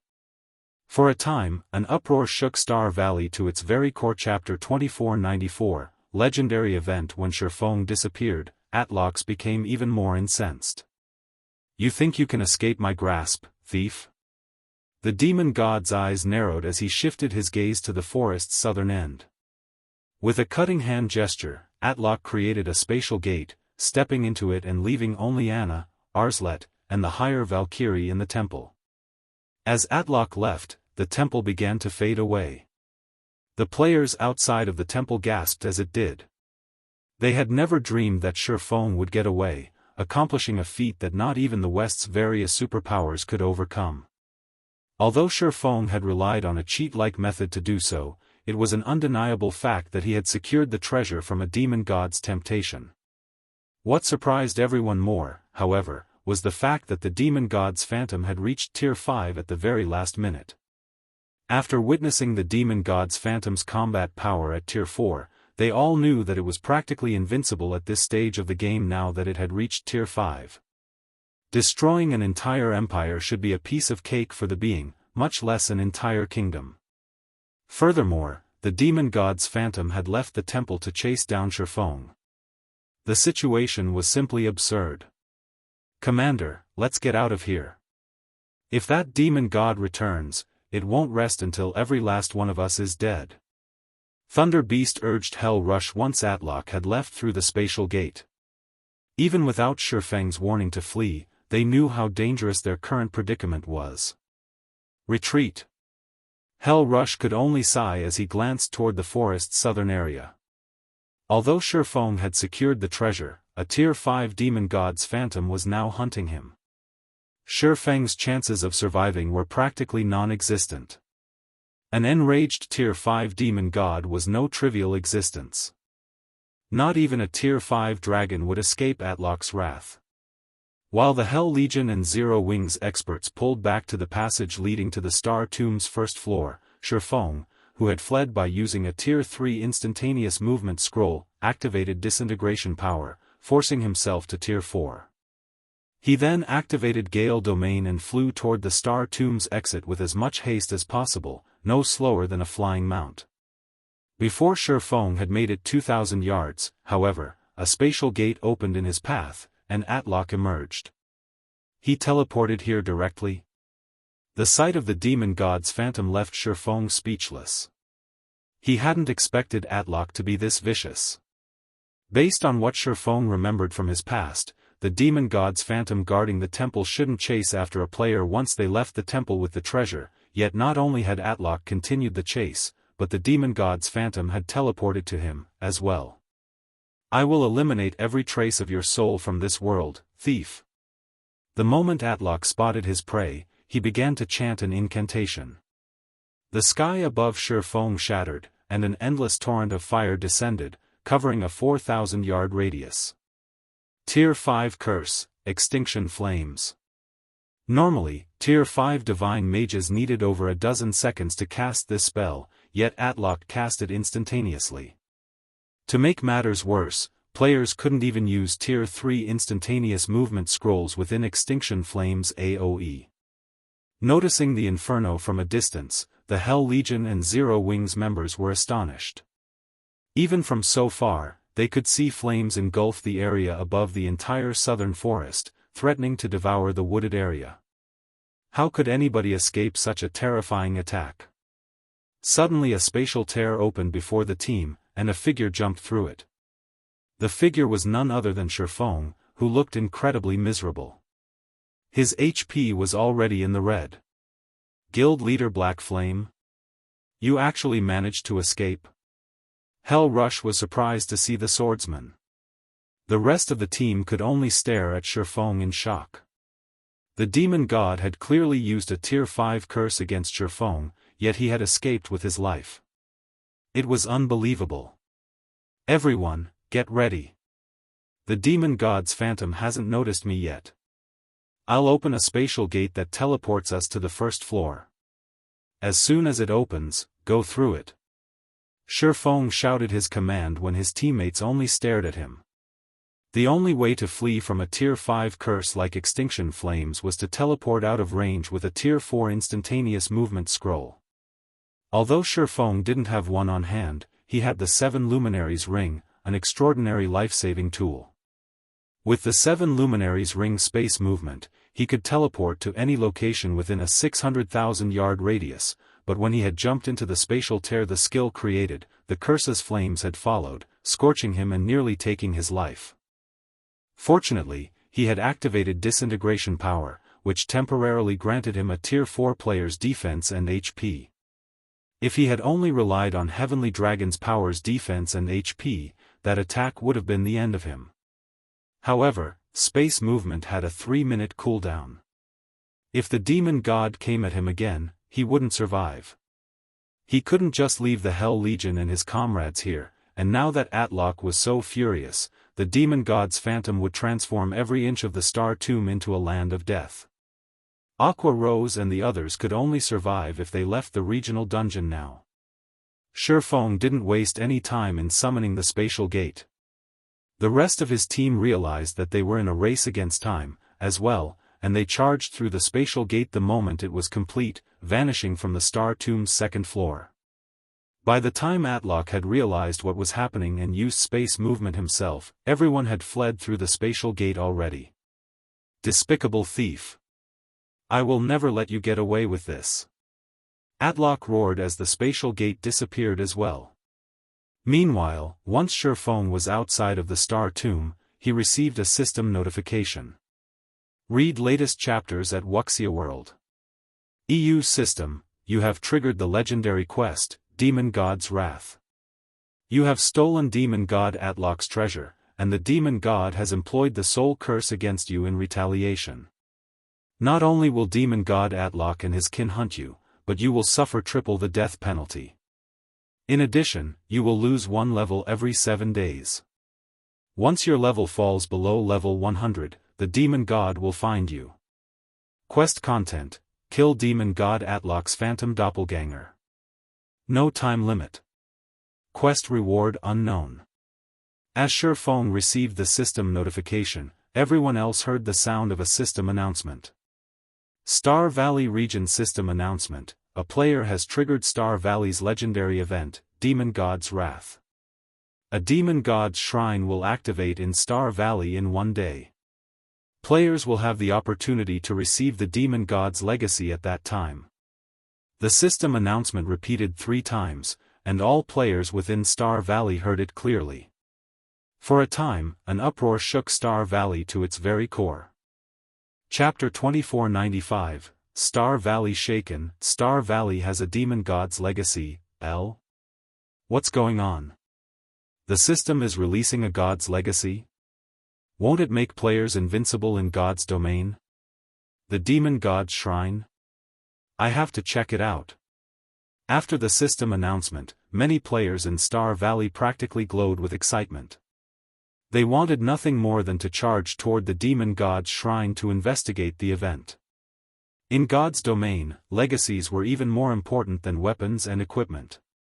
Legacies could transform players' foundations, setting them up with a more advanced starting point than others. With a powerful legacy, players could also learn stronger skills or spells. They could even obtain top-tier weapons and equipment that were specific to their legacy. An ordinary legacy could boost an ordinary player into the ranks of experts. However, legacies were incredibly rare in God's domain, even rarer than epic items. Most importantly, legacies weren't publicly available. Players could only obtain one through luck. And yet, not only did the Demon God's Shrine offer a legacy to the general public, but the system had also declared that it was a Demon God's legacy. This wasn't just some random legacy, barely related to the Demon God. Why wouldn't players go crazy over this news? God's legacies were the highest-ranking legacies in God's domain. Even the various super guilds' big shots dreamed of obtaining one. Unfortunately, God's legacies were so rare that players could only find them if they were truly lucky. While the players in Star Valley were in an uproar, news had reached the various superpowers. What? A Demon God's legacy? Someone has managed to uncover a demon god's legacy? Look into this matter immediately. Find out who was responsible for activating the demon god's shrine. That player must have more details about the development. I want all of our guild's Tier 3 experts sent to Star Valley immediately. We must secure the demon god's legacy before the other powers. The various superpowers went mad when they learned of the demon god's shrine, dispatching organized expert teams to Star Valley. They also ordered investigations into the player responsible for activating the shrine. For a time, the various powers experts and independent experts flooded Star Valley. While all of these players gathered, hunting for the demon god's shrine, silence reigned over the Hell Legion, which rested a short distance away from the Star Tomb. None of them were sure whether they should congratulate Shi Feng or pity him. None were more familiar with the situation than they were. Shi Feng was responsible for activating the demon god's shrine in Star Valley and for the availability of a god's legacy, yet he couldn't have anything to do with it. This legendary event was the main god system's way of ridiculing the Swordsman. The situation also changed what they understood about God's domain. Shi Feng had already turned their understanding of the game upside down, yet this legendary event had gone beyond that. Despite contributing the most to this legendary event's activation, Shi Feng had the lowest chance of obtaining the event's reward. It almost seemed like the demon god, Atlok, were deliberately spiting Shi Feng for his wit. Although Shi Feng had acquired the inferior legendary treasure chest's contents, he had no chance of obtaining this god's legacy. Atlok was acting as vindictive as any human. Hell Legion's members even wondered if the demon god was human, with human emotions, rather than a computer program. That was a god's legacy they were talking about. Such a legacy was many times more precious than a fragmented legendary item. The two weren't even in the same realm in terms of their value. Is it really necessary to go so far over an inferior legendary treasure chest? Shi Feng gave the system notification a bitter smile. Normally, the demon god's temptation should have ended the moment he escaped the temple. That was the outcome every player that had plundered a demon god's temptation had met with during his past life, but for some reason, his situation turned out to be wildly different. Not only had the demon god continued to chase him after he had left the temple, but Atlok had even posted a bounty on his head. He had even offered a god's legacy as the bounty's reward. This was just absurd. It's just a god's legacy, guild leader. It's not worth our time. Kola said, clicking his tongue as he read the system announcement. Right. We're strong enough that we'll have plenty of chances to obtain other gods' legacies in the future. Aqua Rose added, nodding in agreement. Although Kola and Aqua Rose tried to reassure their guild leader, the Hell Legion's members realized that they were simply putting up a strong front. They were talking about a god's legacy, after all. Only the most fortunate players had a chance to obtain one. Moreover, based on how this event had been triggered when Shi Feng slipped through Atlok's grasp, the requirements to obtain the legacy likely involved targeting Shi Feng. NPCs often hunted down gods' domains players, but since the gods couldn't appear on the continent right now, Atlok was forced to post a bounty. Guild leader Black Flame, you don't need to be concerned about this. The demon god might be using a god's legacy as bait, but obtaining it will likely be a major challenge. This might even be another of the demon god's traps. At least you managed to get your hands on the treasures in that chest, Hell Rush said, trying to console Shi Feng. Thank you for your concern, Commander Rush, but I don't really mind the situation, Shi Feng said, smiling at Hell Rush when he saw the man's pity. He didn't actually care that Atlok had placed a bounty on his head. He was far more concerned about the triple death penalty and weekly level reduction, but as long as he took extra care and maintained his leveling speed, the penalties shouldn't pose a problem. While the demon god's legacy might be more valuable than a fragmented legendary item, perhaps even more than a legendary item, he had no desire for it. Atlok's legacy was on par with Aqua Rose's Sea God's legacy. At most, it was a peak legacy. Moreover, Hell Rush didn't know that Atlok wasn't the only demon god after his life. He had plenty of time bombs threatening his life in God's domain. What was one more? If offending a demon god meant that he could get his hands on a fragmented legendary item, he didn't mind offending a few more. None of the Hell Legion's members believed Shi Feng's claim, however. They had all witnessed the swordsman's strength. If anyone had a chance of obtaining the demon god's legacy, it'd be Shi Feng, but since the man in question had brushed the issue off, they could only nod and smile in response. Read latest chapters at Wuxia World. Right, guild leader, what did you get from the treasure chest? Kola eagerly asked, ignoring the Hell Legion's skeptical looks. Kola's question reminded Shi Feng that he hadn't inspected the items. He immediately opened his back to see what he had won. He had been too busy fleeing for his life earlier, so he hadn't had the time to investigate his loot. Once he had escaped the Star Tomb, his personal system notification and the regional announcement had demanded his attention. As Shi Feng inspected the items, he was stunned. It's no wonder why that demon god's reaction was so extreme. If I had been in his position, I'd have gone crazy, too. When Shi Feng saw the crystal radiating divine might in his bag, realization dawned on him. Chapter 2496, Inferior Legendary Treasure Chests Treasures, What's Wrong, Guild Leader? Aqua Rose asked, curious when she saw Shi Feng's odd expression. They had gone to great lengths to loot the shrine's treasure chest. If the items weren't valuable, they'd have suffered a great loss. It's nothing. I'm just surprised by how excellent our harvest is, Shi Feng said, chuckling.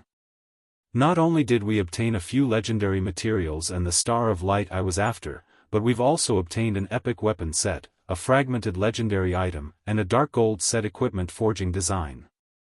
Shi Feng then shared the information on the several weapons, equipment, and design he had obtained in the team chat. He had no intention of the items. Absolute Shadow, Dagger, Main Hand, Epic Rank, Level 100, Level 150 Equipment Requirement, Strength 2-3 Attributes adjust according to user's level. Attack Power plus 6325, Level 100, Strength plus 422, Agility plus 376, Endurance plus 350 Attack Speed plus 18 Attacks carry the power of shadows.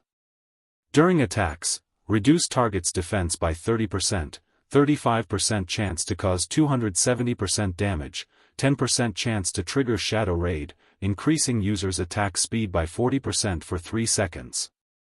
When equipped, main attribute increased by 10%, secondary attributes increased by 8%, reaction speed increased by 10%, all of weapon skills effects increased by 10%, completion rate with all weapon skills increased by 2%, ignore levels plus 10. Additional passive skill, Shadow Strike, every attack accumulates 1 point of shadow energy, independent from sub-absolute shadow. When 12 points of shadow energy have been accumulated, all shadow energy will automatically release, increasing user's strength by 100%. Set effect, when both main and sub-absolute shadow are equipped, main attribute increased by an additional 15%, secondary attributes increased by an additional 10%, physique increased by an additional 15%, gain the finishing skill, Dark Dance. Dark Dance, when activated, user enters stealth and attack speed increases by 20%, and movement speed increases by 30%. User leaves stealth if attacked or attacking. Duration, 15 seconds cooldown, 10 minutes, Absolute Shadow, Dagger, Subhand, Epic Rank, Level 100, Level 150 Equipment Requirement, Strength 2100 Attributes adjust according to user's level.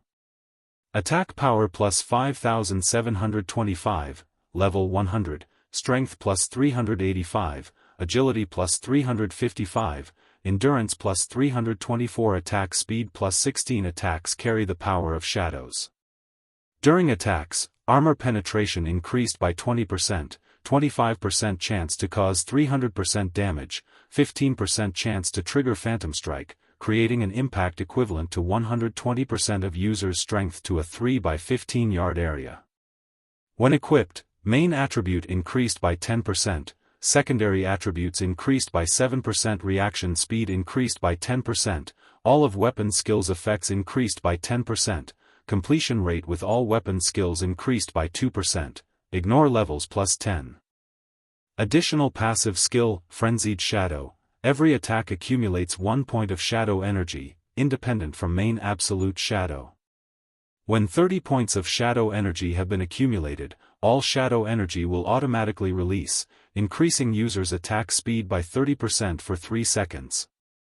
Magic Light Pendant, Necklace, Fragmented Legendary Rank, Equipment Requirement, Intelligence 2000, Vitality 2100. Attributes adjust according to user's level. When equipped, all attributes increased by 35%, obtain Magic Light Body, increasing physique and mana affinity by 30%. Additional passive skill 1, Mana Draw, draws mana from the environment to recover user's mana. User regenerates 1% of their maximum mana every 5 seconds.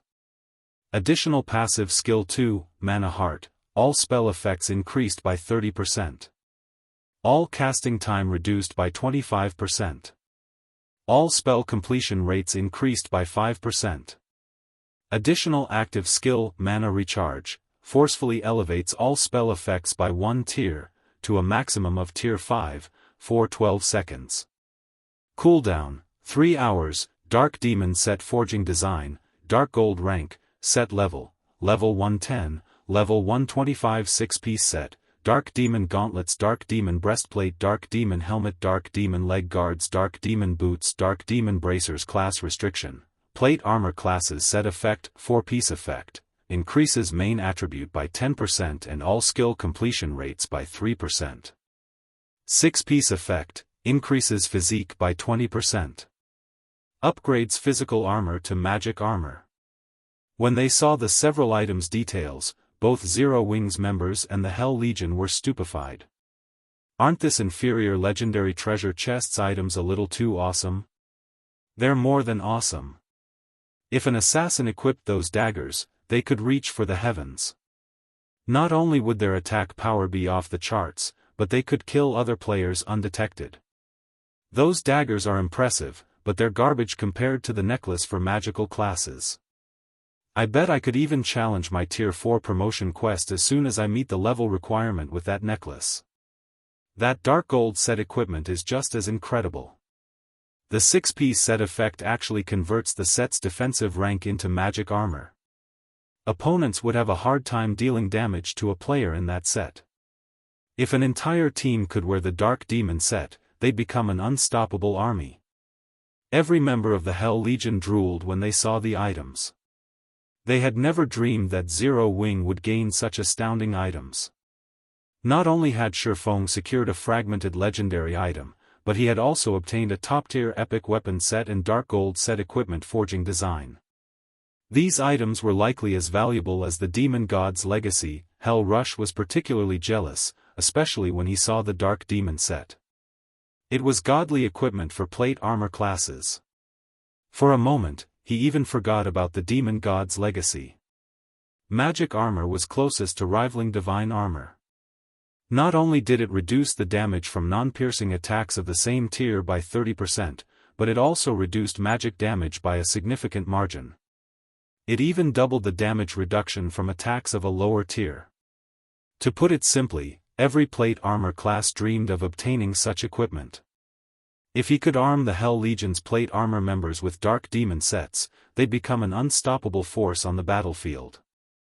Although the demon god's legacy was amazing, it wouldn't be as visibly effective at this stage of the game. Its effects would only become more apparent once players had reached higher levels and tiers. The Dark Demon set, on the other hand, could offer immediate results the moment players equipped it. After seeing these items, Hell Rush was certain that Shi Feng hadn't suffered from this transaction. Shi Feng might have lost an opportunity to gain a legacy, but with these items, he could boost the strength of Zero Wing's main force. They'd be particularly helpful when Zero Wing raided super large-scale team dungeons. You're too impulsive, guild leader. You shouldn't have shared that information. Now, it won't be long before the various superpowers find out about those items. Some of them will try to take them from us, especially aiming for that magic light pendant. I'm afraid that the various superpowers magical class experts will do everything in their power to get their hands on it, Aqua Rose scolded. She had felt a little exasperated when Shi Feng had shared the weapons and equipment's details with the Hell Legion's members. She realized that Shi Feng wanted to reassure that Zero Wing hadn't suffered, but exposing a fragmented legendary item like the magic light pendant was unwise. It won't hurt anything if they know. Besides, hostile powers will assume that we've gained something powerful even if we didn't say anything. I just opened an inferior legendary treasure chest, after all. Rather than let them guess blindly and target us in secret, they might as well know everything. That way, we can reduce the risks, Shi Feng said, chuckling. Alright, it's about time for us to head back. Hiding the details of his harvest wouldn't have been an issue if the Hell Legion hadn't watched him open the inferior legendary treasure chest, but they had seen everything. Hiding his harvest was impossible.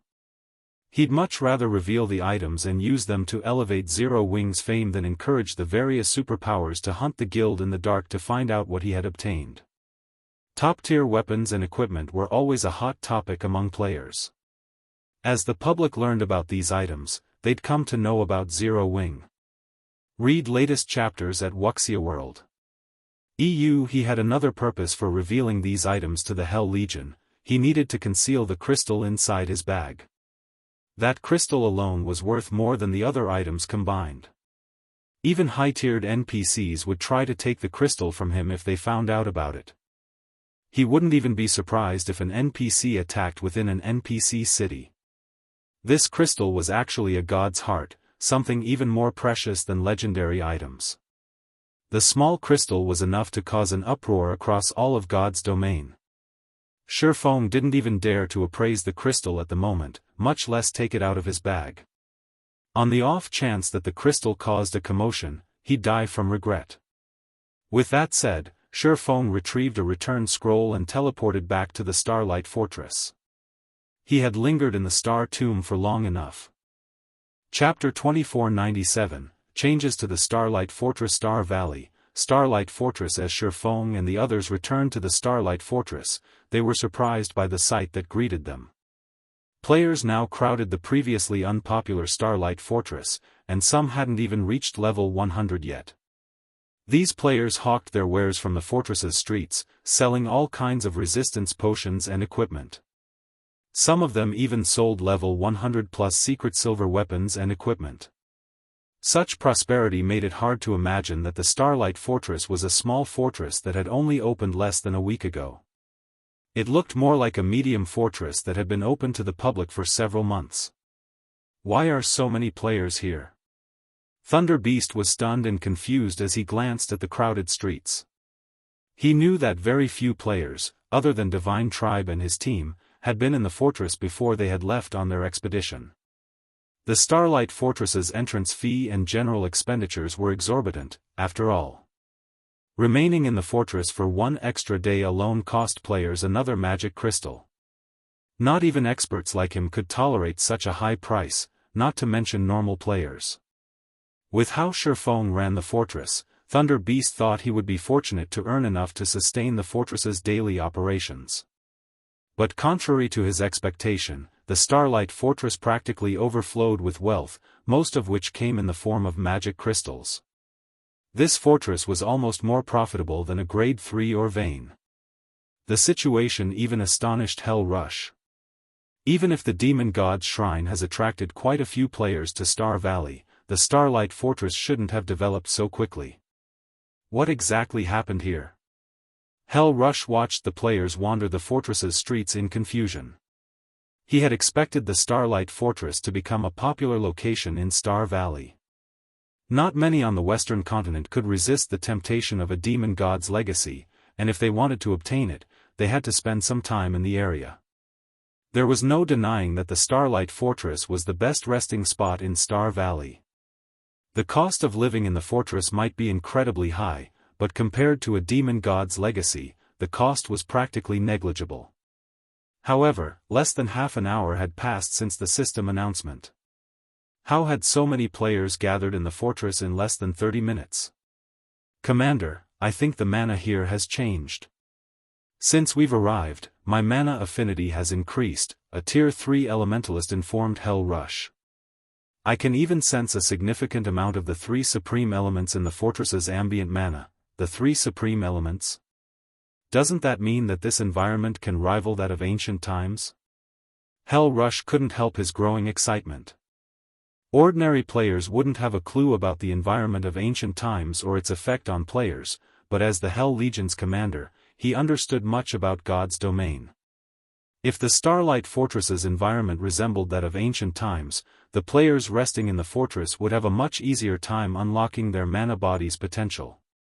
Every player's mana body consisted of all 7 elements, and within an environment that lacked the 3 supreme elements, unlocking one's mana body was excruciatingly difficult. What did you do, guild leader? There are so many players here now. Our daily income should be far more than 200,000 magic crystals. Aqua Rose asked Shi Feng when she saw the crowded streets.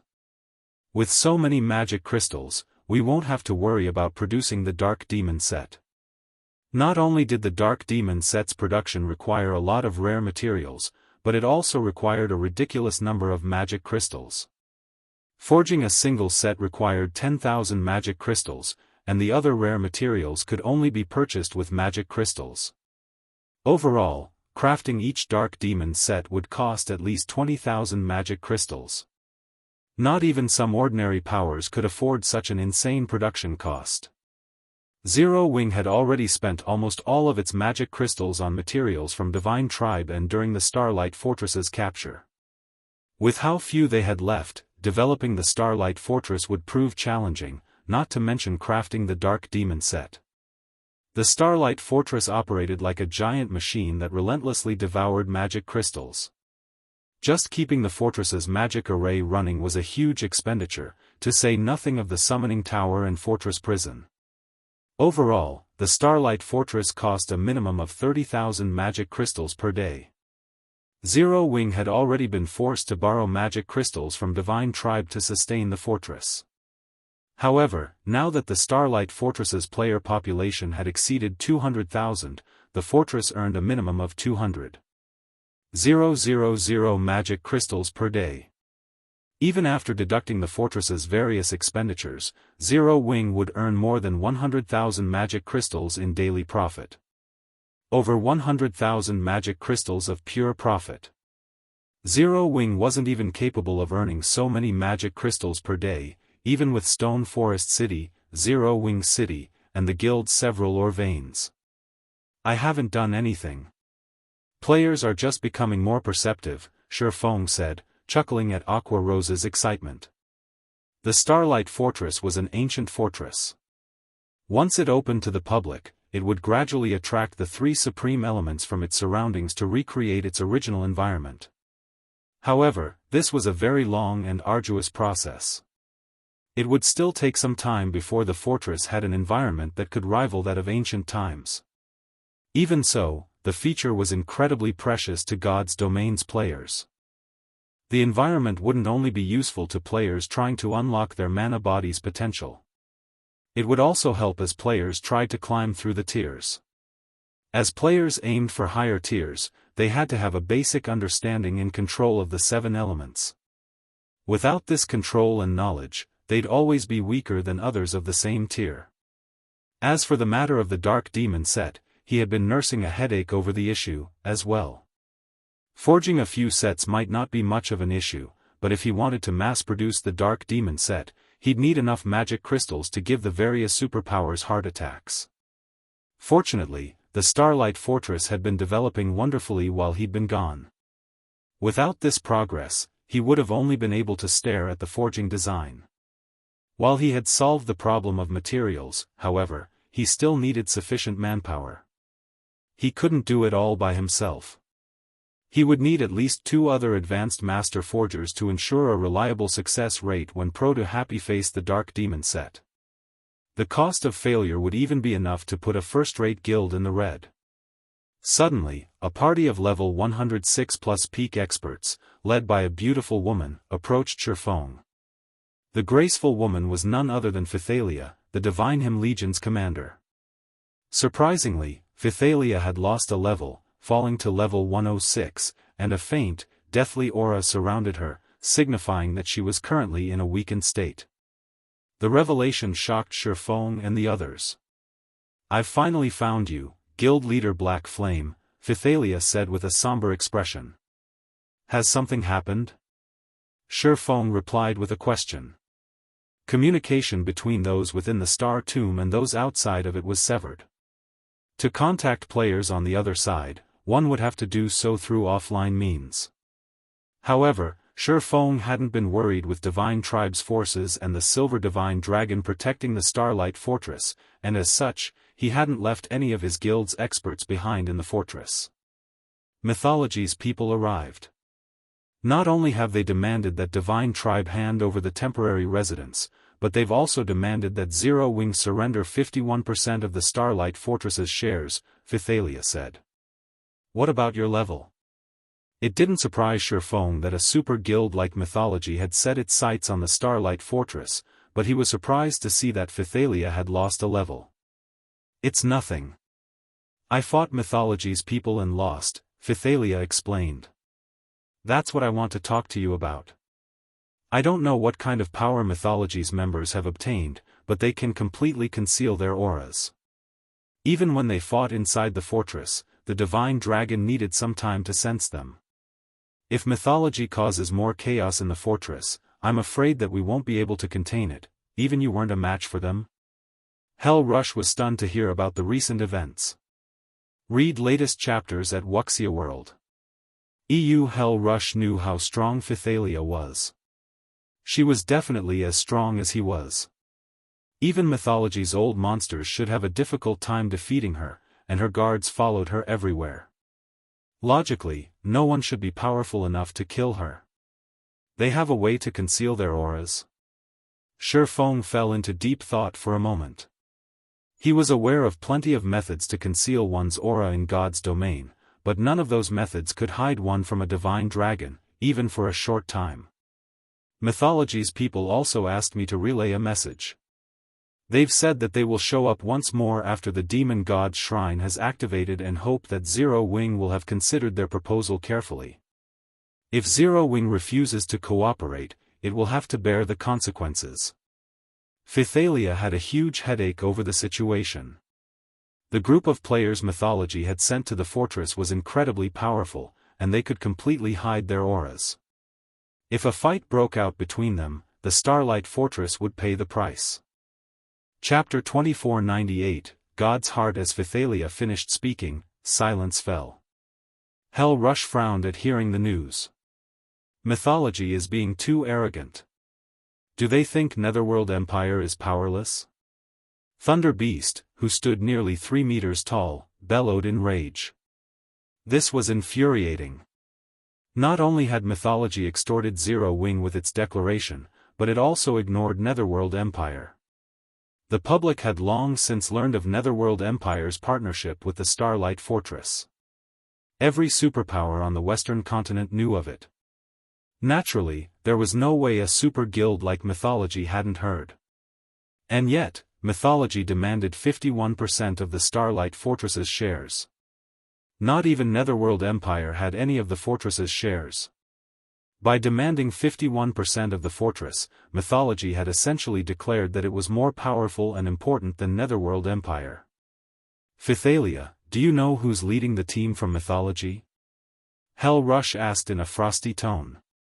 It seems it's been so long since our last battle that Mythology's people have forgotten about the Hell Legion. The temperature around the group dropped as Hell Rush spoke. The ambient mana began to freeze as if reacting to his emotions. Obviously, Hell Rush's mana control was already considerable.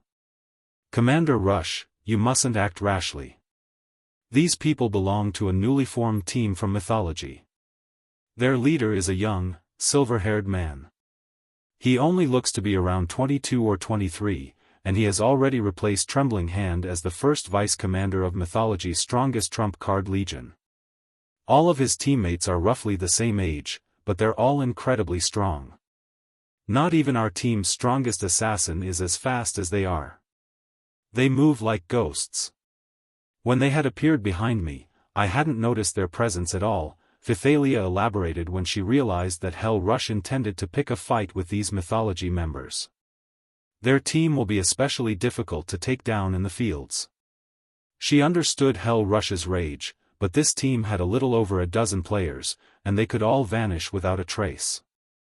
If the Hell Legion fought these players in the Starlight Fortress, they might be fine, but the Legion would only be running towards its death if it tried to take them on in the fields.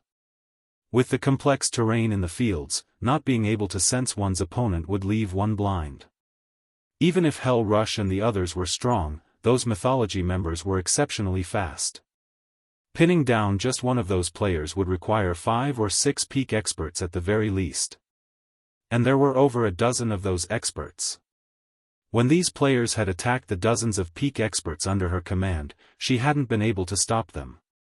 These Mythology members targeted a single player before fleeing once they killed their mark. It was easy to imagine how formidable they'd be out in the fields. He's replaced Trembling Hand? How is that possible? Thunder Beast was astonished. Trembling Hand had been known as a genius ever since he had joined the virtual gaming world. He had fought in virtual games for over a dozen years now and had long since reached the domain realm. He had achieved just as much in the domain realm as Hell Rush, and the man was still in his 30s. He was currently at his prime, and he still had plenty of room for improvement.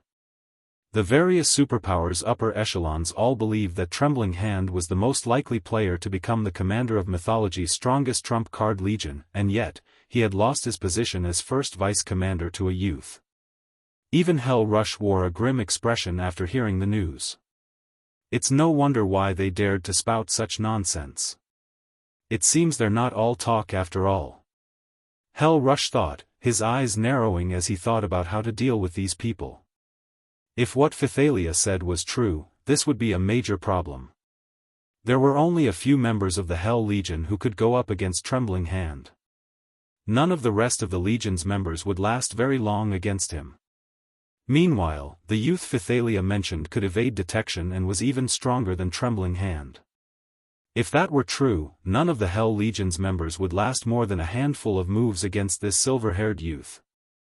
Unless the target had an invulnerability skill or spell, not even Hell Rush could help before the youth executed 3 or 4 moves. Meanwhile, if this youth wanted to escape, they'd need at least 20 peak experts to stop him, and that was assuming that these experts didn't lose sight of the young man. Commander Phythalia, do you have a record of their entry and exit from the fortress? Shi Feng asked. No. They seem to have just appeared, and based on their behavior, they had no issue slipping past the gate security. Not even the Tier 3 NPCs noticed them, Phythalia said, shaking her head. Divine Tribe had stationed some of its Tier 3 personal guards to manage the Starlight Fortress's front gate, but when she had checked the NPC's asterisk records, there was no mention of the players from Mythology. It was as if these people had appeared out of thin air.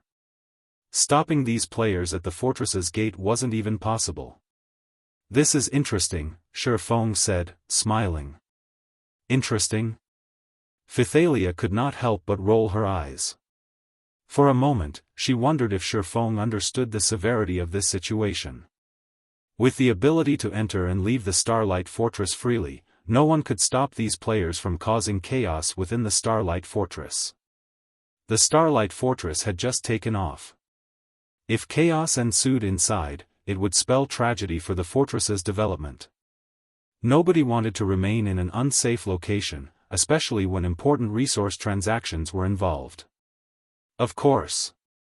Leave the rest to Zero Wing, although I will have to continue to trouble you regarding the fortress's daily security, Commander Phythalia, Shi Feng said as he nodded confidently.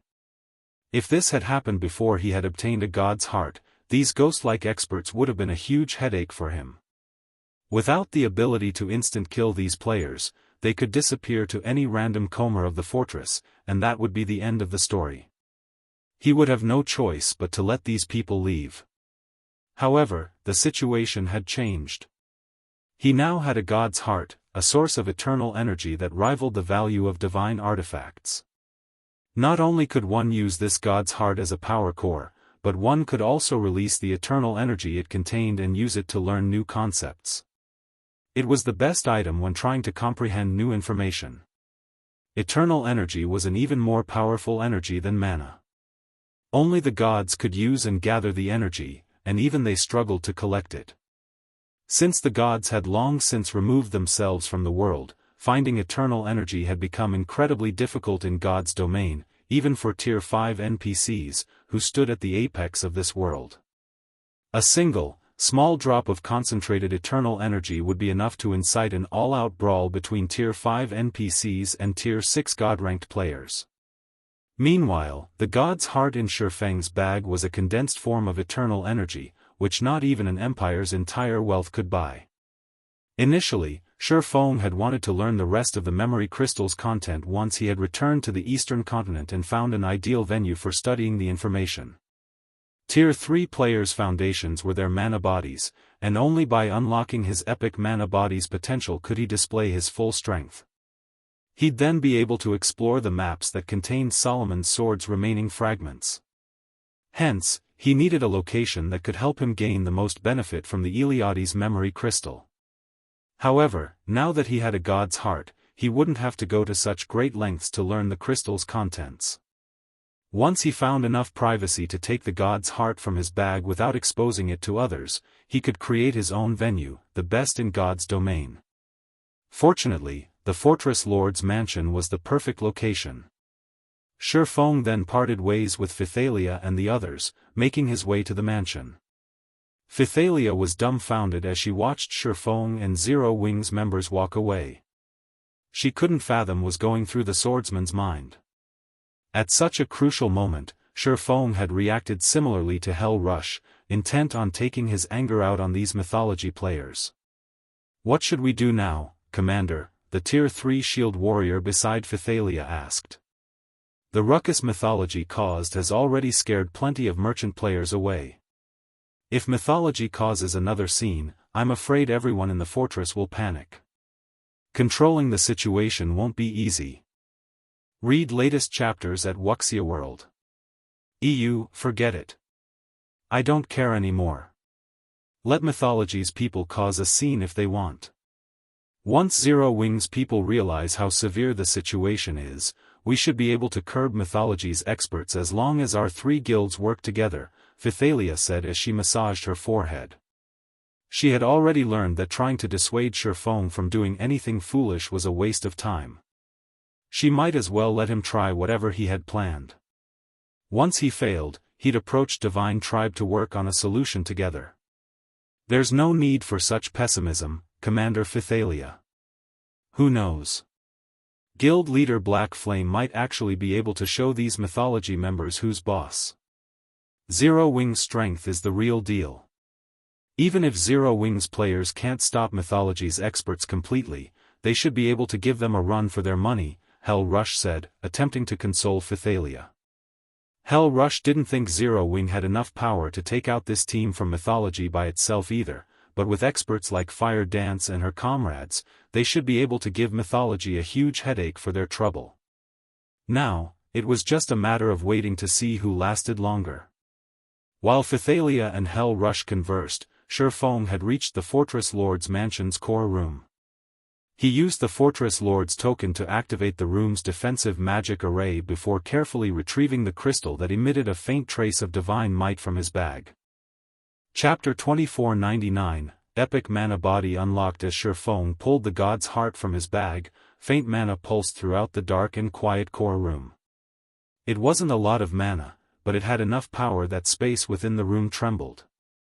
When the pulse encountered the room's magic barrier, it, too, began to tremble, almost failing to block the mana. Sure enough, a god's heart is intensely powerful. I only took it out of my bag, and it nearly felled the room's magic barrier. Shi Feng stared at the magic barrier around the room, astonished. Fortunately, he was within an ancient fortress's core room. This magic barrier was far stronger than ordinary versions. Even mythic monsters would have an extremely hard time trying to destroy it. Had he retrieved the god's heart in any other location within the Starlight Fortress, the barrier wouldn't have been able to contain the mana pulse. The energy would have escaped and caught the attention of everyone within the fortress. However, this pulse of mana had also substantially increased the mana density in the room. A gentle layer of mist now filled the core room. If players trained here, they'd likely be able to practice bronze combat techniques without rest. They could train to their heart's content. Following which, Shi Feng activated Omniscient Eyes to appraise the god's heart. Augustus's damaged heart, inferior divine artifact rank material, this is the barbarian god Augustus's heart and crystallization of eternal energy. When Augustus had fallen, the demon god, Atlok, had secured his heart and repeatedly modified it. Once one has activated the magic array engraved on the heart, the user will be exposed to dense eternal energy for 12 hours. The magic array will require 3 months to recover after each activation. Restoring the magic array's eternal energy is possible by sacrificing one god crystal. Amazing! Atlok had transformed a consumable god's heart into a tool that can supply endless eternal energy. When Shi Feng read Augustus's heart's description, he was shocked. Gods' hearts were typically one-time use consumables. When players released the eternal energy contained within, the god's heart would release all of its energy. Eventually, the god's heart would run out of eternal energy and fade from existence. Only a few Tier 5 NPCs could control the release of eternal energy from a god's heart, allowing them to use the item multiple times. Even so, they couldn't change the fact that the god's heart would vanish when it ran out of eternal energy. And yet, Atlok had successfully modified Augustus's heart, transforming it into a tool that could offer endless eternal energy. Shi Feng had certainly hit the jackpot this time.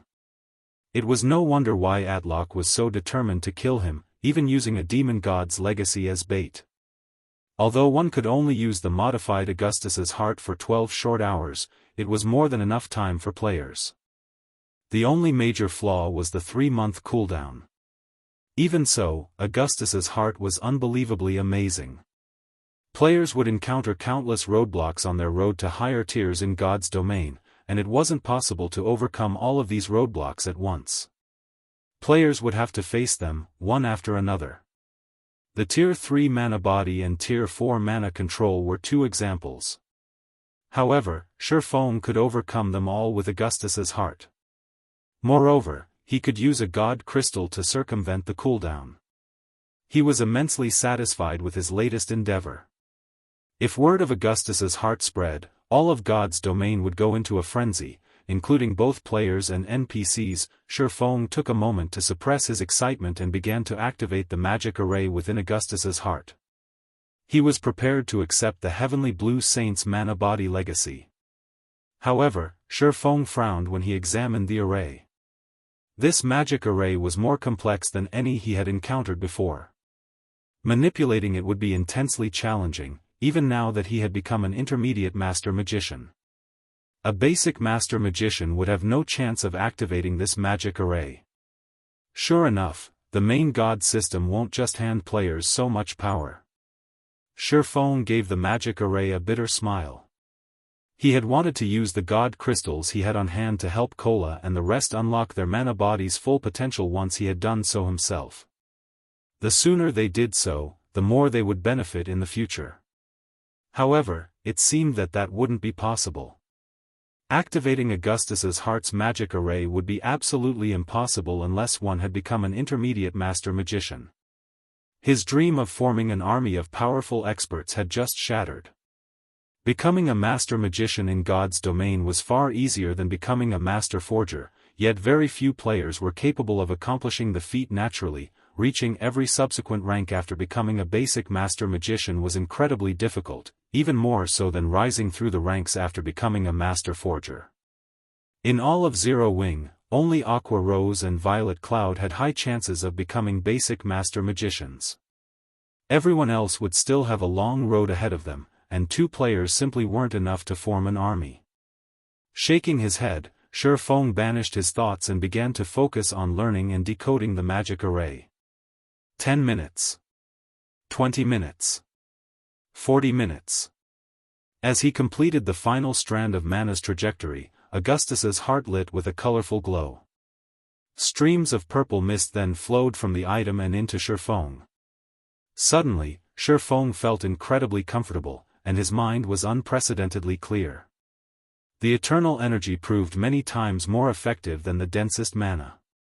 Wasting no time, Shi Feng retrieved the memory crystal Iliade had given him and started to study her legacy on the mana body. The goddess's mana body technique was more complex than her mana technique legacy. Not only did it contain information on mana and the methods to control it, but it also contained concise information on the structure of mana bodies. According to Iliade's research, the higher a mana body's rank was, the more complex it would be. Subsequently, one would need a more complicated mana control method to use their mana body. An epic mana body was on par with a super large-scale magic array consisting of several hundred smaller arrays. There were many ways to control this super large-scale magic array, but only one would give a player full control over the entire array. They'd have to construct a simple magic array that would allow the user to control multiple core arrays. The more core magic arrays this simple array could control, the more power the super large-scale magic array could exhibit. If Shi Feng had tried to process all of the information within the memory crystal before he had obtained Augustus's heart, none even the densest mana would save him from the headache. Fortunately, the eternal energy around him was amazingly beneficial.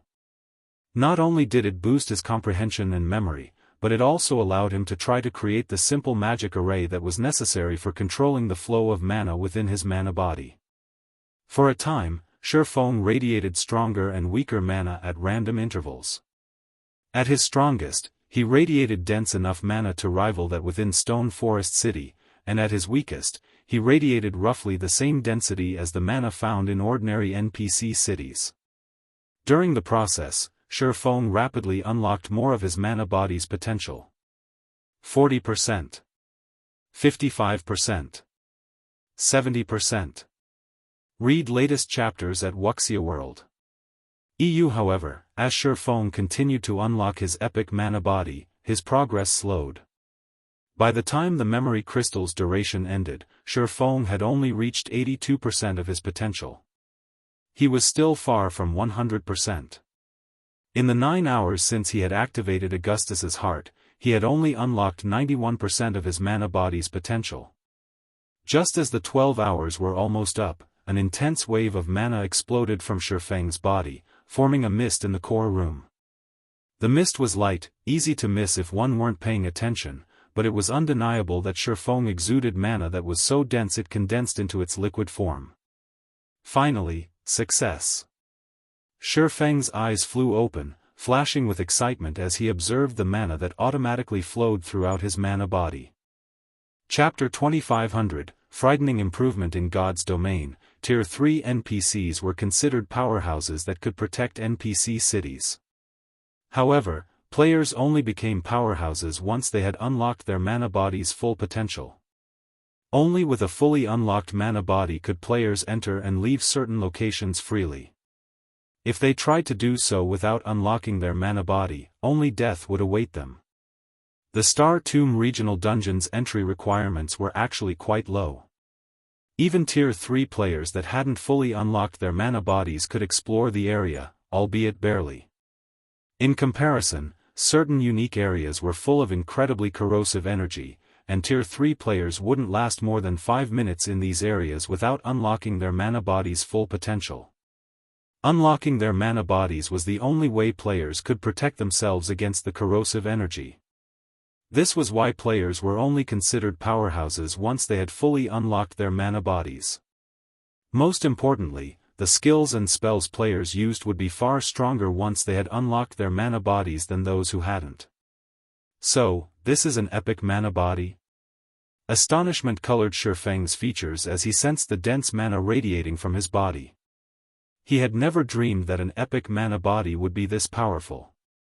Normally, a mana body relied on its own mana to function, but his mana body could attract ambient mana and use it to strengthen and nourish itself. His epic mana body had also coated his body with a thin barrier of mana. The barrier was easy to miss if one weren't paying close attention. It almost felt like a skin-tight suit. It trapped a significant portion of the mana radiating from him, drastically reducing the amount of mana wasted. Not only did this mana barrier improve his recovery, but it also ensured that the mana around him was far denser than normal. The addition of this mana barrier alone doubled or tripled his survivability in the fields, especially in low-mana environments. When he fought in such harsh environments, he wouldn't have to worry about losing a significant portion of his combat power. Shi Feng tried to manipulate his mana body, guiding the mana around him into his hands. He instantly felt like a black hole as the ambient mana gathered around him. In the blink of an eye, a faint layer of mana mist formed on the surface of his palms. Shi Feng's fist then shot out as he punched the empty air. Pang!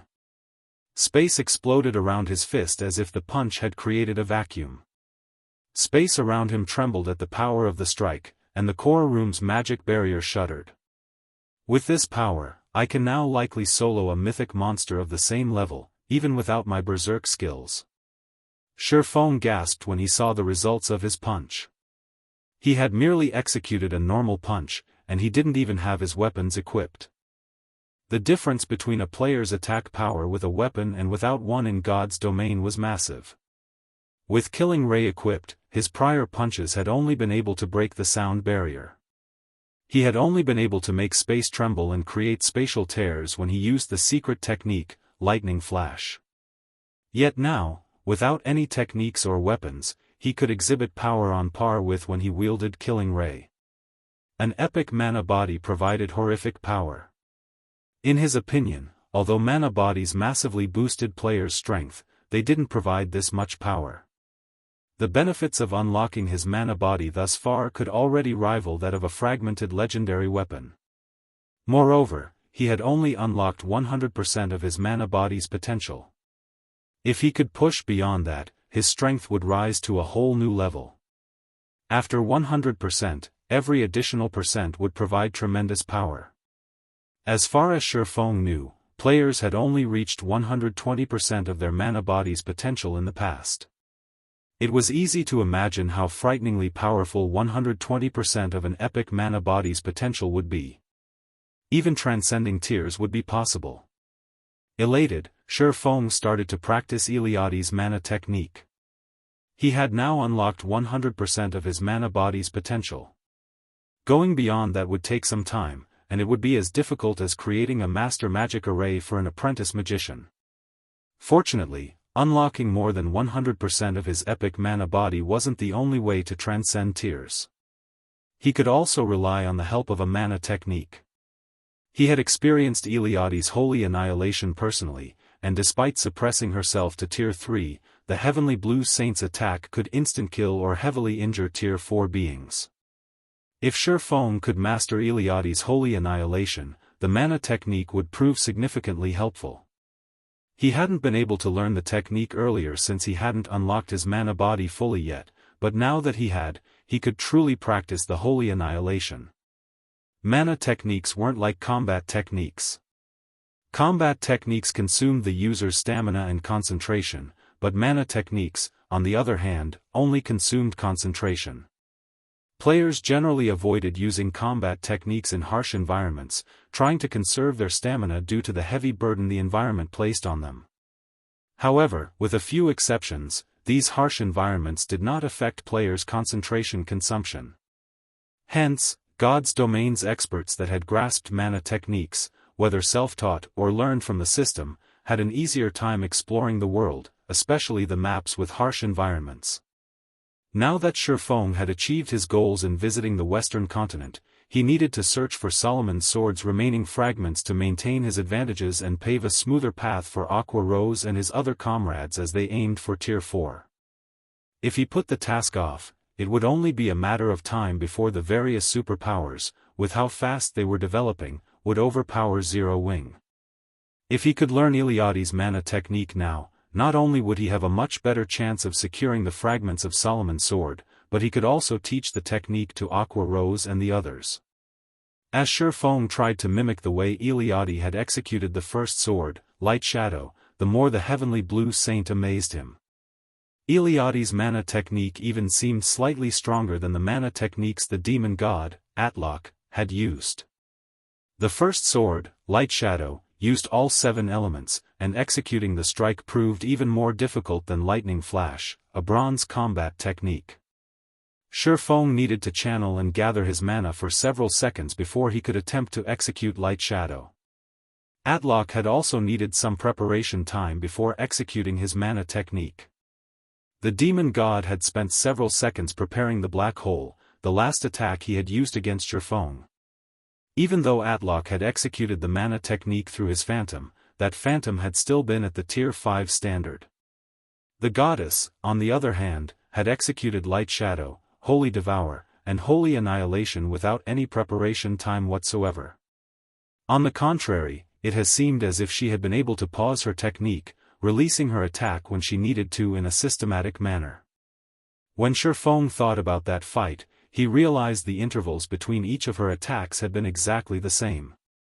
Even at the tier 3 standard, Eliade had accomplished the feat as Shi Feng continued to practice Lightshadow. However, he was able to reduce the time he needed before executing the technique. Initially, he spent nearly 8 minutes preparing his strike, but now, he could do so after around 5 minutes. The more Shi Feng practiced, the more he understood about mana control. 2 hours. 6 hours. 12 hours. Read latest chapters at Wuxia World. EU. While Shi Feng was immersed in his training, he received a call request from Phythalia. Guild leader Black Flame, Mythology's people are back. They are all gathered in the Starlight Bar, and I think they've found a way to deal with your divine dragon. More of them have arrived, as well. Now, there are more than 30 players in their group, Phythalia reported with a somber expression. Dealing with the dozen-plus experts had already been a struggle, but now, more than double had shown up in the Starlight Fortress.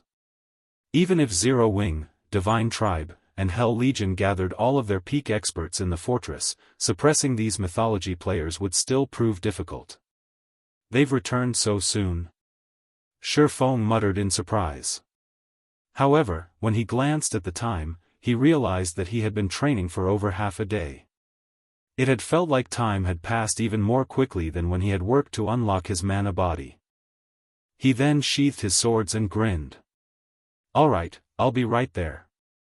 With that, Shi Feng disconnected the call and left the core room. Chapter 2501, Mythology arrives. Starlight Fortress, Starlight Bar. The Starlight Bar was usually the most popular bar in the Starlight Fortress, but right now, the bar, which was half the size of a football field, was silent as everyone stared at the group of players in black, drinking quietly in the middle of the establishment. No one even dared to breathe too loudly. The rest of the crowd wasn't simply reacting in such a way because the black-clad players had appeared like a group of magicians. Rather, their reactions were due to the fact that every one of those players wore Mythology's guild emblem. So, they're the rumored experts from Mythology? Amazing. I see them, yet I can't sense their presence. How did they do it? It seems that even Mythology can't help but get involved now that the demon god's shrine had appeared. Once everyone had gotten over their shock at seeing these players, they quietly chatted amongst themselves. Some players were afraid, while others were excited. Mythology was one of the 5 great super guilds in the virtual gaming world. Every player on the Western continent was familiar with its reputation. News of Mythology's black-clad players causing chaos had already spread throughout the fortress. Not only had these players avoided the Divine Dragon's wrath, but they had also managed to slay quite a few of Divine Tribe's experts. Even Phythalia, the commander of one of Divine Tribe's trump card legions, had lost her life in battle. In response, Divine Tribe had dispatched even more experts to patrol the Starlight Fortress's streets. It had even sent plenty of Tier 3 personal guards to join the patrols. However, not only had Mythology's experts snuck into the city again, but more of them had come, as well. Now, they even congregated in the Starlight Bar, the fortress's most popular bar, drinking like normal customers. They treated the Starlight Fortress like they would their own hometown. Mythology is amazing, boss. They're completely disregarding the fortress's divine dragon.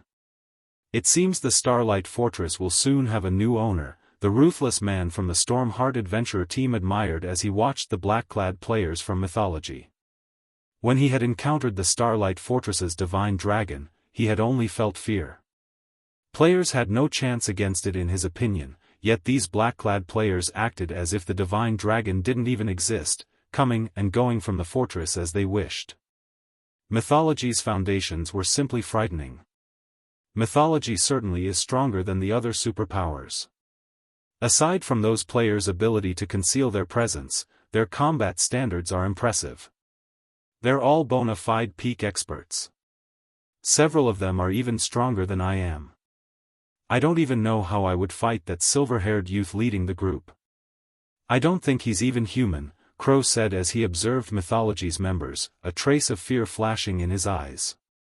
If they decide to cause a scene in the fortress, there will be a mess, and no one will be able to do anything about it.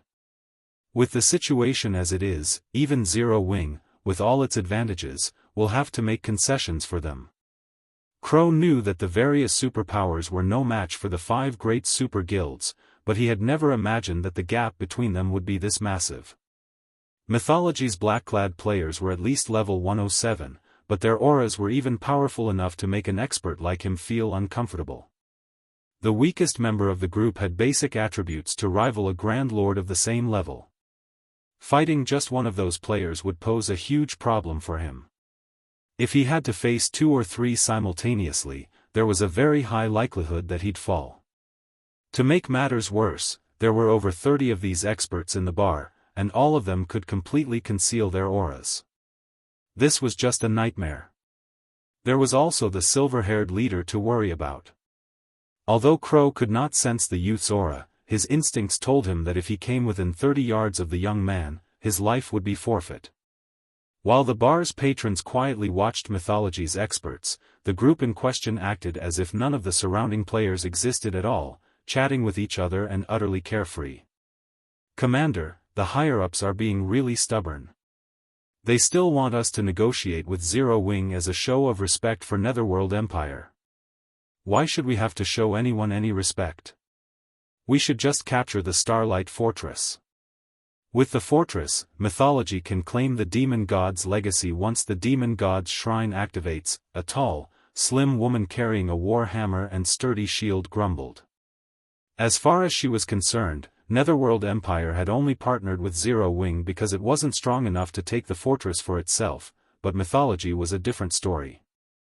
Capturing the Starlight Fortress wouldn't be difficult for her team, especially now that they had grown stronger. Not even taking out Netherworld Empire's Hell Legion would be an issue, let alone capturing the Starlight Fortress. They had no reason to fear the guild. I concur. We'd be better off giving Zero Wing a beating and taking the Fortress Lord's mansion. We shouldn't need to go to the trouble of targeting Divine Tribe to get at the Eastern Guild.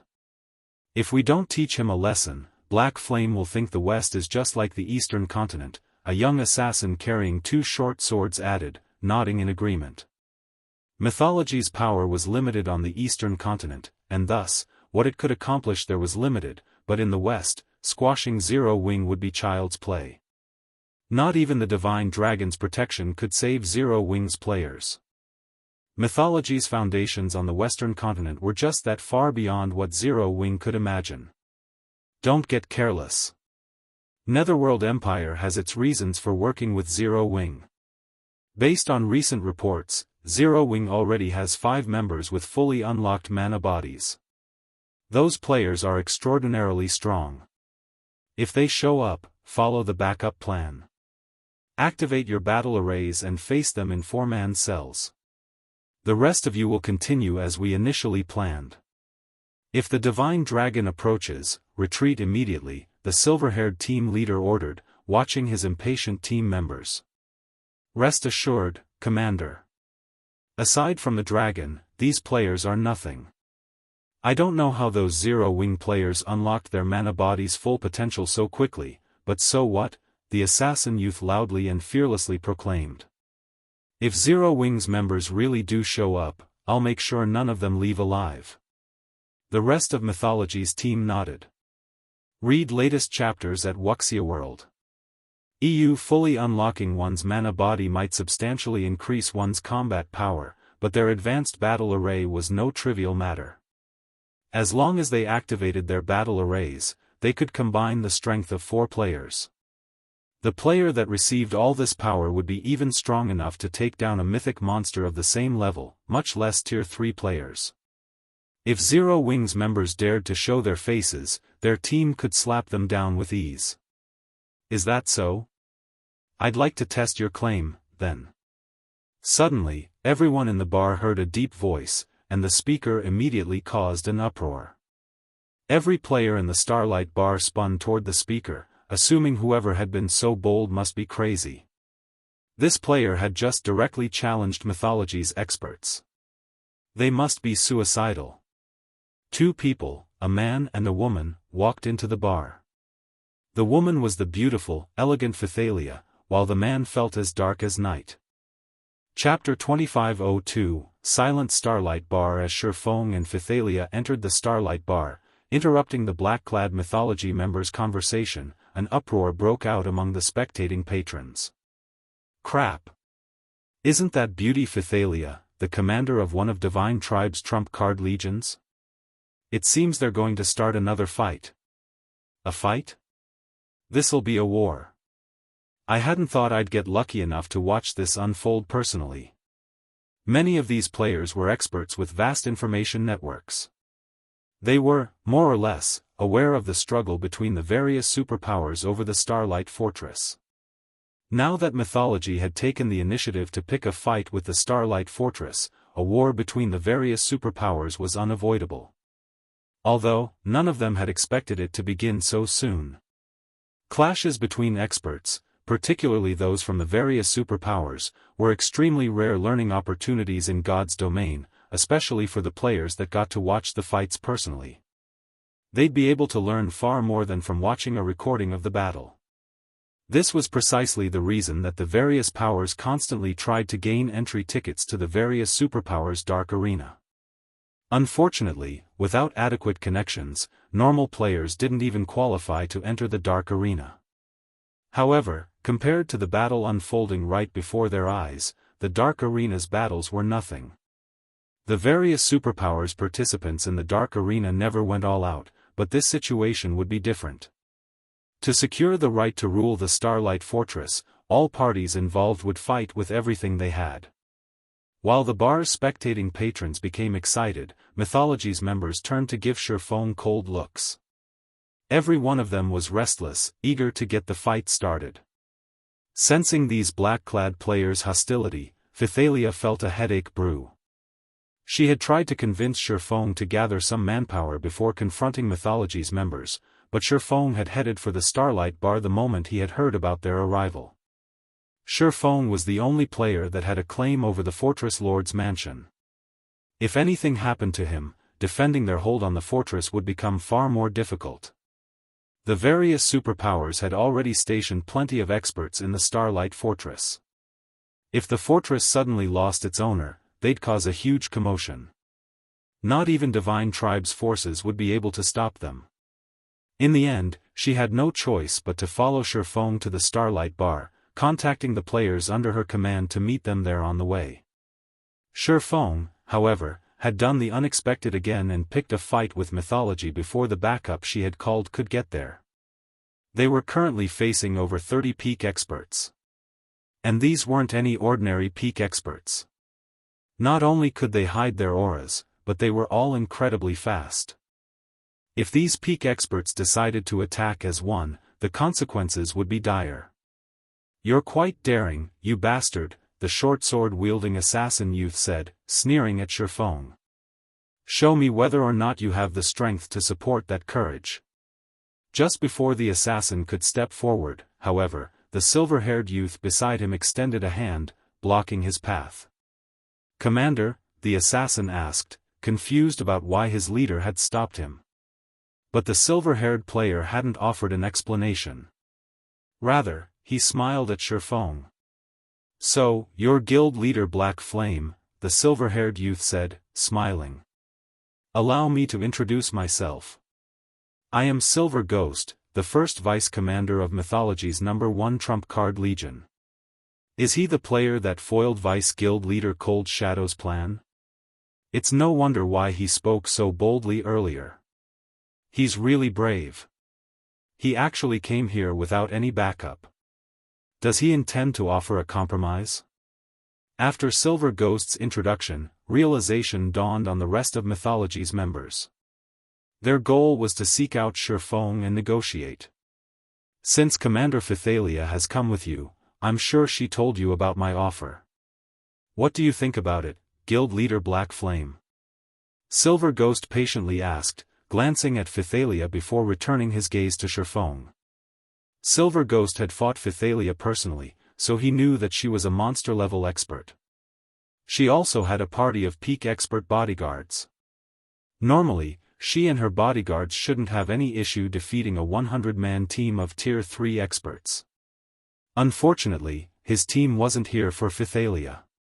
Even with her strength, she had no chance against 3 or 4 of his subordinates. She'd be doomed if over a dozen of his teammates attacked at once. The only real threat in the Starlight Fortress was Netherworld Empire's Hell Legion. Not only did the Hell Legion consist of 300 Tier 3 experts, but they were all extraordinarily strong, as well. However, if his team intended to cause chaos in this fortress, not even the Hell Legion was powerful enough to stop them. I have no reason to consider it. Since Zero Wing is strong enough to capture the Starlight Fortress, it's strong enough to hold it. If you want a fight, bring it on. Shi Feng calmly stated, eyeing Silver Ghost. How unfortunate. Silver Ghost could only sigh at Shi Feng's reply. Why are you still wasting your time with him, Commander? The assassin youth sneered. Let my group deal with him. If we don't teach him a lesson, he'll continue to assume that mythology is powerless against him. That's right. If we don't show him our strength, he'll likely assume that we left earlier because we were afraid of him. The rest of Mythology's team nodded. Their previous visit to the Starlight Fortress had merely been a form of greeting. Now that Shi Feng had rejected their goodwill, they had no reason to hold back. In fact, if they continued to act passively, Shi Feng would treat their guild as a joke. All right. Your group can deal with him, but make it quick. Everyone else, pay attention to your surroundings. Retreat as soon as the Divine Dragon approaches. Silver Ghost said, granting the assassin youth permission to take action. Thank you, Commander. I'll make sure to end the fight quickly, the assassin youth replied with a hungry expression. He turned toward Shi Feng and continued, You've been pretty arrogant, bastard. Let's see if you can back up those words. Suddenly, divine runes lit up all across the assassin's body and enveloped another 3 mythology members behind him. A powerful aura began to radiate from the assassin youth, growing stronger by the second. After just 3 seconds, his aura was so intense that a sense of dread overcame everyone in the bar. How is his aura so powerful? It's almost as intense as a Grand Lord ranked archaic species of the same level. The bar's patrons gaped at the young assassin. Is this a sample of Mythology's foundations? The situation shocked the ruthless man from Stormheart. Although it wasn't possible to determine a player's strength based on their aura, that aura would at least hint at their strength. At this stage of the game, Tier 3 players still struggled to defeat great lords of the same level, and in Star Valley, players couldn't use their berserk skills. If a player had the strength of a Grand Lord ranked archaic species of the same level, they'd be able to move through Star Valley unhindered. With that kind of power, even killing Tier 3 MTs would be as easy as swatting a fly. They hadn't actually used their full strength earlier? Phythalia watched on with a grim expression. When she felt the assassin's violent aura, she was overcome with despair. She had hoped that the Hell Legion's experts and Zero Wing's 5 experts, those that had fully unlocked their mana bodies, would be enough to suppress Mythology's invading experts, but seeing these black-clad players now, she found the idea laughable. A peak expert that was as powerful as a Grand Lord-ranked archaic species could even toy with a Tier 4 summoned creature. After all, players' combat techniques allowed them to push their combat power to its limits, perhaps even beyond them. Aside from the Starlight Fortress's divine dragon, no one in the fortress could stop the assassin before her. An advanced battle array? Shi Feng muttered when he saw the divine runes coating the assassin youth's body. You seem to know a lot, bastard, but that won't change anything. Licking his lips, the assassin youth continued, Now, I'll teach you just how foolish your decision was. The assassin then took a step forward, instantly vanishing. Neither he nor his aura could be found within the bar. It was as if he had never been there in the first place. I guess Zero Wings guild leader is going to die, Crow, Stormheart's commander, said, closing his eyes. Not only did that young assassin have basic attributes that could rival a Grand Lord-ranked archaic species, but he could also completely conceal his presence. Crow couldn't even sense the youth's life aura. With such capabilities, that assassin was practically invincible among players. Fights between experts were typically so fast that they were impossible to follow with the naked eye. Thus, experts usually had to rely on all 5 senses during combat. Otherwise, their opponent would quickly overwhelm them. Now that the assassin youth had vanished, players couldn't rely on their sight to keep up with his ghostly speed. Trying to keep up was a joke. How was one supposed to find an enemy they couldn't even detect? Read latest chapters at Wuxia World. However, at the moment Mythology's assassin had vanished, Shi Feng unhurriedly unsheathed Killing Ray and slashed the empty air to his right. Boom! Suddenly, the sound of clashing metal filled the Starlight bar, and an intense impact shattered the ground. All players within 30 yards of the Swordsman stumbled back from the shockwave. Almost as everyone heard the first collision, another loud bang followed. A figure then slammed into the wall to Shi Feng's right, indenting the wall. It was none other than the assassin youth that had only disappeared a moment ago. Chapter 2503, First Sword, Lightshadow Silence. Terror. For a time, everyone in the Starlight bar became dumbfounded. Shi Feng had deflected the young assassin, who seemed as strong as a Tyrannosaurus Rex and was fully capable of concealing his aura, with a normal attack. Who would ever believe this? Is he really a Tier 3 player? The ruthless man from Stormheart was stunned when he saw the assassin embedded in the bar's wall. The assassin youth still had most of his HP remaining, but that was precisely what frightened the ruthless man. If Shi Feng had merely noticed the assassin's movement and found an opportunity to strike the youth's weak point, it would have still shocked the man, but he would have, more or less, understood how Shi Feng's attack and thrown the assassin. However, seeing that the assassin had only lost a small amount of HP from the hit made it clear that Shi Feng's sword hadn't struck the assassin directly. The youth had actually blocked the attack with his own blades. In a battle of brute force, the young assassin had lost. The assassin youth's basic attributes rivaled that of a Grand Lord-ranked archaic species of the same level. Not even ordinary Tier 3 players with active berserk skills were that strong.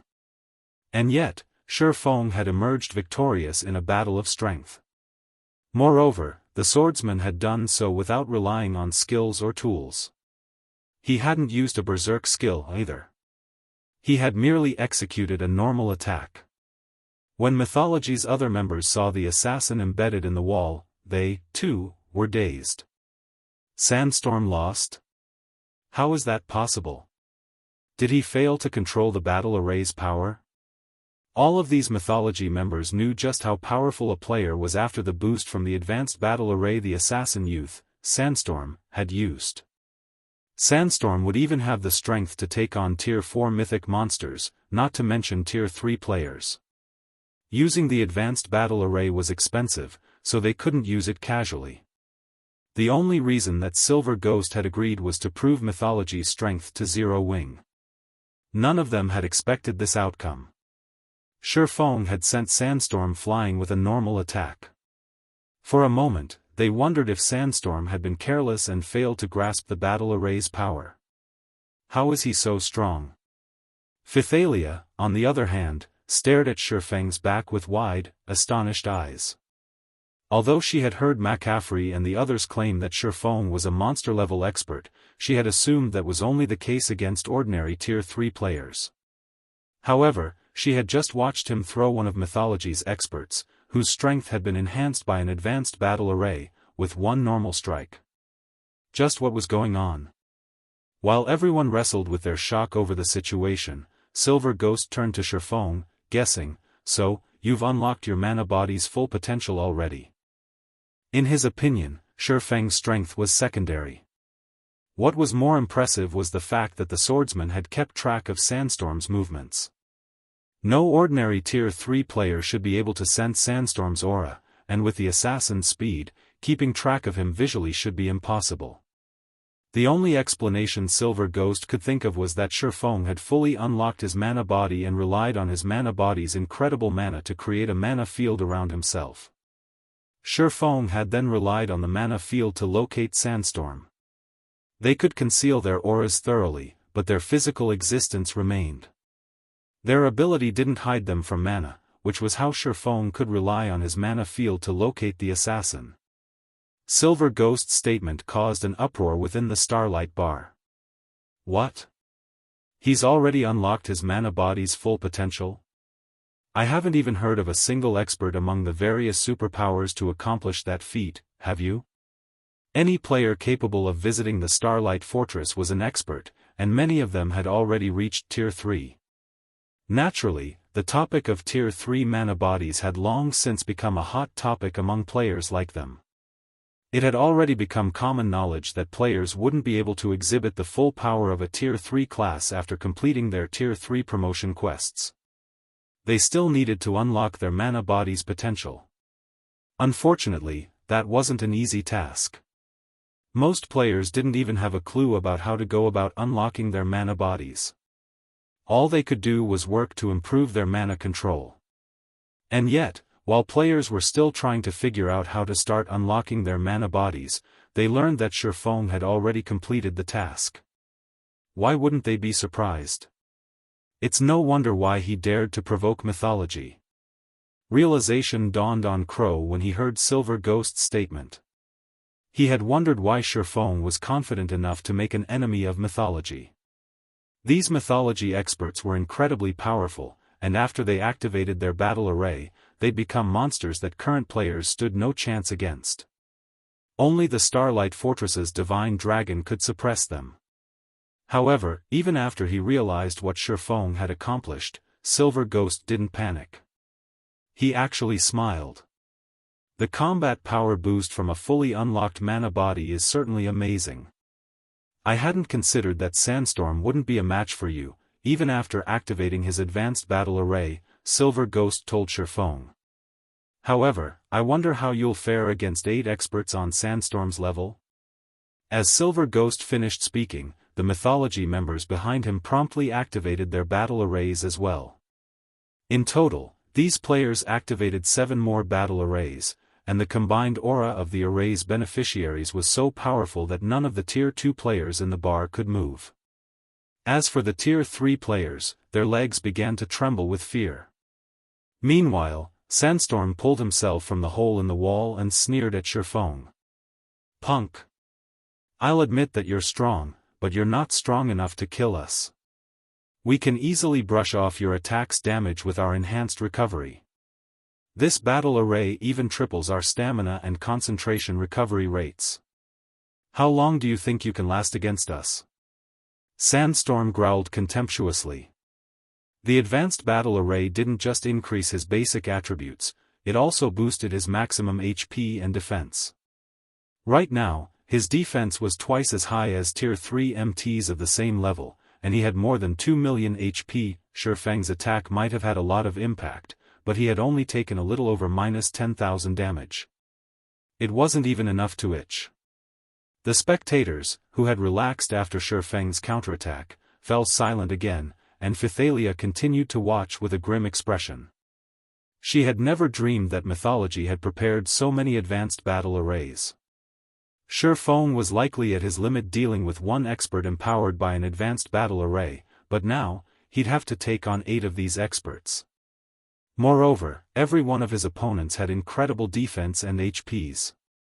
They could easily whittle Shi Feng down until he died. "Let's see you try," Shi Feng indifferently replied, sweeping his gaze over Mythology's members. His comeback only incited another uproar within the bar. What? He's actually going to fight such a force? Cool. Too cool. As expected of the expert that took down the Starlight Fortress. Very few players in God's domain can match his courage. They had all assumed that Shi Feng would try to run from Mythology's experts. Now that they had activated 8 advanced battle arrays, only the fortress's divine dragon could stop them. However, Shi Feng chose to stay and fight. He was practically a hero from legend. "Are you crazy?" Phythalia hissed at her companion.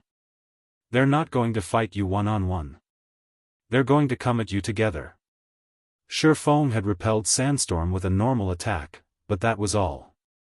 The outcome of an actual fight between the two wouldn't be over that quickly.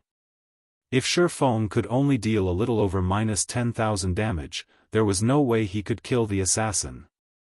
The advanced battle array doubled Sandstorm's battle recovery, which meant that the assassin could easily chip away at Shi Feng's HP while recovering his own. If 8 experts like Sandstorm attacked Shi Feng together, Zero Wings Guild leader would be lucky to stay alive for a while, much less defeat these experts. Before Phythalia could try to dissuade Shi Feng, however, Silver Ghost laughed. "Very good. You are truly brave. It's no wonder why you dare to make Mythology your enemy," Silver Ghost said, smiling. He then turned to Phythalia and said, "I am a generous person. Why don't you both try to take us on? I'll even wait until your reinforcements arrive." "That won't be necessary. You should really face me together. I'd like to see if you're as powerful as you claim," Shi Feng said, shaking his head. "Bastard!" Sandstorm snarled, enraged. He immediately charged at Shi Feng again. As the assassin moved, the 7 other empowered experts did the same, dashing toward Shi Feng like a violent gale. Read latest chapters at Wuxia World. All 8 of Mythology's experts were in perfect sync as they attacked Shi Feng simultaneously. As long as Shi Feng tried to attack one of them, the other 7 would strike at his vitals. This was the same method they had employed to take down Phythalia. While they charged at Shi Feng, however, he raised Killing Ray above his head and shut his eyes, patiently waiting for Sandstorm and his companions to reach him. 30 yards. 20 yards. 10 yards. Just as the assassin youth and Mythology's other experts were about to strike, Shi Feng's eyes abruptly opened, and he swung his sacred sword in a downward arch. First Sword, Lightshadow. Chapter 2504, The Power of Mana Techniques. When Killing Ray descended, the mana around Shi Feng immediately gathered to form a phantom greatsword around the sacred sword.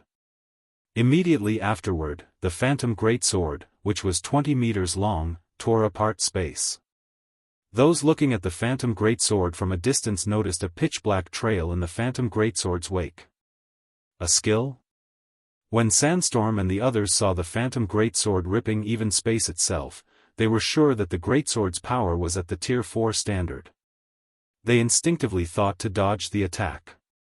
After all, although they possessed basic attributes rivaling Grand Lord-ranked archaic species of the same level, they were still a far cry from the Tier 4 mythic standard.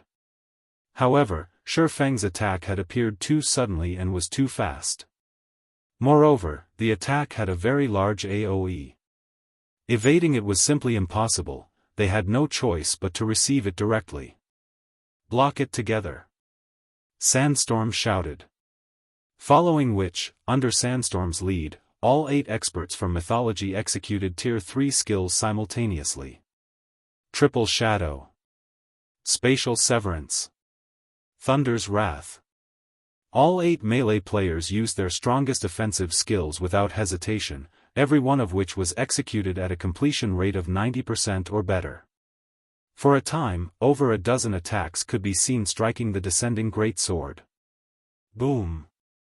The instant the attacks of both sides collided, a powerful storm blew, sending all Tier 2 players within a 50-yard radius stumbling back.